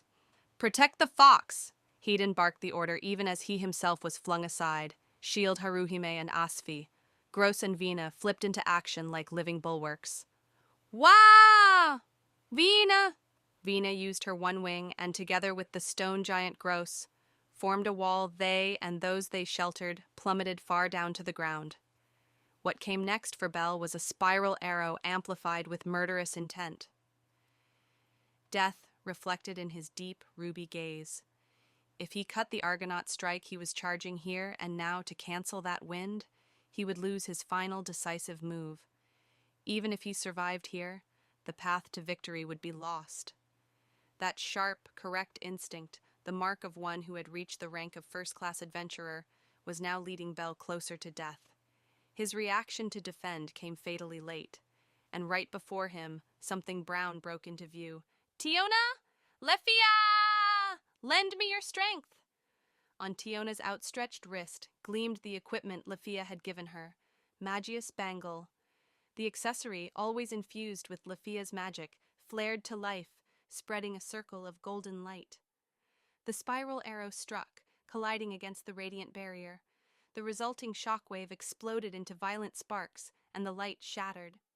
The blast struck the ground nearby, sending both Tiona and Bell flying. The clasp holding the oculus on Tiona's gauntlet snapped loose, spinning away through the air. Ooh-wah! Damn it! Lid's scream and Hogni's furious roar echoed as the storm of destruction finally subsided. The adventurers' front line had collapsed. Smoke, thick with mana, filled the air. And in that chaos, the corrupted spirit and the spirit dragon were retreating. Ignoring the battered adventurers sprawled in defeat, they yielded the central throne and withdrew to the deepest part of the vast chamber directly before the great heart, where Aias was imprisoned. The spirit dragon spread its wings before the pulsing core, and for the first time since the rescue began, an enormous magic circle, the largest yet, appeared beneath it. Remote destruction, promised land, salvation of the heavens, by the word of the gods, I summon thee. The corrupted spirit's face was twisted with grim determination as it chanted its first long incantation. Within this realm it should have been able to cast spells wordlessly and effortlessly, yet it chose to chant proof that what it was weaving was nothing less than an annihilation spell with no room for recovery. At the same time, the 6 remnant spirits that had guarded the Great Heart floated into new positions, arranging themselves along the perimeter of the vast circle. It formed a structure like a 6-pointed ring. The 6 rings of the spirits? That's the same ritual used to summon pillars from the heavens. Don't tell me they're turning it into a cannon? The power will drop, since it's using spirit remnants as substitutes. But destroying this whole space won't be difficult, said Hephaestus, Loki, and Balder in horrified unison. Everyone, you can't let it fire that. Hestia's voice cried out from the fallen oculus on the floor. Ryu and Hedon, battered and barely able to stand, forced their bodies up and cast in unison. Luminous wind. Varian Hilder! Countless spheres of light and raging thunder struck the circle and were deflected effortlessly. A barrier? The circle itself is the defense? Not even Hayden's or Ryu's spells made it tremble. As Ryu and the others stared in shock, Asfi, barely saved by Vienna and Gross and Hogni, pushing Lid's body aside, looked up grimly. Now, the enormous magic circle had conjured a honeycomb-patterned dome shield, wrapping around the spirit dragon and the great heart like a massive round shield. It was the absolute barrier meant to protect the coming strike of extinction. And to make matters worse, the spirit dragon let out a long, piercing roar, summoning 8 massive tornadoes that cloaked its form from view. So now it's hiding, huh? Damn it, there's even more of those disgusting monsters coming out. Heath, still on the ground, gritted her teeth as she used her automatic healing and wide area recovery magic to restore the party.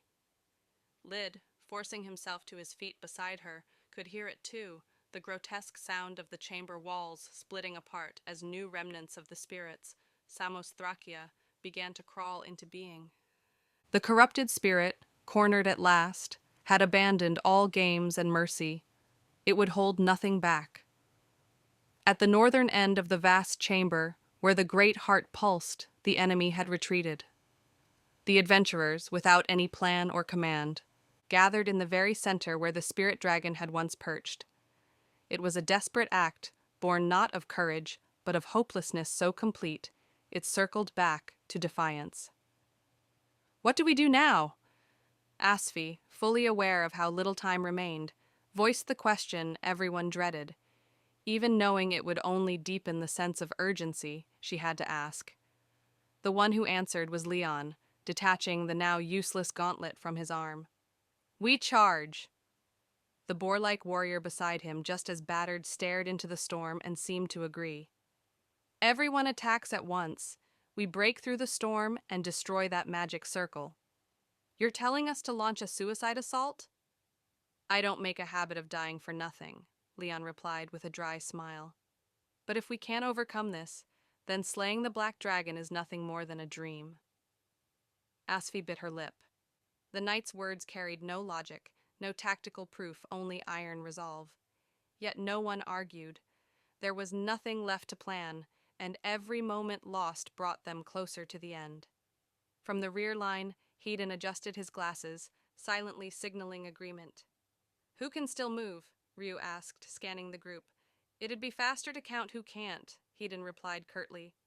Bell still lay in the distance, struggling to rise, the Hestia knife clutched in his trembling hand as he continued to sound the grand bell. Beat and Tiona, too, were barely conscious, uncertain if they could even fight again. But they'll come, Hedon murmured, certain. And indeed, the boy's unbroken resolve rang out with every toll of the bell. He hadn't given up. Not yet. Ryu's eyes softened, and even Hogni, despite the madness of Dainsleif's possession, let slip a faint, gentle smile. Give that foolish rabbit a level boost, Hedon instructed. Tell him not to come yet. He's the finishing blow. Until then, Leon said, we, his allies, will play the prelude to his victory. Yes? At the words of white and black, Haruhim nodded with conviction. That was the end of their brief reprieve. From every wall and fissure, swarms of spirit remnants, Samosthrakia poured forth, surging toward the adventurers gathered at the center. Move out. With Haruhime and Hythe providing their unmatched support, Asfi, Vienna, and Gross guarding their flanks, the vanguard Ottar, Leon, and the others charged forward. Crying or laughing no longer mattered. The final battle had begun. Gah. The sound still rang out the song of battle, echoing endlessly through the abyss. All around him, Ottar and Leon swung their massive weapons in thunderous arcs. Hedon and Ryu unleashed their magic in concert, tearing through wave after wave of spirit remnants, Samosthrakia driving forward with savage determination to grasp the last remaining thread of victory. At the southeastern edge of the vast chamber, Beat staggered. The moment his foot touched the ground, his knee buckled, and he dropped to one leg. Damn it. Blood trickled ungracefully from his nose. No matter how many wounds Heath's healing closed, or how much stamina was restored, his body screamed in rebellion. Every nerve and muscle that had fought in this endless hell of a dungeon was at its limit. It wasn't just exhaustion, it was soul erosion. His mind and spirit were fraying from the unnatural cycle of injury and rapid recovery. Since their first defeat, he hadn't truly rested once. Compared to the boys who had risked their lives on the 37th floor, the burden Beat carried was far, far heavier. Otter could still fight like a beast unbroken, and that infuriated him. The difference between them was simple and cruel. Otter was stronger, and he was not. Damn, it all. He looked up. At the northern end of the chamber stood the Great Heart, and before it the spirit dragon prepared its cataclysmic attack. Their party had spread out radially. From that point, Hedon himself had advanced to the front lines now that the corrupted spirit, absorbed in chanting, had silenced its other spells. It was the knife's edge between disaster and opportunity, an unmistakable turning point. Yet Bet couldn't fight, and the other Loki Familia member beside him, no matter how much healing she received, couldn't rise either. The roots infesting her body had spread everywhere, trapping Tiona in the agonizing space between life and death. Damn it all! Sweat poured off her trembling body as she lay doubled over, unable to even kneel properly. Watching her struggle, Beat could only grind his teeth because her pitiful form mirrored his own. Beat! Are you still alive? A metallic clang drew his attention. A gauntlet had landed before him, thrown wide by the battle's shockwave. Through its embedded crystal, the oculus, his goddess's voice came through, trembling. Beat! Get up. Keep fighting. I want to see you at your best. That was what Loki would normally say, laughing and teasing him. But she didn't this time, because he had fallen too far, because his weakness had silenced her. The trickster goddess of the heavens, who always joked and toyed with everyone, now sounded human, soft, and it made him sick with self-loathing. His head drooped. Blood dripped steadily from his nose, staining the fleshy floor red. And then, "Hey, wolf boy." Another voice pushed Loki aside over the oculus, high-pitched, fierce, unmistakably a little girl's. "Don't just sit there, take responsibility." "Huh? Shorty? Come on already." "What the hell are you talking about? Belle's here because of you." Her words made no sense, but the tattoo etched on his cheek trembled faintly. "I never told Loki, but you know what, wolf boy? I hate you. I've resented you ever since that night in the tavern." The memory hit like a hammer. The night of the expedition celebration. Drunk and foul-mouthed, he'd mocked a weak little rabbit until the boy fled the bar. A worthless, trembling rookie who had no business diving the dungeon, who returned at dawn battered and bloodied. A pathetic, laughable story. One even Beat had sneered at back then. "Because of you, Belle and that girl started running, and they never stopped." The words burned through him. The boy who had once been a nobody, a pitiful rabbit, had run forward, refused to stop, and become something far beyond what Beat could laugh at. Eyes widening, Beat raised his head again. In the distance of his vision stood the white-haired boy who had already risen, already ringing the great bell, already ready for the final battle, even before Beat. More stubborn, grittier, and more unyielding than Beat, in this moment he was a male who had stopped being weak. Take responsibility for hurting that kid. Take responsibility for why that kid is here now. Was he ashamed? Good. The goddess wouldn't say that to Beat now. The eternal sacred flame urged Beat on precisely because that boy was not one of his own followers. It would prod Beat with the same wildfire impulse he'd once inflicted on Belle that night at the tavern. Gah! Responsibility? Responsibility? Shut up already. A gasp escaped the crystal. It was Loki's voice. "You want me to apologize? How pathetic." His bent knee straightened. He should not have been able to move. He had no right to, but he moved anyway. "Who the hell's gonna apologize?" With that, he ripped the gem from his armored boot. "I did nothing wrong." The torrent of hateful words could be aimed at the goddess, at the boy, or at himself. Blood dripped freely as the wolf spat out an unvarnished truth he would never twist. One fewer weakling. A pain under the tattoo throbbed the origin of Beat, the strong man who had once been weak like that boy. One less pathetic weakling. He glared at the boy who was still fighting. "That idiot girl, you saved her!" He glared at the Amazoness girl whom Beat had only ever been able to kill. Next, you'll try to get back the woman you fell for." He glowered at the cage of flesh that held the gold-haired, gold-eyed girl. All the things Beat had failed to do on that day, the boy Beat had mocked, had stopped being a weakling and had become strong. Because of that, some miracle called hero was about to be born. Then there was only one thing left for Beat to do. The lone wolf who mocked the weak, who despised weaklings and admitted only the strong, had but one course of action. That's right. From now on, you and Belle will join forces and save that kid. From the crystal, the goddess leaned forward and spoke the truth she wanted to convey. So lend us your strength, then we'll call your debt settled. Shut up, who do you think you are? A god, obviously. By the time that answer came, Beat was already moving. Step by strong step, he walked toward the boy. He passed the girl who still lay where she had collapsed. She's all poisoned up. Playing at being Finn, huh? Leaving the girl behind, Beat ground his teeth, stopped, and threw away what he had been clutching. It was the gem he'd torn off. Hey, you idiot girl! I'm going ahead! The gem rolled and stopped beside the girl whose cheek lay against the floor.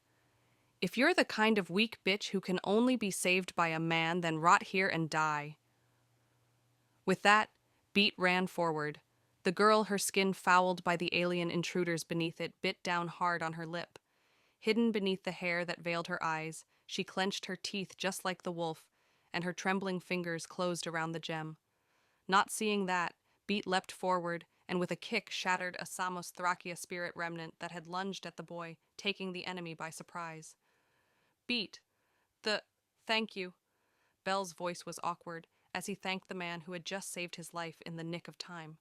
Beat stared straight at him, then slowly opened his mouth. A weakling like you isn't fit for Ice Wallenstein. Ah! He repeated the words that had once been the turning point of Belle's entire life. Confronting him with the truth Belle had long avoided, Beat narrowed his sharp eyes. You're not a weakling anymore. Huh? For a moment, Belle's voice was dazed, almost faint. Beat bared his fangs and roared. Then prove it! Show me you can save Ice Wallenstein! The silence that followed lasted only an instant. Belle's body trembled violently as he took those words in with his whole being, as though he had finally overcome a wound that had haunted him, as though he had finally been recognized by someone he'd always wanted to acknowledge him. He clenched his teeth once, his cheeks flushed with heat. We'll carve open a path. Follow me. Yes! You're the one who's gonna slay that damn dragon. Yes! Their roars, two warriors' cries echoed through the battlefield, and from afar the voice of Loki came through the abandoned crystal orb. It pisses me off to admit it, but I've known for a while now. You've acknowledged him, haven't you, Beat? That was back during the battle with the Minotaur. Even then, the wolf had already stopped calling the boy Tomato Boy. From that day on, like Lafia, Beat had always been watching Belle. During the war game against the Apollo Familia, during the War of the Familias, all this time. Among my kids, you're the most stubbornly competitive one. You actually said it, huh? The gray wolf and the white rabbit Loki watched their first true joint fight, burned into her eyes. The gods' gazes turned to the center of the great chamber. Surrounded by Vina and the others fighting to protect Haruhime and Hythe, Beat stepped forward, just a pace ahead of Belle, who continued charging his attack. Bound, king of cursed wolves, Fros! It began a chant. Facing forward toward Ottar, Leon, and the vile spirit ahead, Beat began to gather what little magic power remained within him. Beats, chanting a spell? Belle was shocked. He'd always assumed Beat was purely a physical fighter. Even Hayden, Hogni, and Ottar, locked in combat, cast surprised glances his way. 1 wound, Restraint Gergia. 2 wounds, Pain's Howl Gior. 3 wounds, Driven Stakes Feeder. Hunger's Drool, the only hope.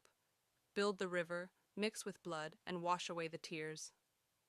It was the very embodiment of Beat's own subconscious, accursed spell he despised with every fiber of his being. Like a war chariot's black cat of battle, Beat loathed his own magic, as if it were venom. This trump card he had unleashed only a handful of times in his entire life. Unhealed wounds, do not forget. This rage, this hatred, they are your frailty and your burning flame. It was the manifestation of his pride.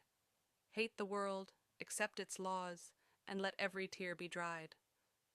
It was the mirror that reflected the depths of his soul. Turn your wounds into fangs, your cries into howls, make the blood and flesh you've lost your strength. It was the very shape of the wolf's pain, carved by countless losses.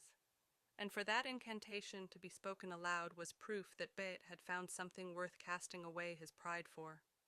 Something he desired, something he had to protect. He tore apart the chains that had bound him, casting aside everything for the sake of the girl named Aias and the boy named Bel. That chant reached even Tiona.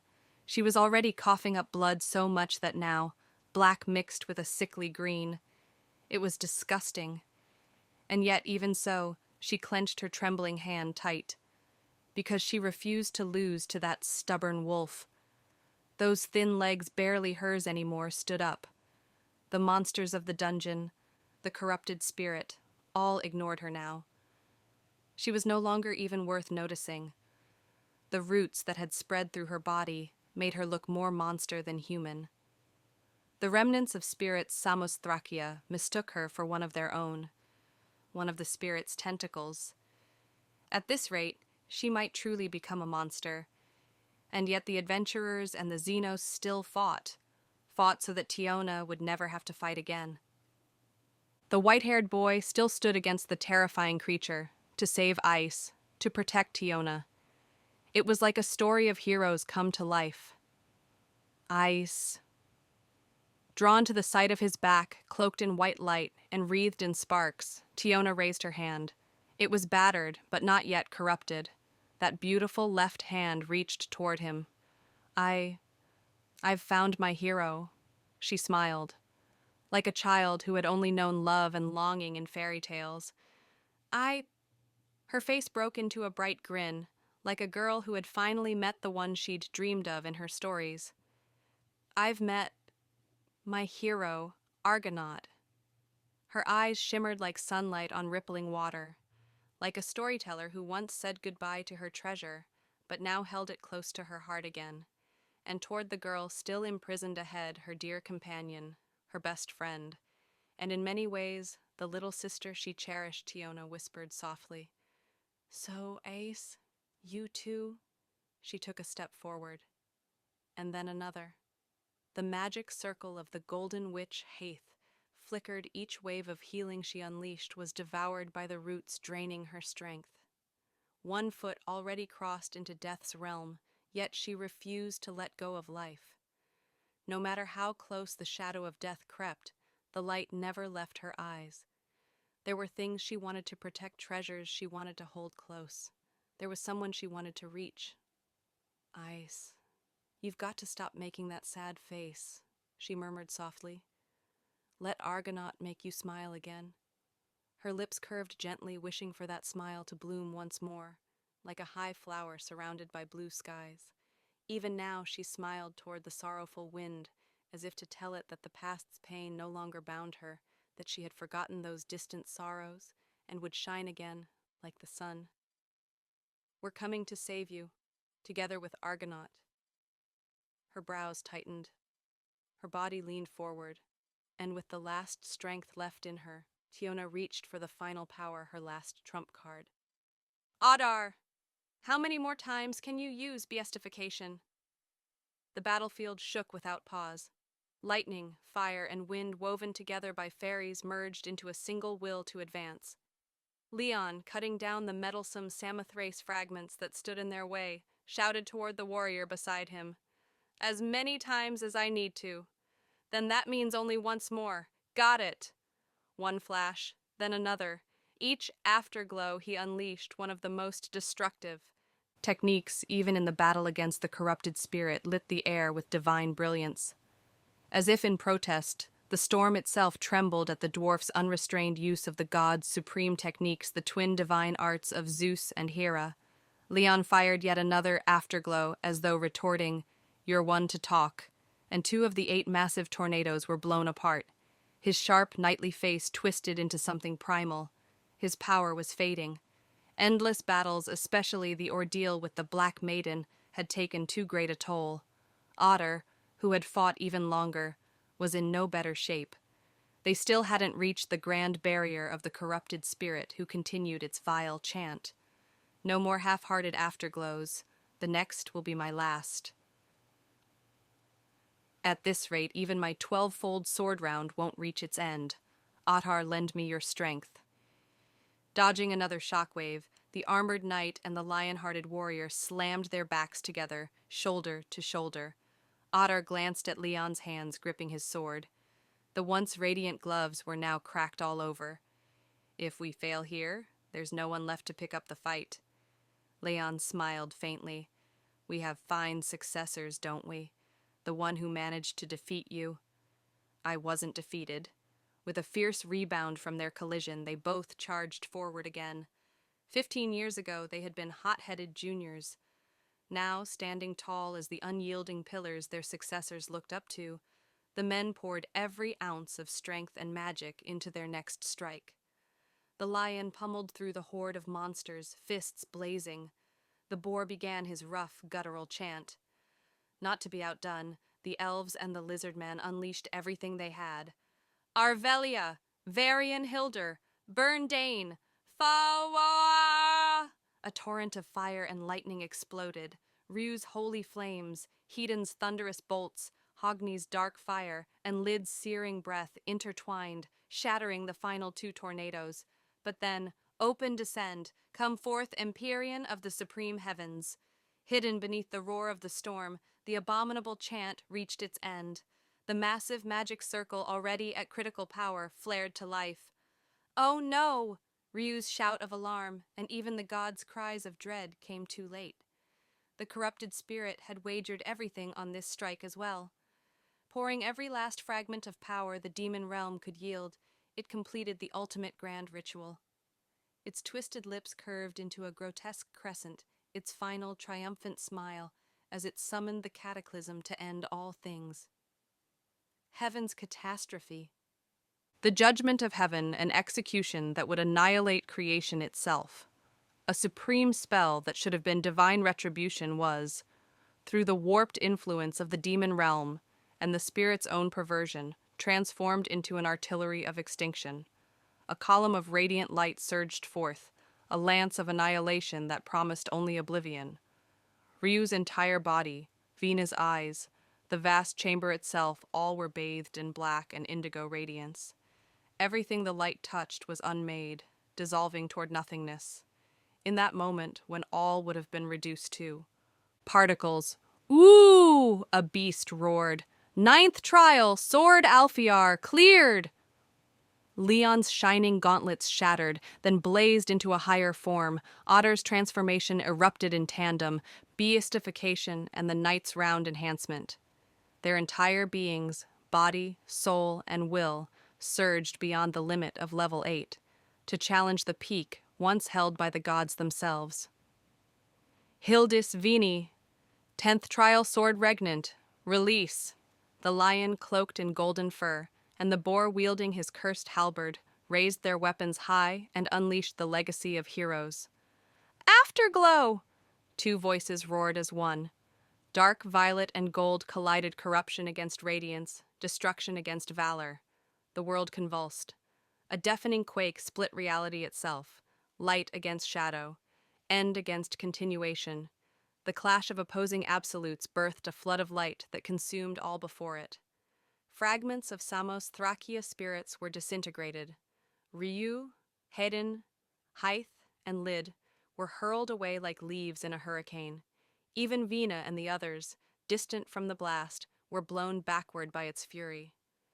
The corrupted spirit itself froze in disbelief as the wave of light engulfed its monstrous body, and even the spirit dragon shuddered beneath the blinding radiance. The demon realm screamed. The world trembled. The dungeon itself recoiled. And at the end of all that, when the heavens' judgment should have pronounced extinction, a different verdict resounded. Neutralization. The hero's ultimate techniques had canceled out the end of the world. The combined strike of 2 legends, their intersecting lights, had shattered the flash of annihilation.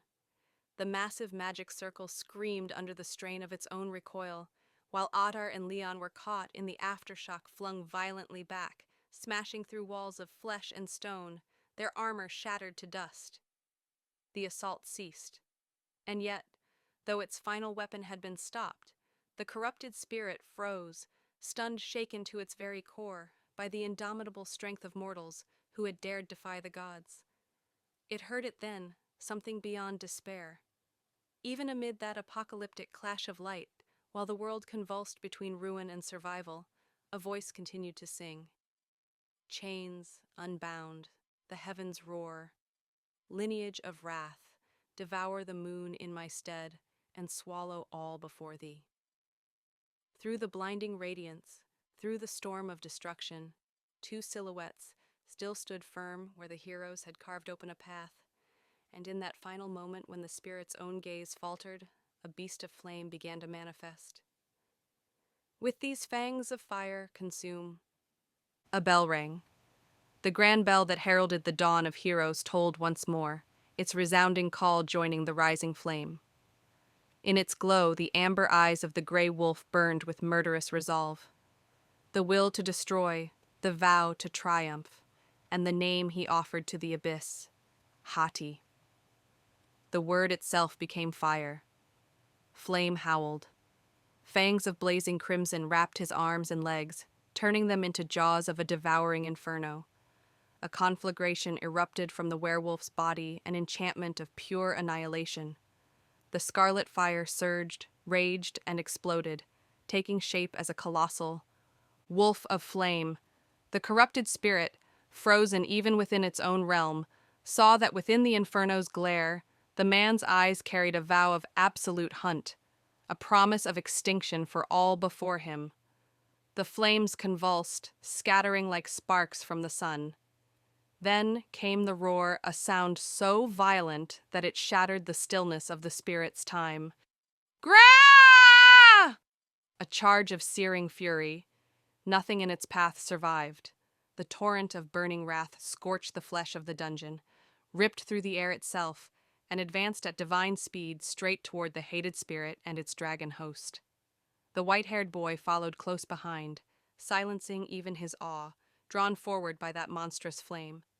The corrupted spirit screamed, its voice shrill with terror and disbelief. Ah! For it understood better than anyone what that fire meant. Desperately, it rallied every shred of magic in existence. From the tip of its conductor's wand burst legions of spells, a storm of elemental death, a swarm of Samos Thracia fragments, each exploding into fireballs and lightning arcs to block the wolf's path. But the blazing jaws devoured everything. The corrupted spirit's astonishment turned to horror, for the wolf did not falter. It fed upon every attack, and with each bite it grew larger, brighter, fiercer. The embodiment of destruction had become unstoppable flame, Alucard, 1330. The more magic struck him, the more his body tore and burned, and yet the greater the flame howled. The damage is absorbed? No, look closer. It's both, magic drain and damage drain. In the celestial observation halls, the gods shielded their eyes from the blinding spectacle below. Even as their divine sight struggled to comprehend it, silence fell, a silence born not of awe, but of pity. Beat's forbidden art, Hati, devoured the magic that sought to kill him, and even the damage carved into his flesh was consumed, transmuted into yet more firepower, a cursed, rare magic, born of defiance and ruin. It was the embodiment of wounds themselves. For all his life, he had torn away weakness, despised the powerless, and refused to forgive the fragile self he once was.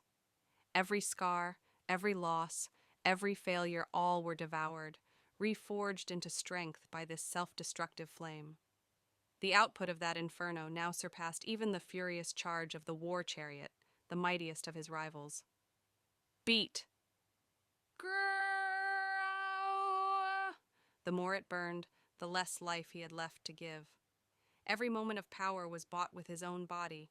The enemy's blasts tore through his flesh, his sinews seared, his bones splintered, yet the wolf did not stop. Behind him, Bel's shout echoed, But Beat offered no reply. He would yield not even a single wound to another.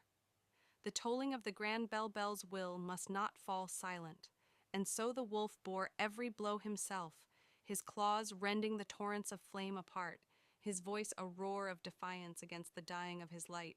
Quit whining already. Bell had cast himself into the flames to save Tiona, to defy death itself. Then how could Bait do any less? To fall short now would be a betrayal of the very creed that defined him. If he could not surpass even this, he truly would be. Nothing more than the weak fool he once mocked. That he would never allow. For Beat Loga was born to devour the cries of the weak, to embody the predator that refuses surrender.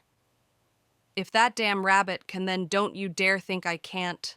His bellow ripped through the inferno, a declaration that tore through the dungeon's roaring pulse. And far behind him, blood bubbling from her lips, a tattered Amazon lifted her gaze, her eyes burning bright. That's my line. Coughing crimson, Tiona grinned, her spirit flaring to match the wolf's own. If he refused to kneel before despair, then so would she. No longer content to watch from the sidelines, the girl who had found her hero would stand as one herself, her soul breathing with the same fire.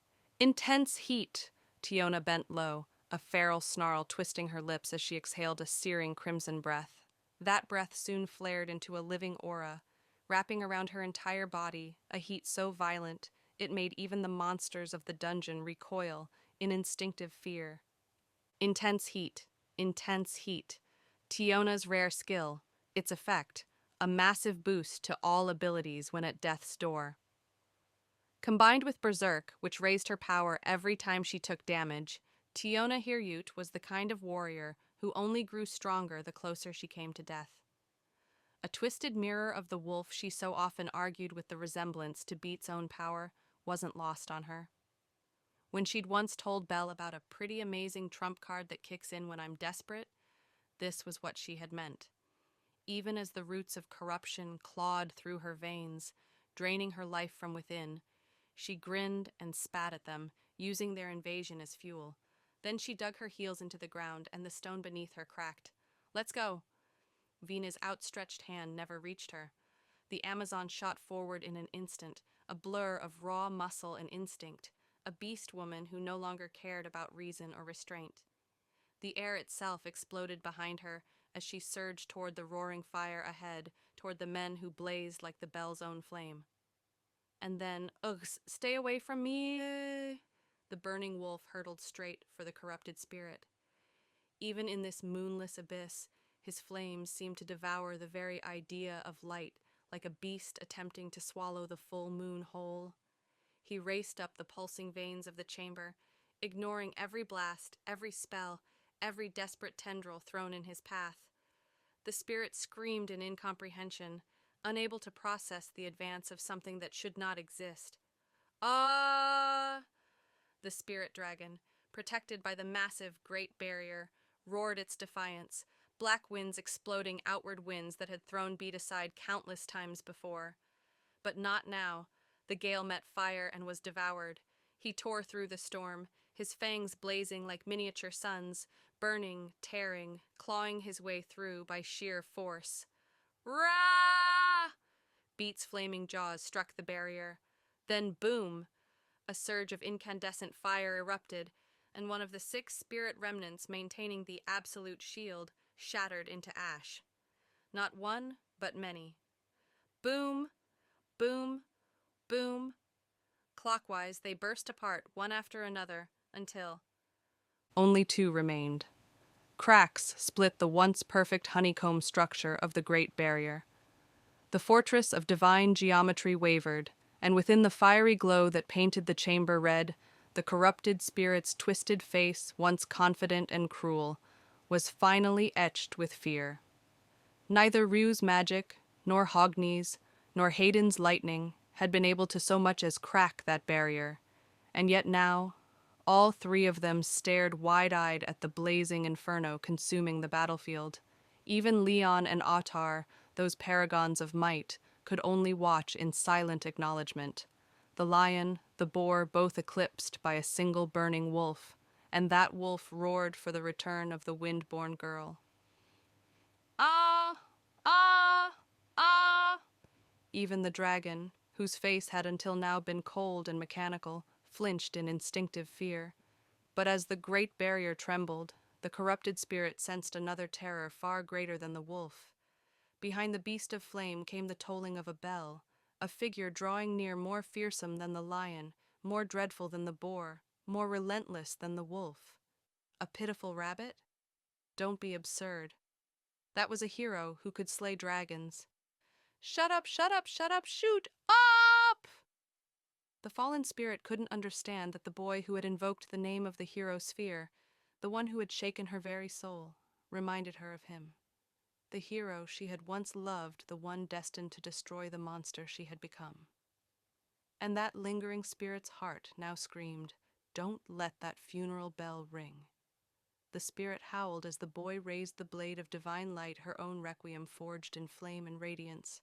She diverted all focus, broke every rational instinct, and chose the only move she could, abandoning her defense against the wolf to annihilate the approaching boy.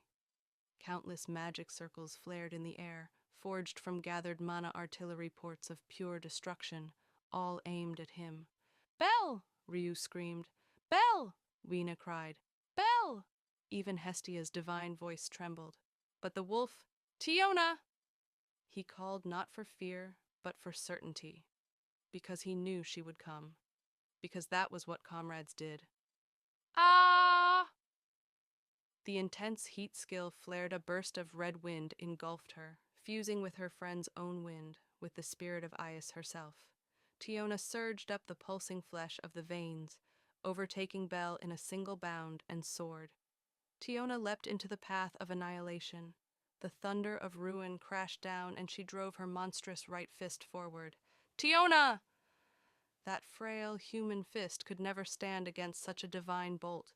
Both she and Belle should have been erased in the instant that light struck. Loki's scream tore through the battlefield, but, like Beats, it was not a cry of despair. It was a divine command, a battle cry of faith.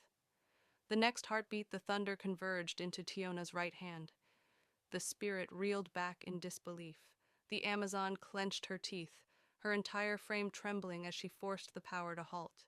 And in her grasp shone a single jewel Beats metal boot, Flosvert, its true function, a magic conduit. The embedded jewel absorbed spells and mirrored their elemental nature. Before his charge, Beat had torn that gem from his greave and hurled it toward her, a promise in his words. "We'll carve the way open." Together, he and Tiona would make sure Belle reached Eyes. "It hurts like hell, but I know A's hurts way more." The gem alone could never withstand the thunder. That blast should have erased her arm, her body, her very soul. But the mutated right arm, the flesh corrupted by the spirit's own tendrils, did not burn away. That grotesque appendage, saturated with mana and resistance, became her armor. The parasitic curse that had tormented her, that had defiled her body and mocked her will, was now the shield that let her strike back. The gods themselves fell silent at the irony. Every cruelty of this accursed dungeon now turned on its creator. The spirit's face drained of color. Tiona's inhuman arm flared with lightning, and she drove forward, a living thunderbolt beside the blazing wolf. She raised her crackling fist high, and with the fury of the Amazonian warrior, she roared, "Let's go!" Grand destruction, Ulga. The blow landed. The intense heat skill and the absorbed thunder fused into one catastrophic strike. Her thunder fist collided with Beat's burning fangs, and together, they obliterated the final spirit cores. The last of the spirit remnants burst apart in a storm of ash and blue lightning. The honeycombed barrier screamed, fractured, and shattered like glass under divine fire. Beat, Tiona, thank you. Through the cascading light and burning dust, the boy's voice rang clear. Belle Crenelle leapt through the collapsing radiance, past the wolf and the Amazon, toward the corrupted spirit and the spirit dragon, to end it all. The sacred fire roared, white motes of light swirling in its wake. Belle had reached full charge, every ounce of will, every drop of spirit, concentrated into a single point. There was no room left for defense, no margin for evasion, only the strike of a hero. Argo Vesta! He brought down the blade of his soul upon the false end. Ah! The cataclysmic blow ripped through the spirit dragon. Its body convulsed and disintegrated, the immense light tearing it apart from within. The corrupted spirit tried to abandon the dragon's form, wrenching itself free, but the explosion swallowed it whole, hurling its mangled upper body back against the pulsating great heart. Ash rained down like gray snow. The goddesses and gods cheered, the adventurers and Xenos cried out in triumph, but Bell didn't stop to hear any of it. He caught hold of a thick, throbbing vein extending from the great heart, swung down, and landed, his eyes fixed on the faint azure light deep within the crimson walls. Eyes!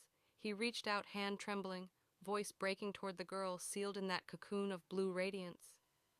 You will not have her. The corrupted spirit, blood-soaked and half-destroyed, clung to the great heart. The third eye on its forehead gleamed a venomous crimson. Bashu.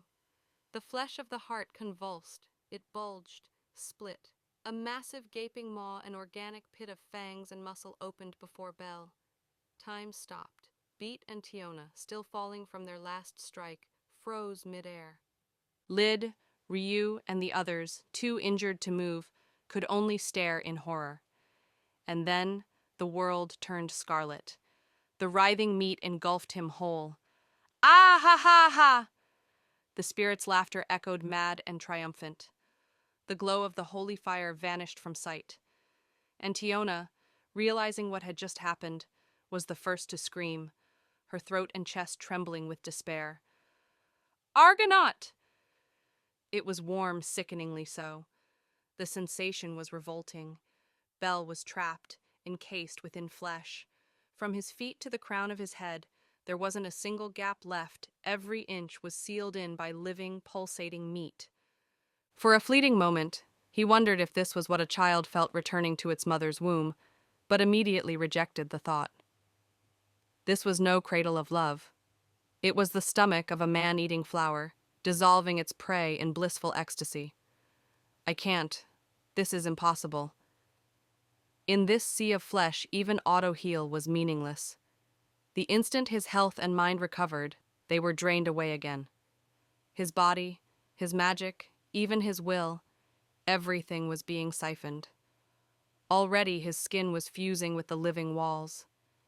The clammy texture pressing against him made his mind want to break. He could feel himself melting, like the soft contents of a cocoon before the butterfly emerges. Hands, legs, face, everything turning to sludge. He was becoming nothing more than a lump of dissolving meat that once was Bell Crenell. Infinite healing or not, he was being absorbed, consumed into the corrupted spirit itself. I can't do anything. No knife, no magic, nothing left to fight back with. His vision blurred, his thoughts dimmed, sinking into the syrupy, intoxicating rhythm of the flesh.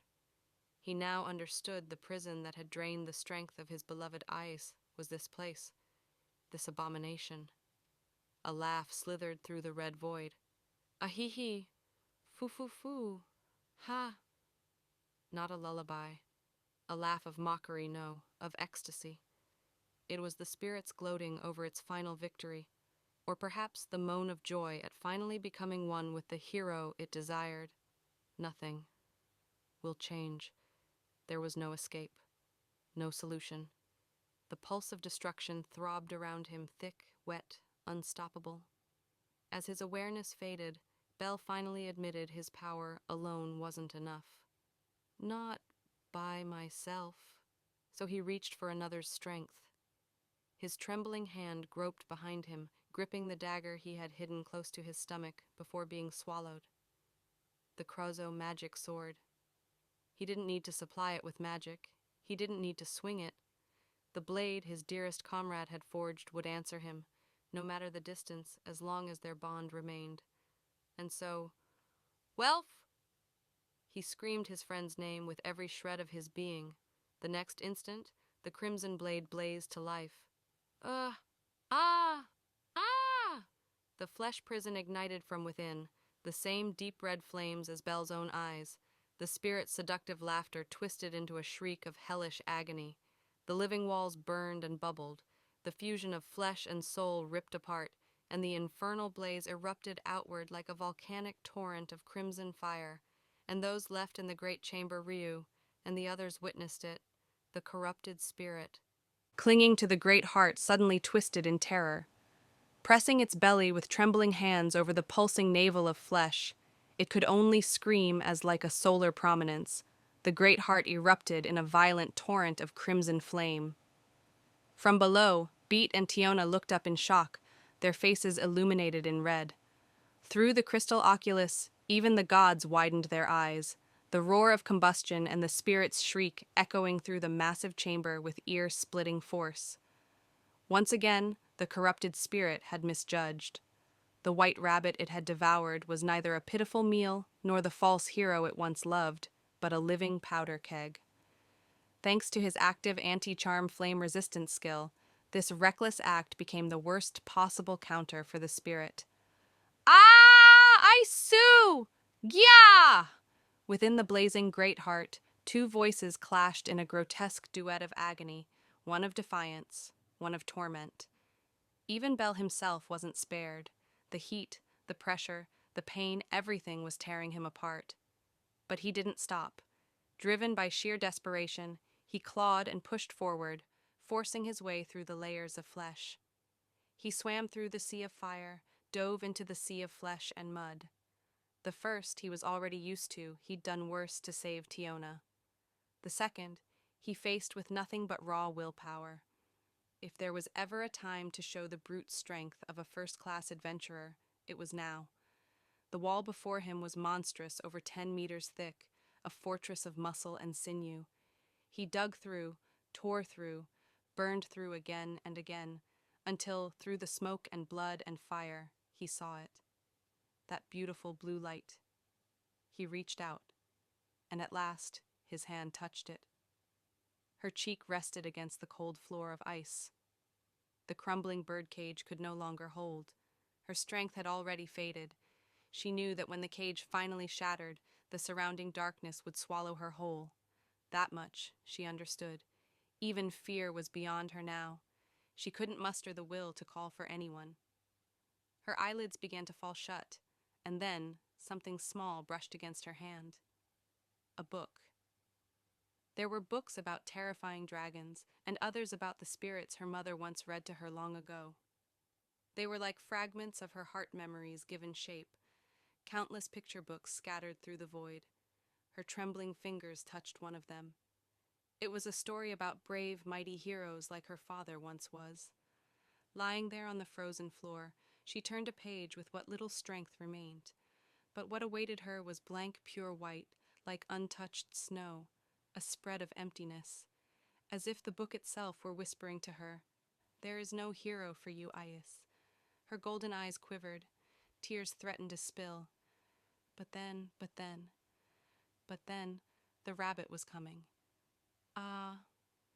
Beyond the blank page at the edge of her fading sight, Isis saw it approach from outside the cage, a tattered stuffed rabbit.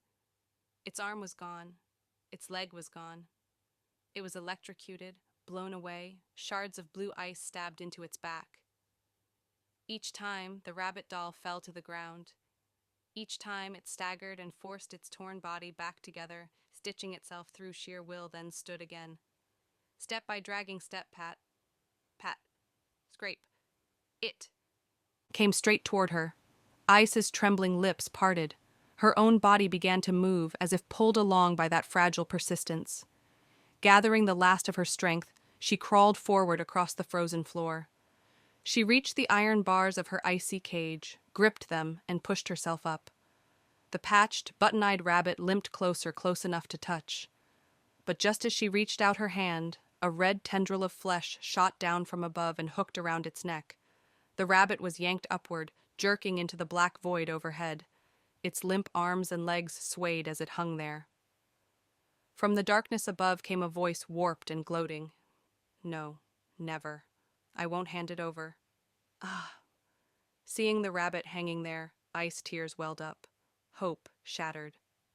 Of course it would end like this. She had hurt so many of her friends. Her wind had wounded them all. Someone like her didn't deserve to be saved. Those thoughts broke apart into silent sobs, blurring her vision. And then the rabbit burst into flame. Eh? The short arms flailed, and from its waist, the little figure pulled out a match. Shh! In an instant, it struck the flame. The rabbit doll set itself ablaze. Eyes could only stare, dumbfounded, as the roaring fire spread to the red tendril of flesh and raced upward through the darkness. Wah! The eerie laughter turned into a piercing scream. The burning cord snapped and fell apart. With a heavy thud, the rabbit doll crashed to the ground in front of Ice. No, by then, it was no longer a doll. It was a person, someone with long arms and legs wearing the head of a rabbit doll as a mask. He was taller than she was. The young Ice shrank back, frightened. But before she could retreat, he reached up and removed the rabbit mask. Hair as white as freshly fallen snow spilled free. Eyes of deep crimson like rubellite gemstones met hers. Ace was entranced by their light. Sorry to keep you waiting. Kneeling on the other side of the cage bars, the boy apologized. I came to bring you home. His body was torn, his face covered in blood and ash, yet he smiled gentle and unwavering. With everyone's help, I came to save you. Softly, calmly. Tears welled in Ice's eyes and spilled down her cheeks. Who are you? Forgetting even to wipe the tears away, she whispered the question. I'm an adventurer. A crack split through the darkness. The world of shadow began to fracture, and from beyond the shattering blackness, rays of light poured in. I'm just an adventurer who once admired a hero you. Aya shook her head, her trembling voice faint. I'm not a hero. And so, once more, she asked him quietly as the cage crumbled around them, will you become my hero? The boy's eyes widened. Through the frozen bars, the young girl and the boy looked straight at each other. Gold met crimson her eyes like sunlight, his like rubellite flame. Their gazes intertwined, wordless, trembling. At last the boy spoke. I want to be a hero. He held her gaze, his voice steady, and reached out his hand through the icy bars. I want to be your hero. Ice drew in a shaky breath. Her small fingers reached out, touching his hand. The cage of ice shattered. The darkness dissolved. The nightmare. World collapsed into nothing, and as everything was bathed in brilliant white light beneath a beautiful blue sky, Ice fell forward softly into the boy's arms. The warmth he'd reclaimed, he would never let it go again. Flesh burned, burst, and fell away. Returned from the illusion, Belle was falling head first through the air, holding tightly in his arms the golden-haired, golden-eyed girl who lay unconscious against his chest. Wait! The corrupted spirit, ruptured from within and spewing fragments of the great heart, let out a scream like the end of the world and lunged toward them. Even with its mighty wind lost, and its body in tatters, it still raged on a monster to the very end. A waterfall of flesh surged upward, tendrils snapping through the air, desperate to reclaim the girl once more. They reached for Belle and Ias too fast, too close. There was no time to ring the bell. Tiona and the others were too far to intervene. He would be torn apart, the girl wrenched from his grasp. That was certain. And yet Belle did not flinch, because he believed. If I could do it, then so can you. If I can reach her, then you can too. La Fia! The cry carried their shared promise, their vow to never fall behind one another. And then, Ark's ray, a sound of light, a blinding roar of light shot upward, piercing through the fleshy floor far below and rising to the heavens. The beam tore through the ground, an elven spell unleashed from the lower floor, grazing past Belle as it ascended. The corrupted spirit's shriek echoed through the chamber as the blast ripped through its tendrils and shredded most of its body, spraying blood through the air. Belle cradled Aeus tightly in his left arm and thrust out his right hand. He took aim at the monster's third eye, at the ancient soul that had been trapped in this dark labyrinth for over 1,000 years, and in the name of his goddess, he released a purifying flame to set everything free. Firebolt! A column of white fire and lightning burst forth. Together with the elf's rising light, it pierced the corrupted spirit, the so-called impurity. In that radiance, as the world turned pure white, the spirit looked upon the boy holding the girl and seemed, for a fleeting instant, to wear an expression of sorrow, envy, and peace, as though seeing her long-lost self reflected in them. She returned guided by the elf's light and the thunderous flame, her soul at last ascending to the heavens she had longed for. Wrapped in that final brilliance, a light not of banishment but of release, the being once called the corrupted spirit was gone. The falling boy and girl were caught mid-air by the arms of Beat and Tiona, who had leapt in after them. Belle, I'm here. Her trembling voice met his, and the cheers of gods and adventurers rang across the collapsing chamber. Footsteps rushed closer, their allies, the Xenos, everyone who had fought for this moment. Lowered gently to the ground, Belle and Aias felt tears fall upon their cheeks, tears from countless friends and comrades. Their fingers reached for one another, searching through the trembling air until a slender ring finger and a small pinky intertwined. Just for now, neither would let go. As the world of the underrealm began to crumble with a morning roar, Belle held on to that warmth and remembered that morning light atop the city wall so long ago, the words he had wanted to say ever since. Welcome back. Ice. And within his tilted vision, he thought he saw her lips faintly curve into a smile. The corrupted spirit vanquished. The sword princess, Ias Wallenstein, completely rescued. Time itself seemed to pause, yet the lower world carried on, bound by hope. From the distant altar above the dungeon, the gods praised and blessed the tale of the Familia who had overcome the first end of days. Epilogue, Beautiful World 2. After exhausting every ounce of their strength and surviving a journey through the incomprehensible unknown, Belle and his allies had finally achieved what had once seemed impossible, the subjugation of the corrupted spirit. However, their adventure was far from over. There was no convenient defeat, the final boss and roll credits ending waiting for them. In fact, what lay ahead was arguably the true ordeal, the hellish return trip. This marked the final phase of the Loki Familia rescue operation. Having escaped the collapsing underworld by the thinnest margin after the corrupted spirit's demise, Belle's main party reunited with the rescued members of the Loki Familia at the passage connecting to the 59th floor. With heavy assistance from Mia and her team, they aimed for the 50th floor, where Otter's group and the rearguard forces were holding the line. The retreat quickly devolved into chaos.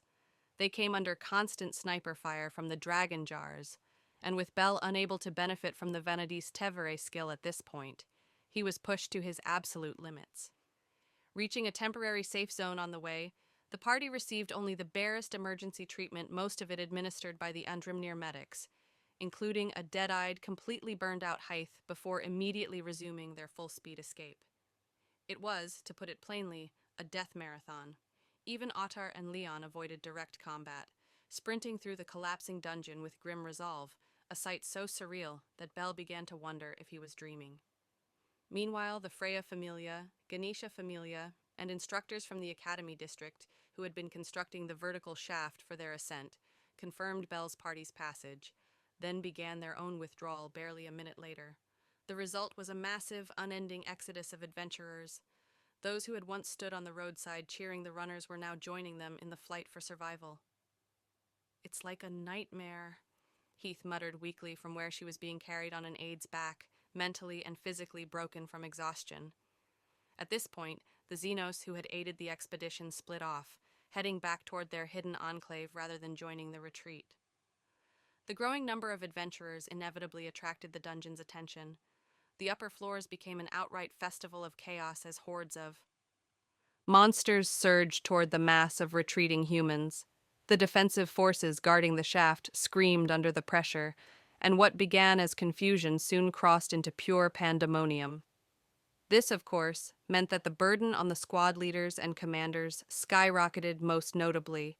One very small but very loud commander, Lilyruka Arda. "Can I please give up my title of Little Marshal now, woo?" Despite the crushing fatigue, she kept her voice hoarse and commands sharp, coordinating with Finn and the ever-sadistic Hedon, both already overwhelmed by the retreat logistics and rearguard management. Through sheer willpower and genius-level tactical insight, Lily's leadership bordered on divine. Her coordination was so vital that she was later dubbed the Shadow MVP of the entire operation. And when she finally confirmed Belle's team had safely reached the 18th floor, she collapsed on the spot. Her tiny level 2 body couldn't handle the brain-melting stress and the heat from overexerted mental processing, nor the oxygen deprivation from all the screaming. As she fainted, she swore vengeance upon Finn, and, especially, the sadist Hedon. Afterward, while some of the adventurers briefly considered taking the shortcut back to the surface through the artificial dungeon Knossos, that plan was quickly scrapped because of one god's reckless suggestion. "Come on, wouldn't it be way more dramatic if you guys made your grand return the proper way? Just, you know, climb back up through the dungeon for me, yeah?" Hermes' voice over the communicator nearly sent every exhausted adventurer into a homicidal rage. Even so, they begrudgingly followed divine orders. Their only small consolation was that Asfi, his long-suffering captain, immediately decreed a very thorough punishment for her idiotic god once they were back home. "Bah! After coming this far, cutting corners right before the finish line wouldn't sit right. You'll regret it forever if you don't see this through properly." Gareth's booming dwarven laughter filled the tunnels, only to be met with a collective "we don't care" from the 4 Gulliver brothers, who spat the words in unison. Yet by that point, it hardly mattered whether anyone knew about Knossos or not. Every single adventurer wanted the same thing: to finish what they started, to complete the run. To avoid traffic jams between floors, the retreat proceeded in organized waves, each led by a defensive corps unit, bearing a command card marked with the sigil of a shield. No one wanted to see a single casualty now that the end was in sight. Thus, mixed formations of mid-tier familias, Freya Familia and Ganesha Familia members, began the slow, coordinated ascent, an unlikely coalition that would never again share the same battlefield. Group by group, roughly 30 adventurers at a time, they departed the 18th floor, heading up toward the light of the surface. When the final wave prepared to leave Riviera, Belle stood among them.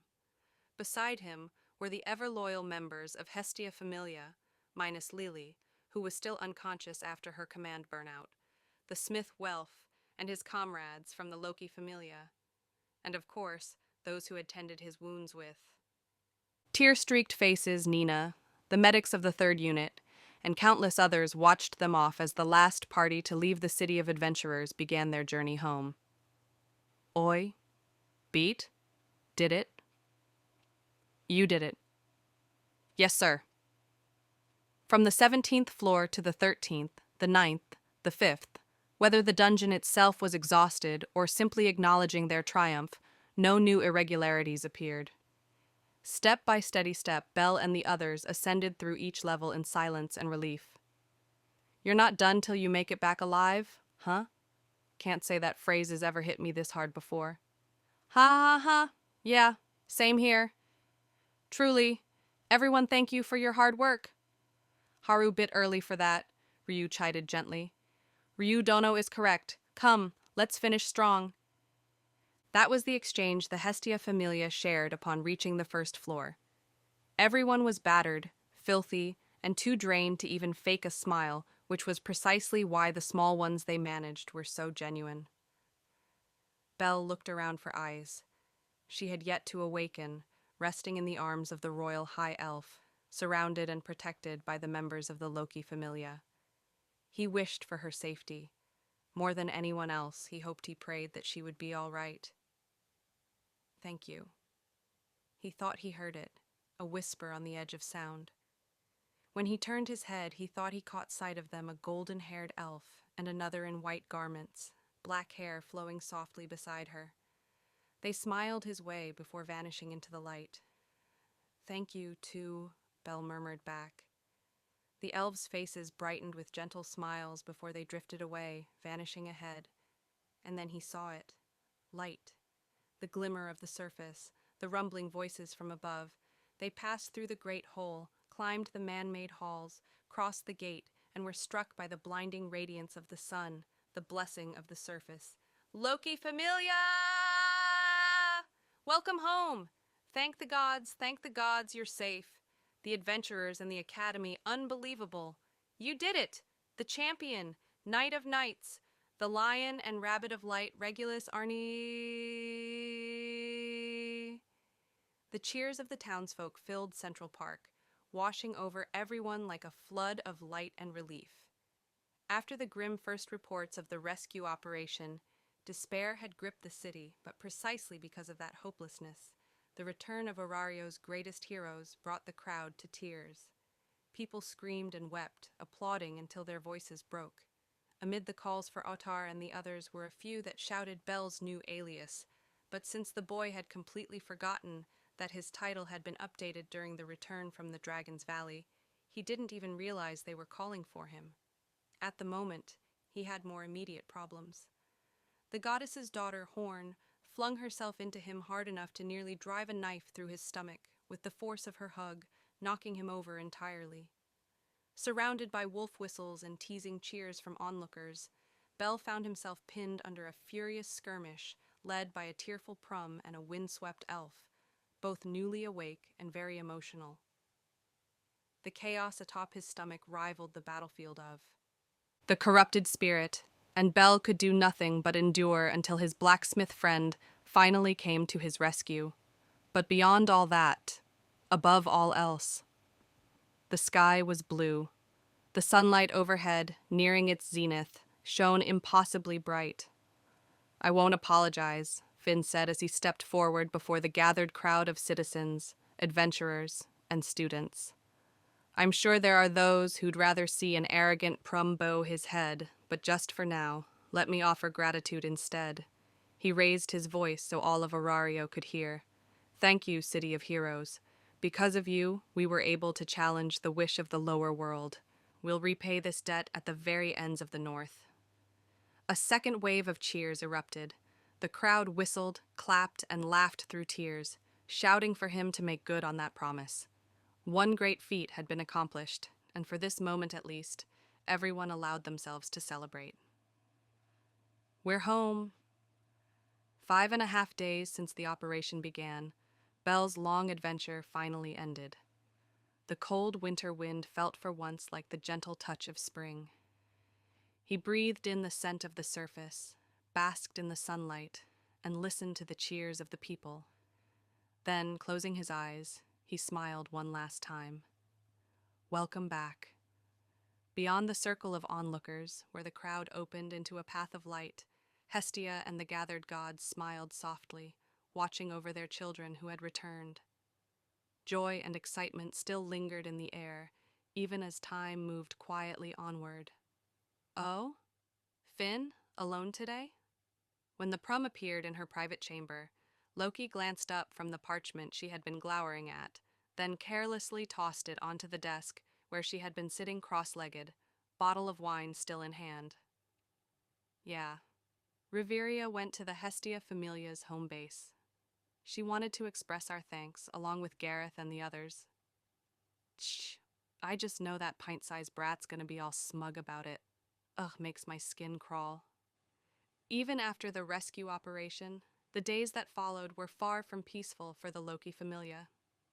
Ais and the other heavy casualties were under strict orders to rest, while everyone else busied themselves paying visits to the countless other factions that had joined the campaign.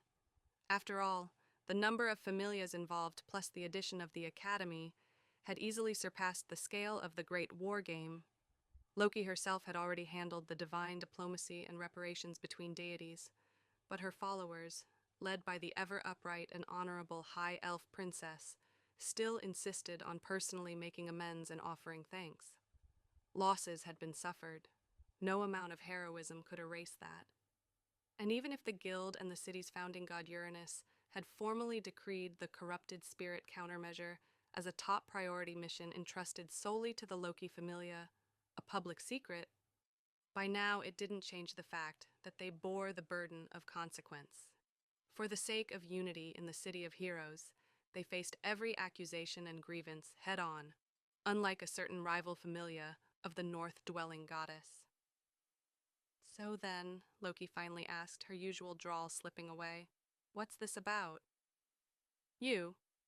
Already suspect, don't you, Loki?" The Prum's tone was calm, but edged with resolve. He had left the diplomatic visits to others and come here alone for one final confirmation. The goddess didn't answer. Finn's sharp eyes flicked toward the parchment she had tossed aside. It was an intelligence report, a foreign dispatch describing turmoil far beyond Orario's walls. A valley in upheaval. A plea to the city at the world's center. The world cries out for a hero. Those were your words, the words of the gods, and he has shown proof. Loki said nothing, but her silence was not denial. Finn knew her too well, it was silent agreement. The final key to slaying the Black Dragon is him. The brave Prum stated it plainly. Already hailed as this age's chosen hero, he nonetheless bowed his head in acknowledgement. Of that boy's worth, of that boy's right, of the adventurer who had proven himself through blood and fire. Meeting his goddess's eyes, Finn declared his resolve. "Loki, let's bring Bel Cranel into our familia. Afterward." At long last, the final elf heroine, the golden yellow one, has made her appearance. She truly has the air of a new heroine, doesn't she? Though her expression makes it look like she's been running wild in some side story for quite some time already, but that must just be my imagination. By the way, the aphrodisiac Bicha incident mentioned in this volume isn't from Sword Oratoria, but from Short Story Collection 2. Even if you haven't read it, you should be fine. This volume 21 of the main series is an irregular one. I had vaguely imagined an incident of this scale before, but thanks to the existence of Sword Oratoria, it ended up becoming a terrifying volume I wanted to run away from writing. It might be the first time I've ever written an entire volume that was non-stop from beginning to end. Still, compared to the difficult labor that was Volume 18's Faction War, this one wasn't quite as painful, so maybe I've leveled up a little. I'd like to think so anyway, and can't help but feel a bit sentimental about it. To return to the point, this volume is where the front of the main story and the back of the side story intersect. That said, I made sure it can be enjoyed even without reading the side story. For those who are curious about the back, please feel free to pick up Sword Oratoria Volume 16, which was released at the same time. Honestly, I'm burned out, and my mind's a blank. I wrote the front of the main story first, and then the back side story afterward, but publishing both simultaneously is intense. It's a completely different kind of hardship than releasing volumes back to back. In addition to the main series and Sword Oratoria, October 2025 also saw the simultaneous release of Familia Chronicle, episode Asfi.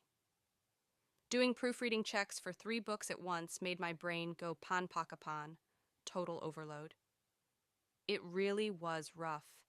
Still, comparing Volume 1 of the main story to this Volume 21, I can't help but feel emotional realizing how far we've come since that first scene in the tavern. There are no small fry left. The small fry are gone. That's the kind of feeling I have now,